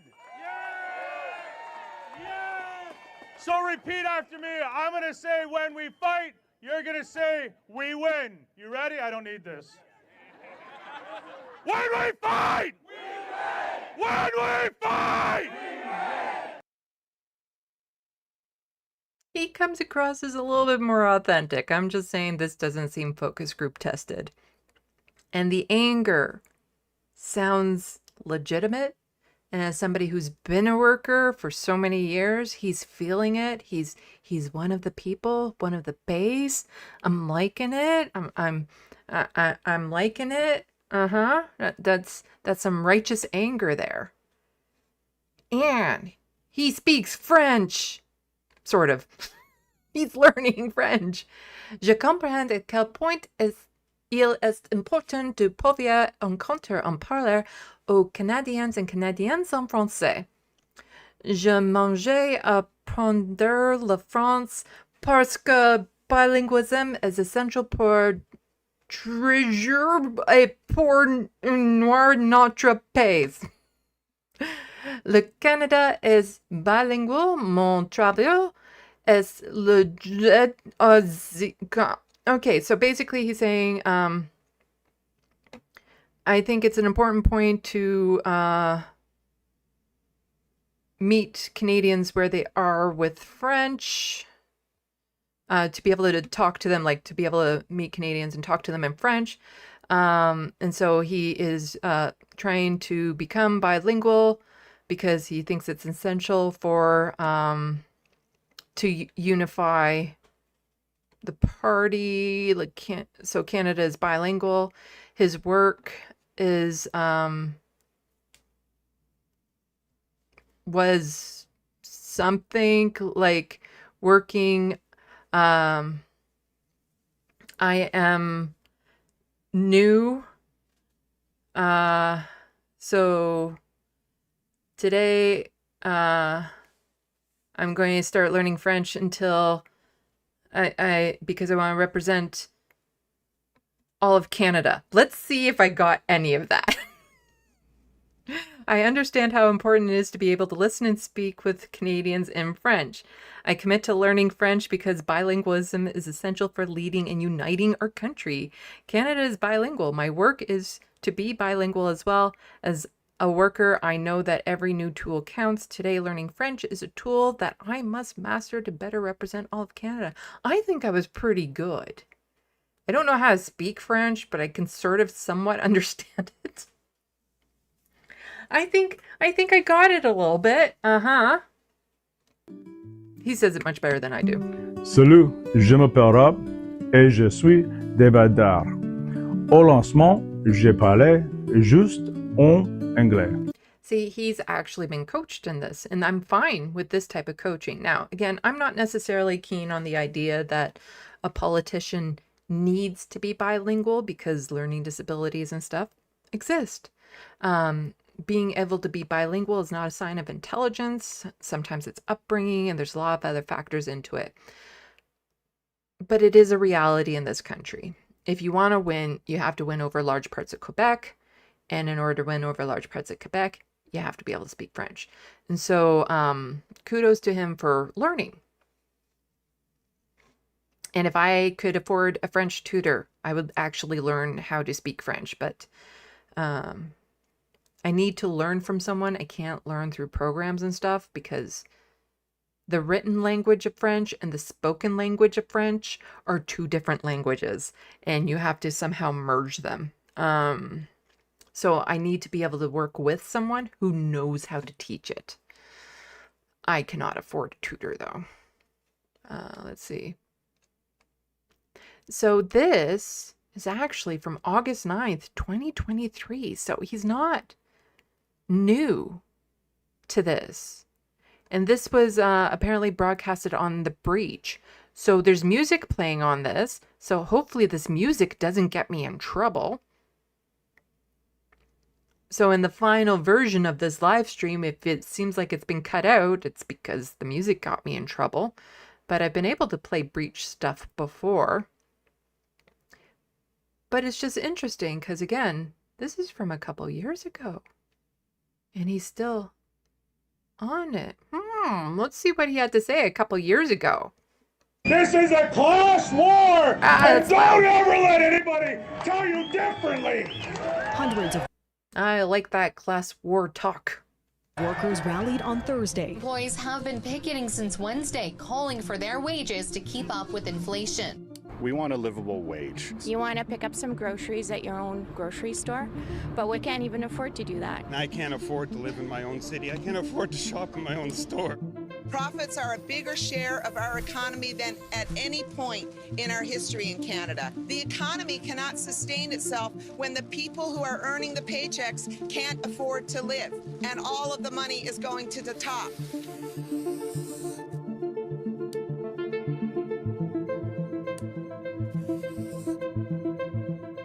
They're lying. They're lying when they say... So here's a sign: workers take all the risk. And then talking about corporation takes all the profits. Oh, that's an interesting symbol in the back. International Longshore Warehouse Union. You don't deserve the money that you make. You deserve every goddamn penny that you make, and we shall never apologize. One day longer. One day stronger. One day longer. One day stronger.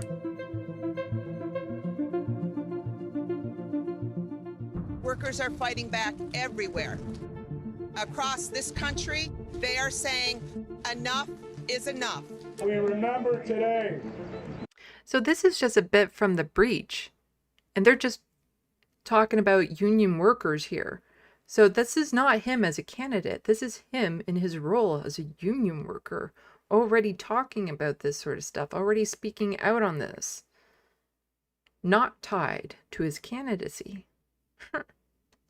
We remember yesterday because tomorrow the labor movement awakens. When we fight! When we fight! When we fight! That's a better slogan than, axe the tax. So this is from his Twitter account. The ruling class wins when workers are divided. I'm running for leader of NDP to build a movement that unites and puts power back in the hands of working people. And he has a quick little video here in YouTube. I don't need to tell you what's wrong with Canada. If you're part of the working class, you already know. Hi, I'm Rob, and I'm Hopefully this music doesn't get me in trouble. a dock worker, and I'm running for leader of the NDP. Why? Because I'm done watching working people pick between liberals and conservatives, only to end up with the short end of the stick. I'm running because I want our party to get back to its roots, putting regular working Canadians first. We built this party. We built this country. It's time we run it. Yeah. Yeah, yeah. I'm liking that. I'm liking that. Now, some might be thinking things like, well, where does he stand on other issues and all that sort of stuff? And he sent out a really good tweet on something.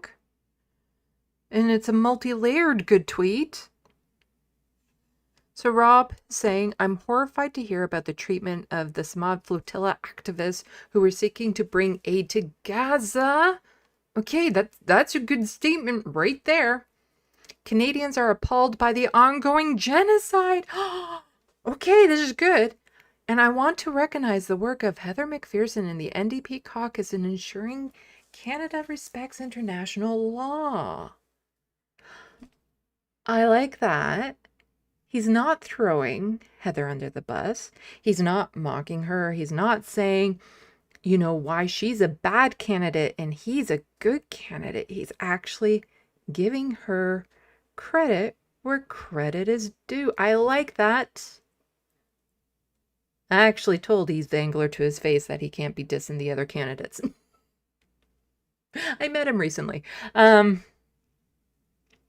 Because he was starting to swing into that territory. I'm like, you can't right now. You can't be that negative person. You can talk about, like, don't talk about them unless it's brought up. But I like here that he's actually giving her credit and you know, giving her praise for the work that she's doing within the NDP caucus. That's a good political move. Yves Vangler, in my opinion, has been making some bad political moves recently. This is a good political move on somebody who hasn't been involved in politics before. It's showing good instincts right there. And he is calling it a genocide. He's saying that he's appalled by, you know, the treatment of the activists who are seeking to bring aid to Gaza. Good. These are good things. Good, strong. I'm liking this. I'm liking it a lot. Okay, I'm going to close all those tabs. Got a bit more. One more docket to go through that isn't terribly long. Whew. Okay, what's this? Oh, right, that's that. Okay. Before we do that, go and check the SandBox.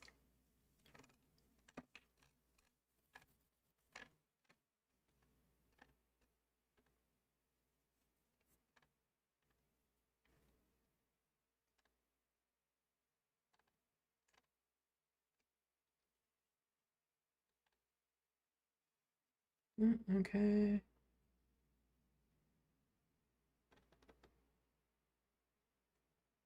Oh, talking about the spanking. Okay, can move down there.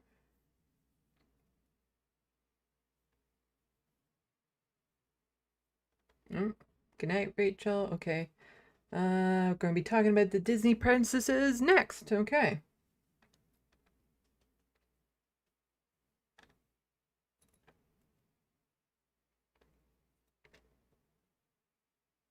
So life. Mike Johnson got a purity ring for his 13-year-old daughter and gave it to her like a wedding ring. Super creepy. Yeah, I've heard about those daddy-daughter balls are just... Oh, I need to pause that because that might get me in trouble if that even plays for 3 seconds.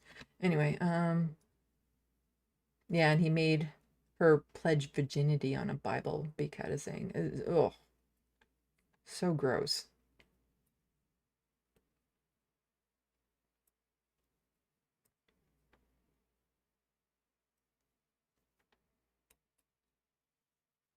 The Wild West. I can translate if needed. Saying he hasn't learned French. He hasn't learned yet. He is just reading something with pronunciation guide. Still much better than mine. And he's putting the work into it, so I think it's good. Hey, and I think you can say I didn't pre-translate it. I was just reading what I thought it said. I was fairly accurate. I got the gist of it. I'd love to learn French.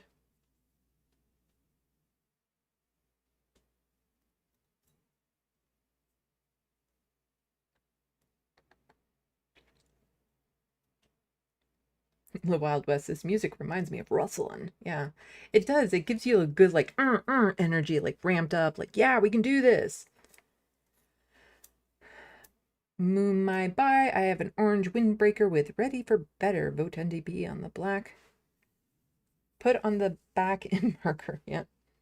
I, since you're new to this channel, tried to become a candidate for the federal NDP.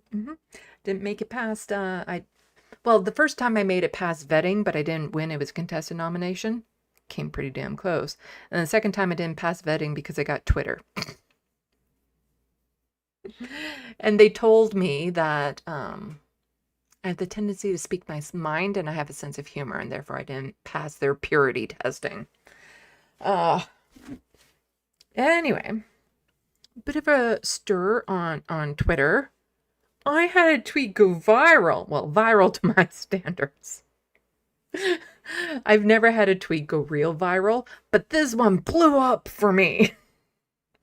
And it's like, wow, it's kind of on a ridiculous thing. But anyway, let's get into it. The conservatives still just wanting to have a raging hard on. Oh, that's bad stuff for lesbians. Yes, the conservatives are in an uproar because there are characters in a story of the animated sort that are both girls and they kissed. The horror! Queerness is taking over everything. Everything, I say. Everything is gay. It's teaching the kids to be gay because, you know, it's not like us growing up on everything being straight taught us to be straight. It doesn't, no, representation doesn't work like that. But here is the initial tweet in question. Whoever this person is says, unbelievable. Next flick is using a children's cartoon, Jurassic World Camp Cretaceous, to push same-sex sexual relationships and the LGBTQ agenda. This is the blatant sexual indoctrination of innocent children. Boycott Netflix. Because two girls kissed in it. Totally normal and natural relationship for some people. But the conservatives are like, how dare they with their LGBTQ agenda? Well, the serfs quote tweeted them saying, why did you remain silent if children's cartoons have been sexually indoctrinating children for years into straight relationships? Yep. Lots of kissing going on in kids' cartoons and movies. Now, some of these are problematic. Because here we have a couple lions. That's definitely bestiality. Here, Pocahontas, well, he took her as a child slave in real life. Ariel was 16 at the time, said so in the movie. Sleeping Beauty was unconscious and couldn't consent. Yeah, Snow White, here, she was 14.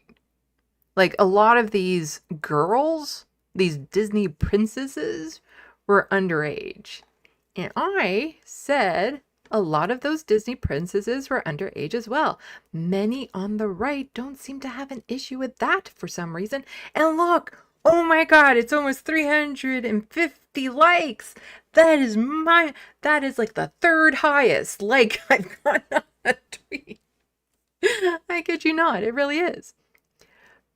The responses I got for this were utterly ridiculous. I had to turn off my notifications because people are like trying to justify it. Like, oh, underage in what context? Like, what country are we talking about?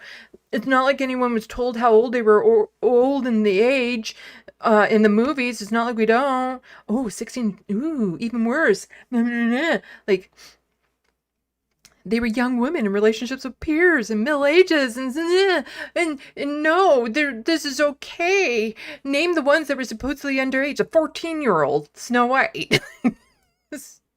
And depending on the country, Ariel, 16. Depending on the country or the state.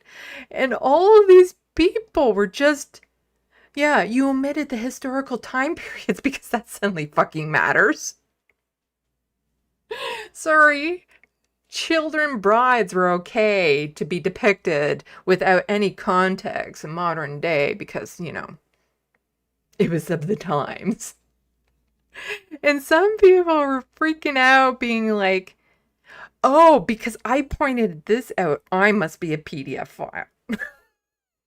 That somehow, because I'm talking about, you know, this underage thing is an issue that the conservatives don't like, then they're suddenly spinning it like I must be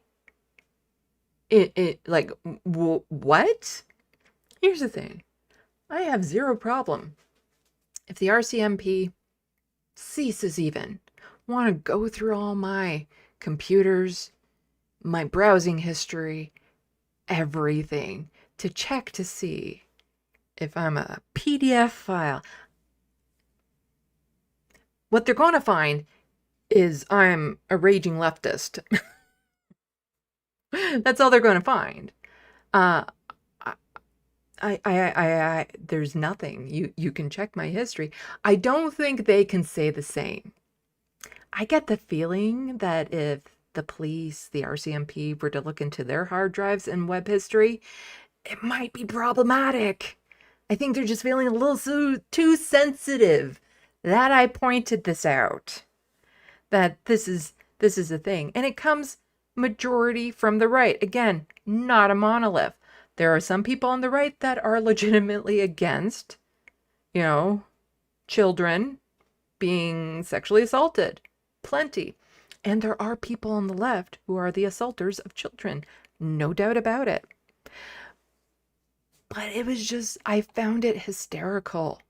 The amount of backlash I got for stating an obvious point that none of these fuckers are upset with all the underage girls that were being kissed and put into marriages and stuff. Like suddenly now it matters. They're underage. Oh, but they're cartoon characters. Then apply the same logic.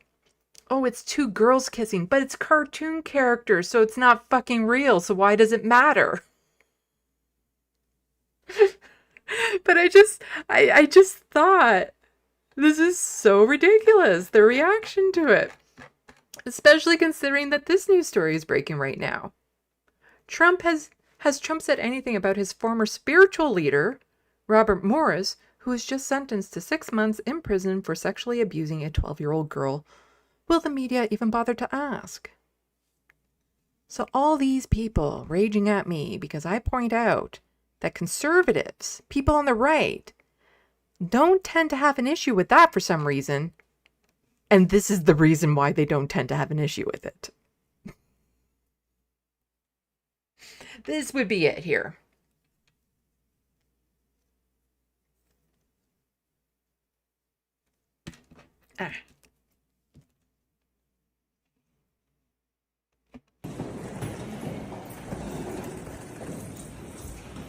Trump's former spiritual advisor being led away in cuffs. Is over. I feel good about it. It's behind us. What does this do like? Okay, so we're going to go into this news article and we're going to watch a video here. Content warning. Some of it does get a bit graphic. Let's see. Do I still have the old content warning up here? Should probably do that. Banner. Oops. No, that can go. That stays. Banner.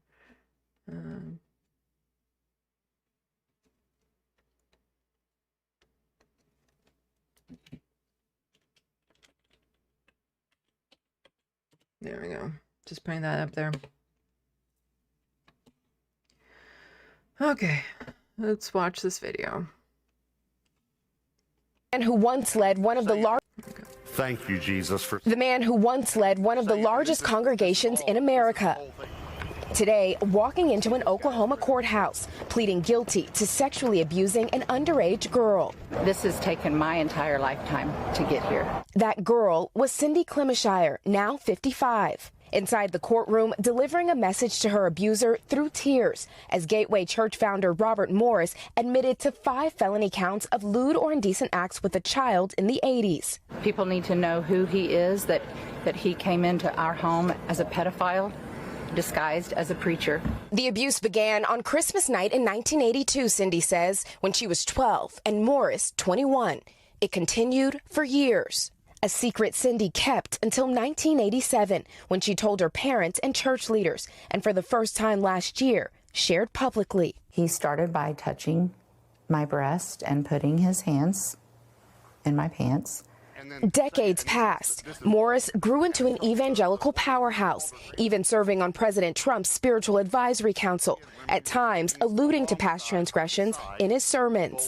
Sexual temptation is an appetite of the flesh, and I developed an appetite before I was saved.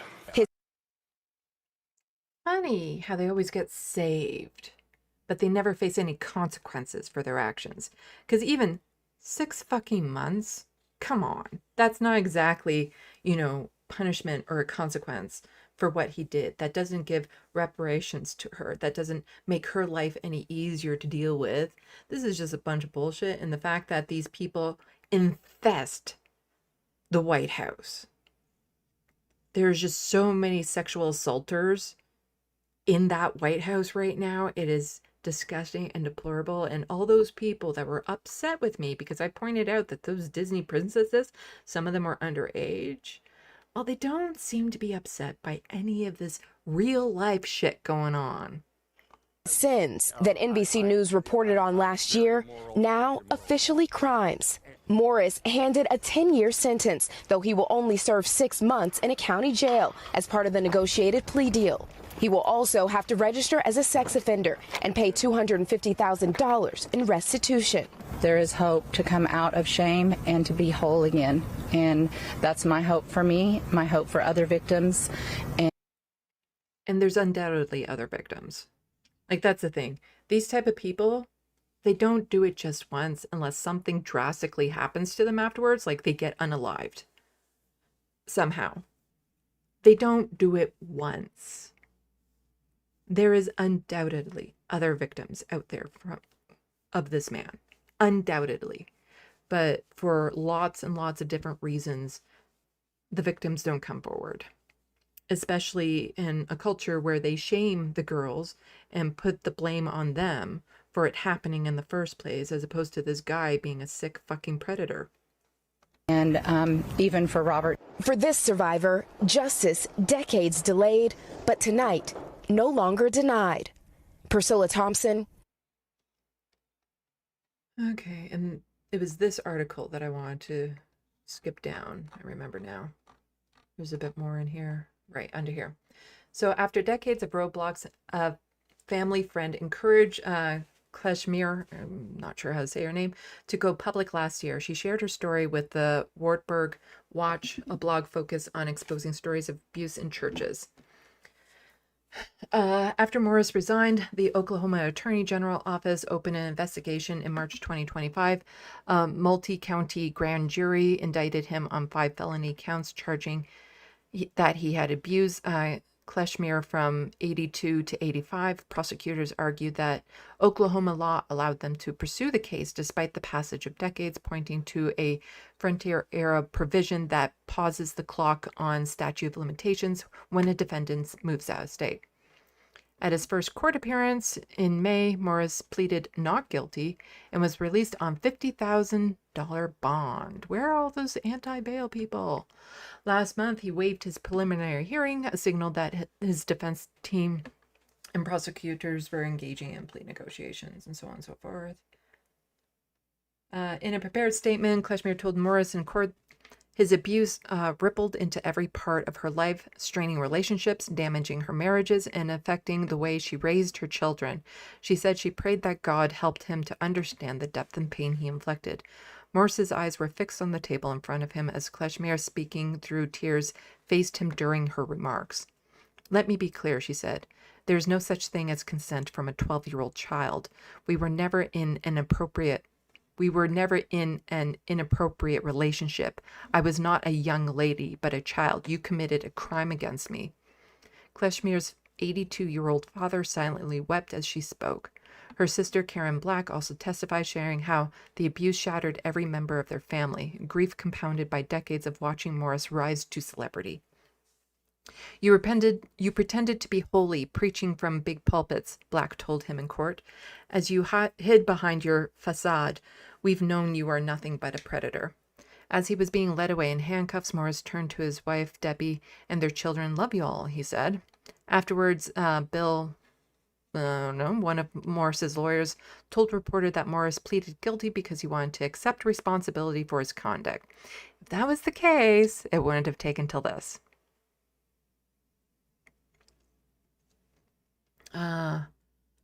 So Morris believes that he has already accepted responsibility in the eyes of God, Bill says, but his plea was a way of accepting responsibility in the eyes of the law. Yeah. What a horrid piece of shit.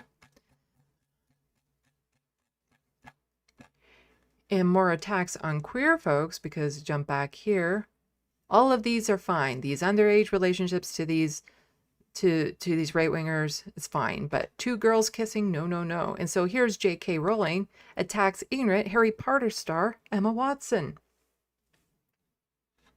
I can change the banner now back to what it was. There we go. Harry Potter author J.K. Rowling on Monday condemned Emma Watson as ignorant over her transgender rights views in a stinging repose to the former child star. In a long post on X, she wrote her irritation that Watson, 35, and Daniel Radcliffe, 36, who starred in the film adaptations, continue to assume the role of de facto spokespeople for the world I created.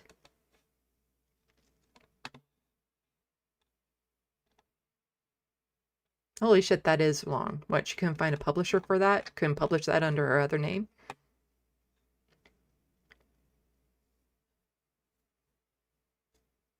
And then she goes into like, oh no, I was attacked for, being a transphobe.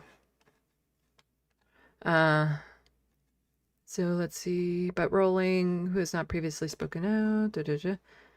I wasn't a multi-millionaire at 14. I lived in poverty while writing the book that made Emma famous. How dare she does this when I made her? I therefore understand from my own life experience what the trashing of women's rights in which Emma has so enthusiastically participated means to women and girls without her privileges. Yeah, she's just a horrid piece of shit. That's all she is. And, she has made England kind of like TERF Island. Like everyone now associates England with TERFs, primarily because of her. Not just her, but it is a raging movement over there. And so, part of the reason why I was drawn towards Owen Jones was he was speaking out against, people like J.K. Rowling for a long, long time. He was pro-trans for a long, long, long time, even though he lived in a country where that was politically and career-wise toxic to do. Well, in the UK, there is also a leadership rate, or a new leader in their Green Party. I'm kind of liking. Because Labour there fell apart, but here, now and always, Zach Polanski saying, it's time for our party to stand in unconditional solidarity with our LGBT community. Posted in Pink News. Zach Polanski, it's time to stand in solidarity with the queer community. In recent weeks, the press has been awash with scathing descriptions of Zach Polanski as deluded, silly, a dark moment for British democracy, and of course, woke. He was also branded a smooth-talking vegan. Better than those rough-talking vegans by one outlet, which as a gay, actually vegan former actor living in Hackney, he is doubt perpetrated by. I'm losing my ability to speak out loud while reading. Yeah, it's different. I can speak, but speaking while reading is becoming a little bit more difficult. Anyway, in the face of such labels, Green Party leader Polanski remains unwavering in his commitment to radical leftist politics, if not rather emboldened, he made clear to Pink News. A London Assembly member and Green former deputy 42-year-old Polanski was elected as leader of the Green Party a little while ago. He's confident the Green Party can grow to that, to face a legacy of votes for Labour, and so on and so forth. Let's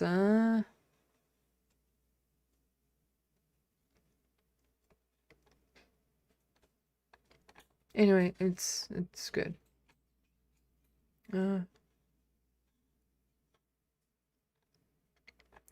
Okay, people, I'll toss this into the SandBox so people can go over it if you want.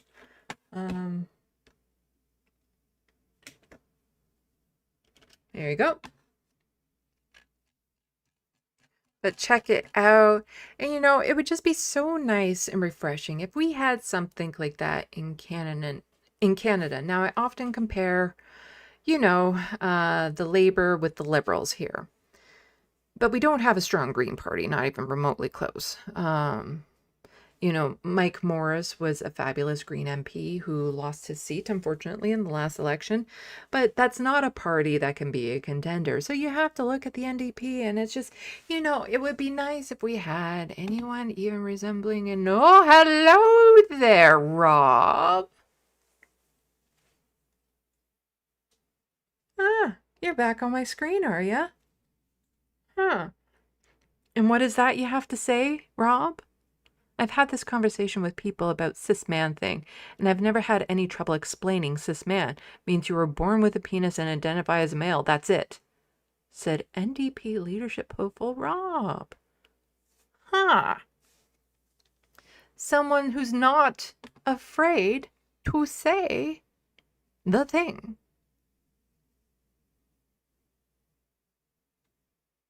Where is it?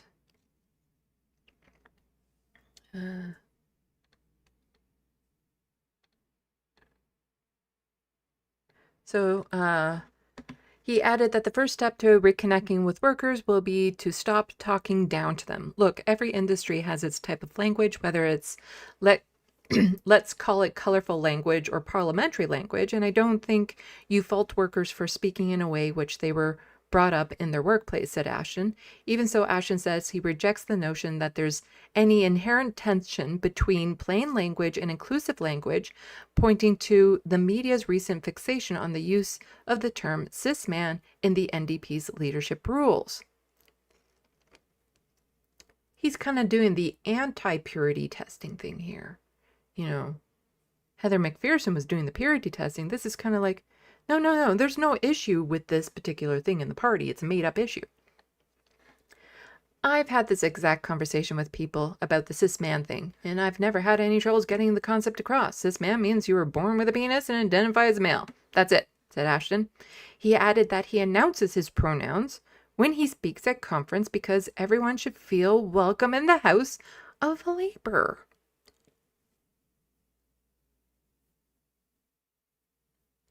And then he talks about how, you know, Doug Ford and Trump have eaten into the working peoples with the performative anti-woke. Conservatives rule on fear. They rule on the unknown. They say because that person doesn't look like you, they're stealing your job, and I'm going to make it better when I get elected. But when you actually look at what happens when they get into power, they don't make anything better, said Ashton. Division is the weapon of the boss, and any division always creates chaos, havoc within the working class.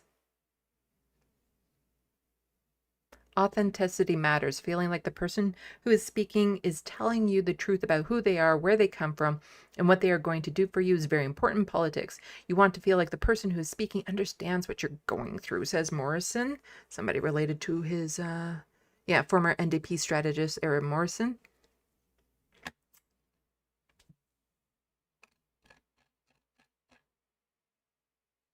I'm starting to like the cut of his jib.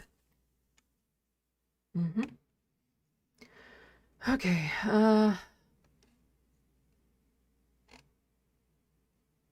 Let's just say I definitely, absolutely, 100% cannot go to the United States anymore. Ottawa has updated its travel advisory for the U.S., adding a cautionary note now about gender-neutral passports. So Canada issues passports with the X marker for those who don't identify as strictly male or female or non-binary citizens. Shoo, I have an X gender marker on my passport, and now there's a travel advisory cautionary note type thing about gender-neutral passports. The advisory warns those travelers that plan to enter through other countries, including the U.S., might not be able to.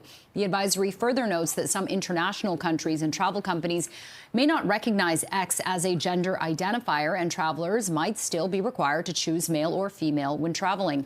People are advised to verify the information with the closest foreign representative for their destination. Yeah.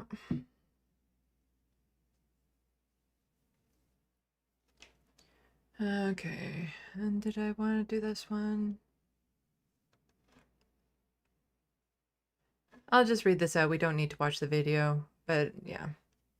So somebody just quote tweeting Republicans against Trump. The more I've learned about autism in recent years, the more I've realized I'm absolutely surrounded by adults who are full-blown autists and probably would have had easier, less frustrating, and less lonely lives if they'd been diagnosed as such decades ago. And that's in response to RFK saying, I've never seen a case of a full-blown autism in 70-year-old man. You're only seeing it in the kids. Sustainable for a...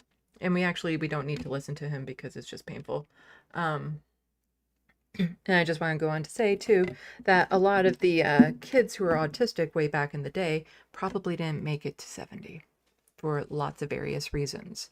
And some of them being related to how they were treated in society, how they tried to medicate themselves, the fact that a lot of them were taken out of society, put into institutions, all that sort of stuff. Like, there are lots and lots of reasons why you wouldn't see it. It's undiagnosed. Me, I wouldn't have counted as an autistic child, but I absolutely was an autistic child. I just wasn't diagnosed as autistic. And if there hadn't been more awakenings happening in social media, me finding out about it, I would still go on in life right now thinking I'm not autistic. So it's, better diagnosis, all that sort of stuff, better understanding, awareness. And it's horrifying to think that these are the people in charge of the most powerful nation in the world. No, Linear, you can't have that because you'll be... This cat has an absolute obsession with rubber. This is a little brush of his that he chews. So it's not just... If he could get his mouth on this, too...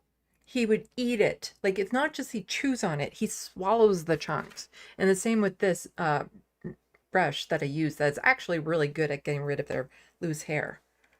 But he'll chew off the corners and stuff. And he's like obsessed with these rubber things. And he's destroyed some of my mats. My square mats like this. He's eaten off all the corners even though I've tried to hide them.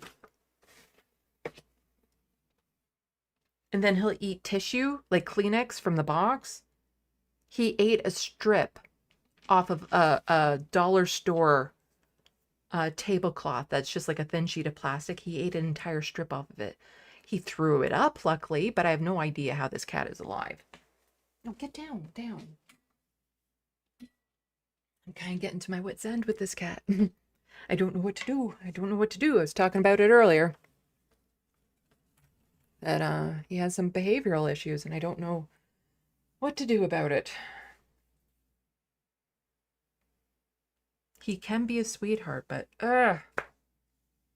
anyway, let's check what the SandBox has been saying.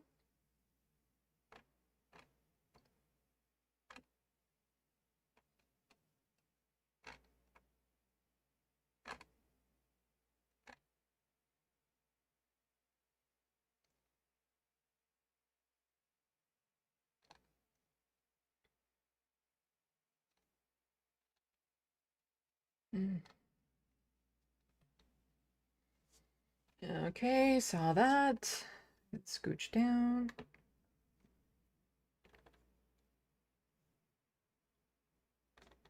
Talking about he only got 6 months? Yeah.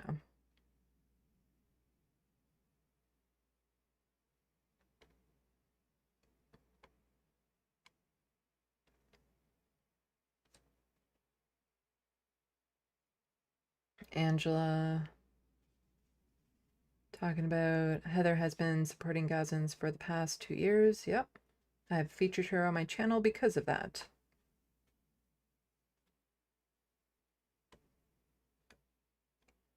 Like, I don't think Heather McPherson is like a horrid pick, but I don't, that language around purity testing and stuff like that, it just, it sits very poorly with me because what it usually means, and Leah Gazan did a brilliant job of breaking that down. And I just worried that too many establishment types have gotten into her campaign and they're doing the focusing test. They're not letting her be authentic. And so it's turning into like a Kamala Harris situation where before, if she could have just been who she is, she would have stood a much better chance of winning. But since all these consultants got in and said, oh, you need to do it this way, you need to say this, these are the key words, this is the word cloud bubble or whatever, totally fuck things up. And I think that's what's happening with Heather right now, which just reeks of inauthenticity and stuff. And yeah.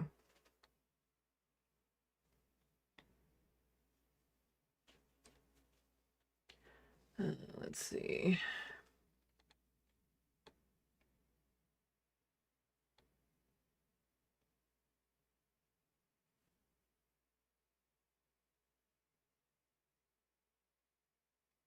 The Wild West, those kids gave up their childhoods to act in your stupid movies. They have that right.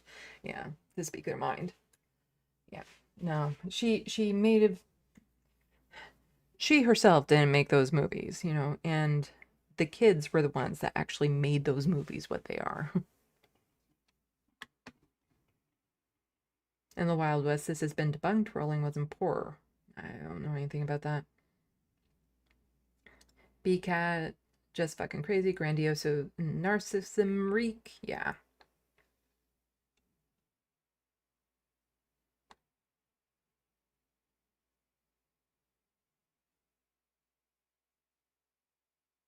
Atticus Among Us. I was unwillingly raptured.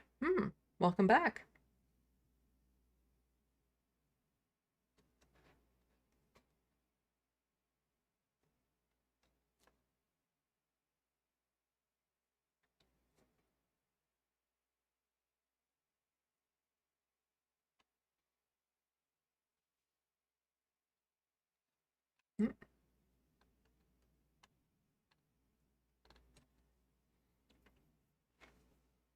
B-Cat, yep, looking back, I feel so bad for all the classmates that didn't have diagnoses and were punished and ostracized for behavioral problems. I saw a lot of that too, as a kid. People who were far more severely autistic than I was. Because I was punished for things that, you know, I couldn't control and whatnot. But I was also very quiet and tried to be the good kid and stuff, so I tended to miss a lot of the worst things and hid and masked as much as I could. But there were some kids that I saw that, looking back now, you knew that they were autistic, and just the way that they weren't able to fit in, and the way that they were punished and ostracized by other students and stuff. It's just, we've always been there. Angela W. says, I agree with Heather McPherson in regards, or yeah.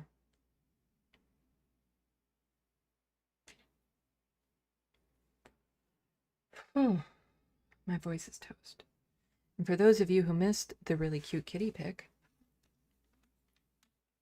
there was a stray black cat, well, not stray, a black cat in my hall earlier this week without its owner, and we don't have direct access to the outdoors on my floor, so it's like, In the end, it turns out his kids accidentally let the cat into the hall, but we didn't know who because nobody was answering the door at the time, so they might have been out or whatever, missed that the cat was in the hall. And me and then their older lady were worried because there are dogs on our floor and what that might do. I couldn't bring her in because I have cats, but I left a litter pan in the hall for her, And then the older lady took her in until we could find the owner, and the owner was very grateful to have the cat back and seemed to be really upset that she had gone missing. And the cat was such a sweetheart, absolute sweetheart. But I did open my door a crack and go and check on her regularly. And my boys, super interested in her. This is them looking out at her.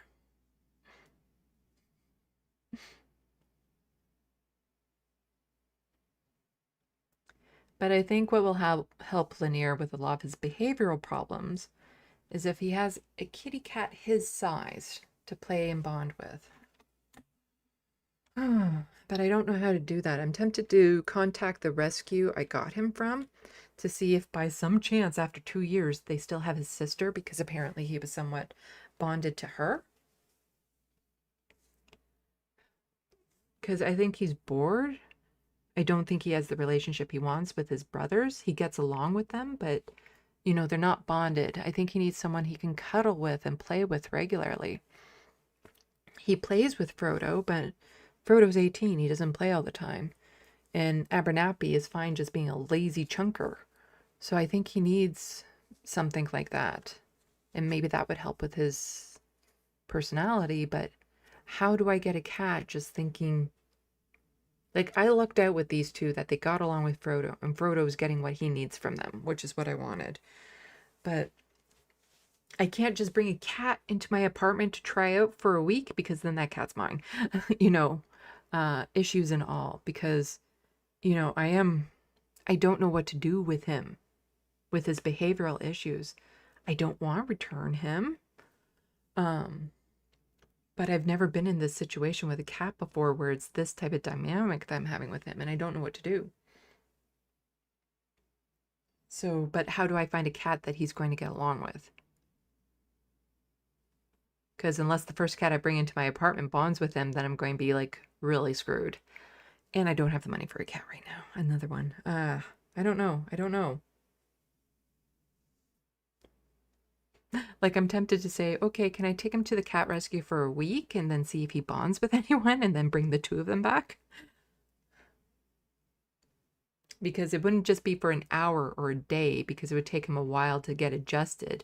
So then once he's maybe sort of relaxed a bit, is there any cat that he's drawn to that I could then bring them both back? But yeah, that seems a little out of what a rescue would do.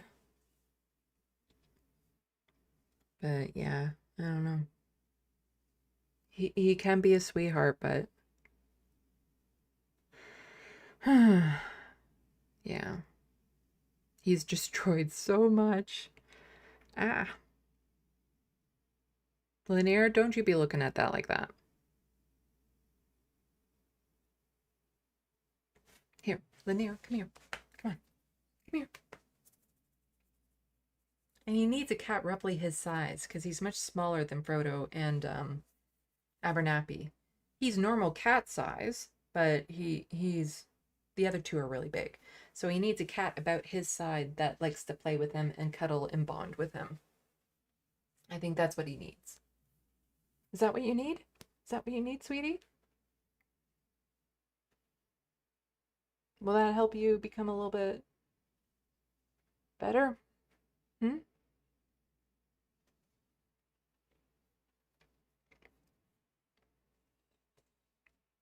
I think I need to trim your nails.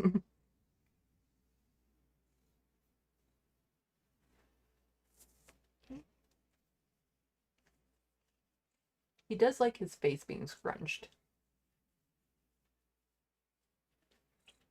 I want to love you. I do. I want to. You make it very difficult.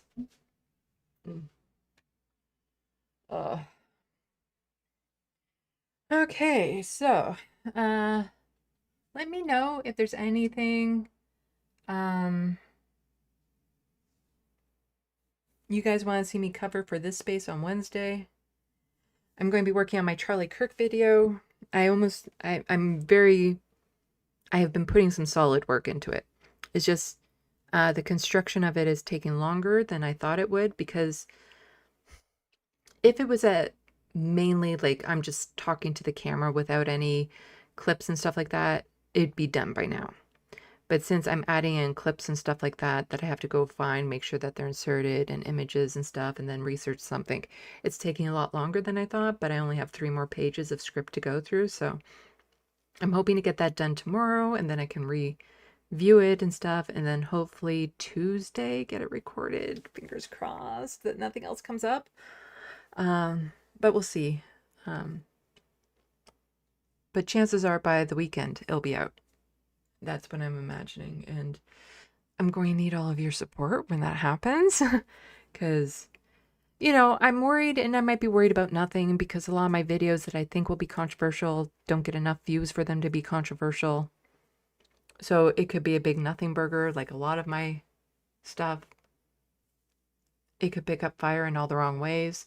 I'm not worried about people calling me names, like, you know, that thread of people calling me a PDF file because I pointed out a very obvious fact about actual PDF files. I'm not worried about people getting into my comments, calling me names, and that sort of thing. I don't care. I'm worried about being doxxed. Being honest there, that would not be good. And I'm worried about my channel going the way of GNN right now, where it gets targeted for a takedown. So I will need everyone's support for when that Charlie Kirk video comes out. But, you know, I'm in a position where I have a lot more freedom to say something about it, because I'm not going to lose my job per se. I can't get fired. My channel can come down temporarily, but I can't get fired. And I don't have to worry about my healthcare being lost and all that sort of stuff. And so I have a responsibility to not stay quiet on things like this. We can't allow the legacy of Charlie Kirk to be sanitized and make him into some sort of figure he absolutely was not. He should be remembered for who he was.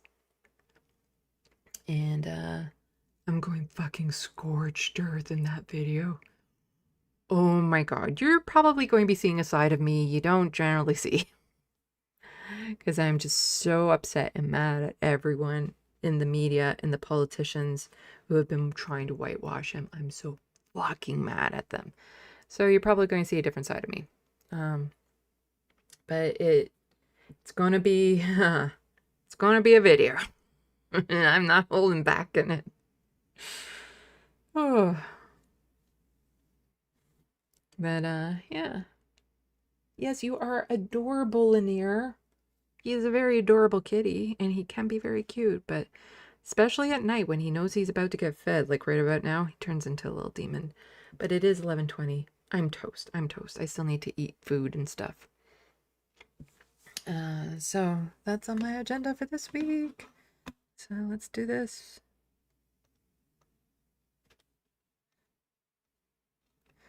I'm going to be drawing a puppy in the next week. That's going to be a lovely break from the Charlie Kirk videos to unwind with the drawing.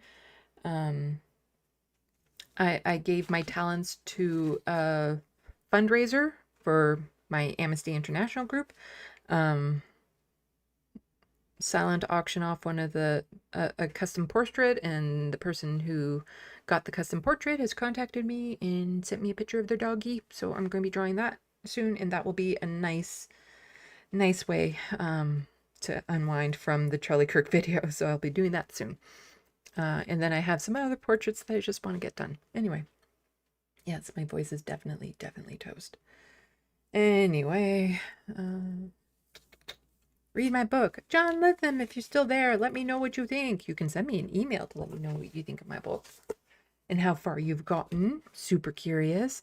Can't wait to get back into it. Oh my god, I can't wait so hard. I want to get back into my book. But I gotta get the TYT video done first, because the instant I go back to my book, that will not get done if it's not done. And I need to get it done. Anyway, done rambling. Thank you everyone for tuning in. Thank you mods. Thank you people who have supported my channel in any way. Thank you to the people who sent in super chats and became a member today. Super appreciated. Didn't miss anyone. Okay, yep. Check out my Amazon wish list. All that sort of stuff. So yeah. Salut, à la prochaine. Thank you for watching and stay tuned. I'm Sandy, wishing your tomorrow is better than your today.